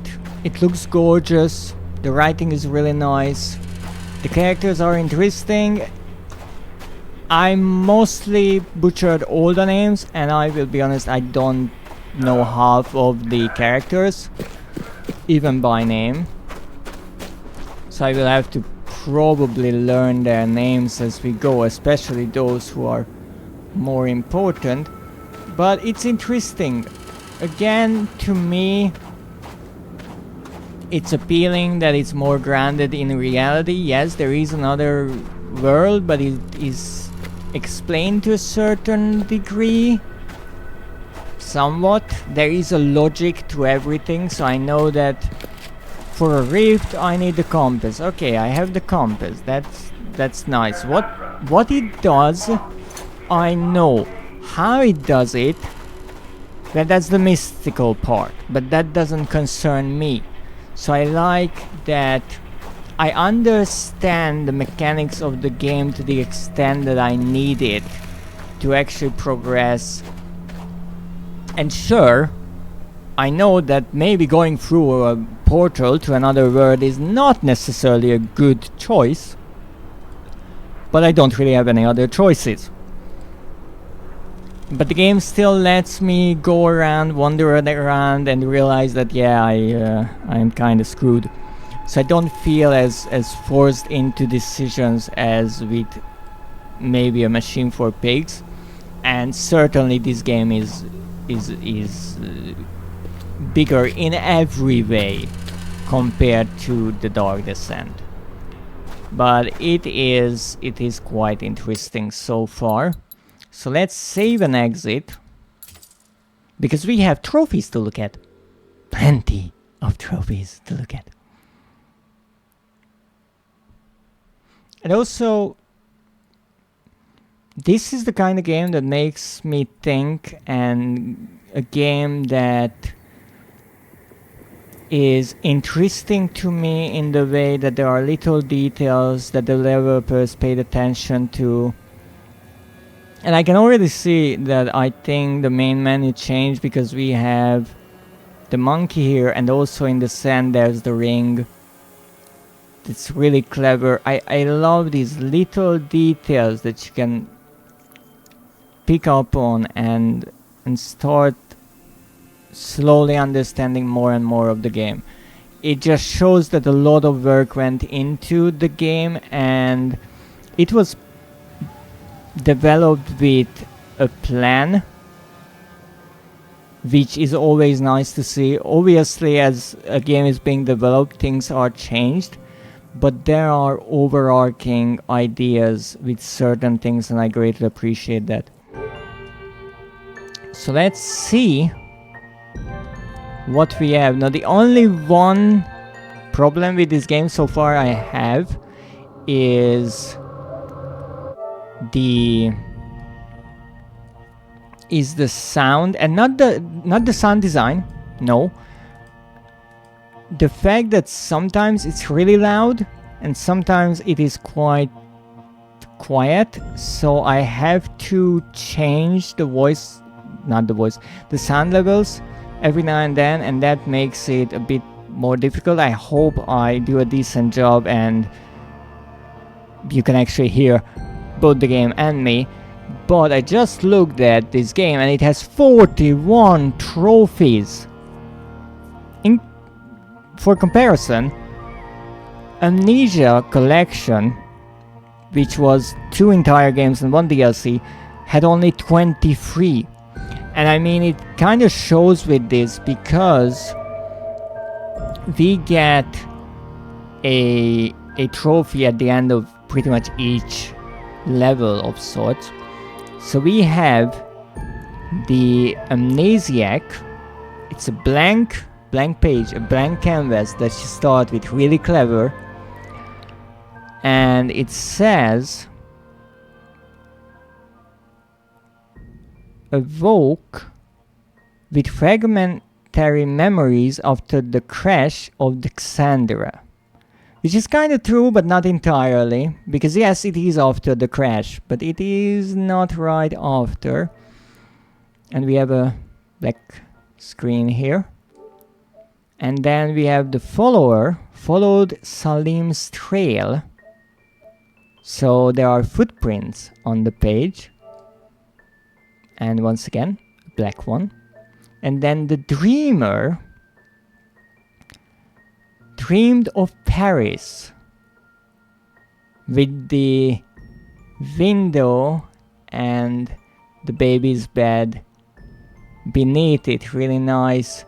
And it actually ends in white, which is a tiny detail, but I love it.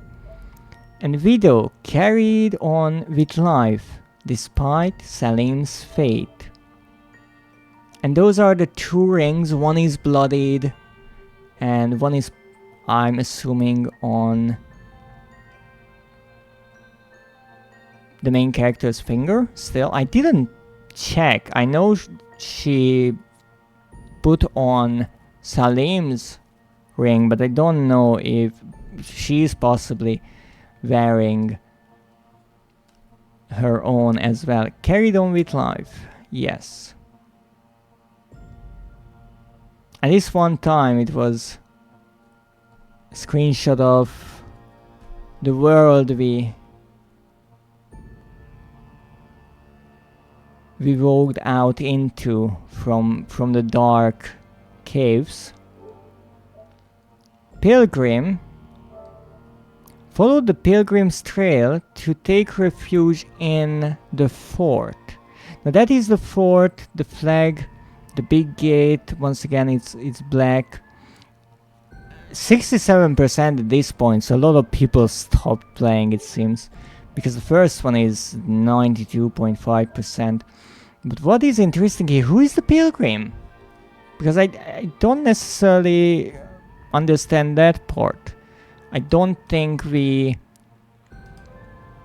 were following anyone. We were just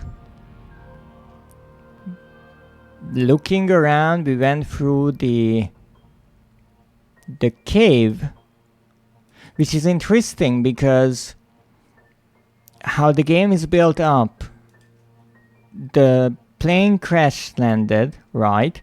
And then we had 2 dead. We had 3 who remained in the cave, and I'm assuming 7 who went on to look for survivors. but not for survivors, for help for the survivors, right? And what is interesting is Tazi finds herself back in the plane where it all started. But we know that we went around in kind of a circle. Because we remember as we go all the things we have done with the others. So we know that we've been to many places we just forgot for some odd reason. No, she goes into the cave and realizes that Salim is not there. 2 people died. And Salim went after the exploration team, right? The team that Tazi was a part of, a member of. And I wasn't necessarily sure why Salim went down into the cave.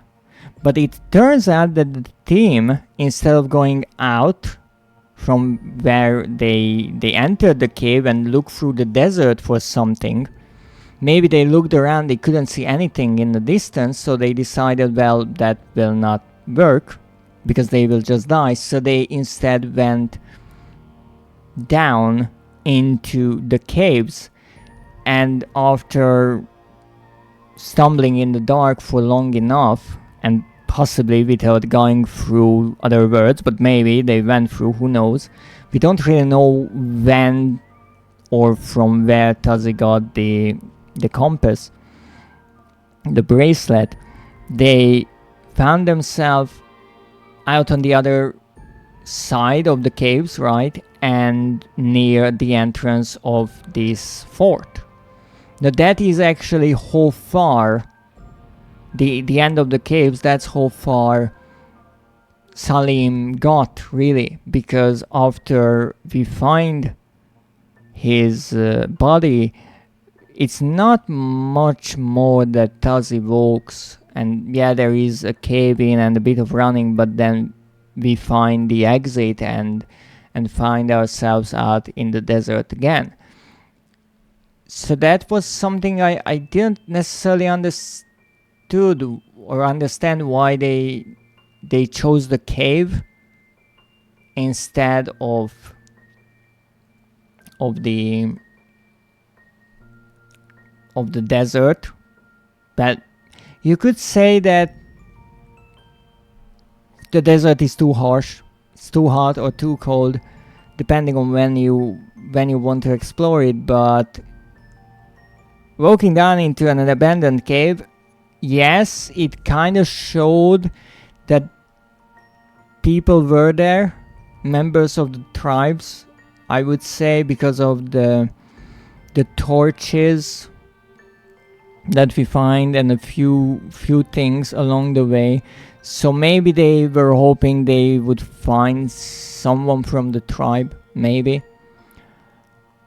But this fort is definitely a better base, I think, for them than the cave. So as I said, I don't know why they didn't go back for the people and brought them here, even if it means losing time and probably in the meantime using up food and water. But you have water here, and hopefully you would find some food laying around as well. But something happened, as we heard in that memory. Something attacked and they had to go fleeing. And then we have Narcissist gazed at a reflection in the water. And that is our, I would say, own face, which you actually don't see, but it's a nice one. It's a nice trophy. It's the rarest so far, but this is the kind of trophy that I like when you're just exploring things, messing around, and you say, hey, let's try this, why not? And because of these kind of trophies is why I even try silly things like, okay, let's try to get 10 matches at the same time, or how in the first game I tried to get my lantern full of oil or something like that, because it's not impossible, but maybe it wouldn't happen to everyone because they use up the oil or the matches. But unfortunately in the collection, I think for some odd reason they didn't really give many trophies to the games.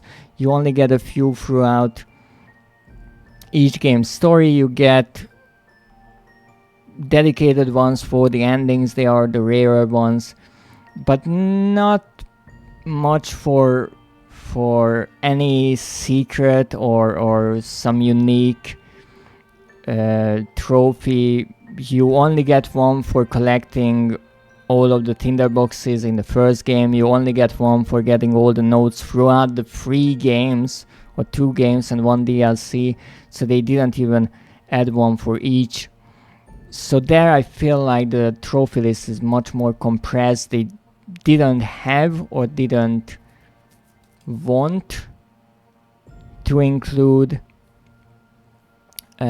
more unique ideas. Maybe they didn't have the space for it, or they were not allowed to add so many trophies, but here we have plenty of them, and I absolutely thrilled by that, because that means I will be able to get plenty of trophies and maybe look around even more. But that is it for today. Lovely, lovely sound, lovely, absolutely. I think that's a skull there in the foreground. So that is it for today. I thank you for joining me. I hope you enjoyed this, and I certainly know what I will be doing next Friday. So if you'd like to see the continuation of this adventure, then next Friday at the same time I will be here playing Amnesia Rebirth. But hopefully sooner we will meet again as I return to Killing Floor 2, perhaps? But for now I will have to find someone else to raid, so let's see. Who do we have to raid? We need someone for the sacrifice. Who will be our offering today? Not many options, I have to say, not many options. Which is honestly an absolute shame.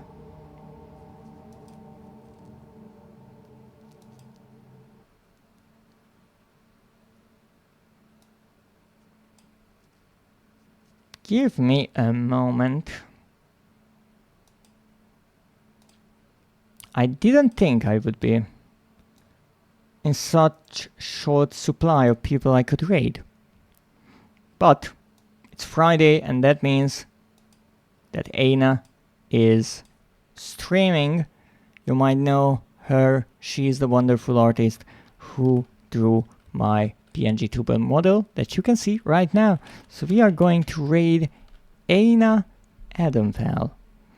So thank you so much for joining me today on this adventure. I hope you enjoyed it. I will be back next week. As always, if you want to get my schedule, then join my Discord or follow me on social media. I thank you for joining me today. Have a great evening. Have a wonderful weekend. And enjoy your time, because you never know when your plane crashes and you find yourself in another dimension. Well, it's pretty rare, but who knows, maybe it happens. So thank you, have a great day, and as always, good night.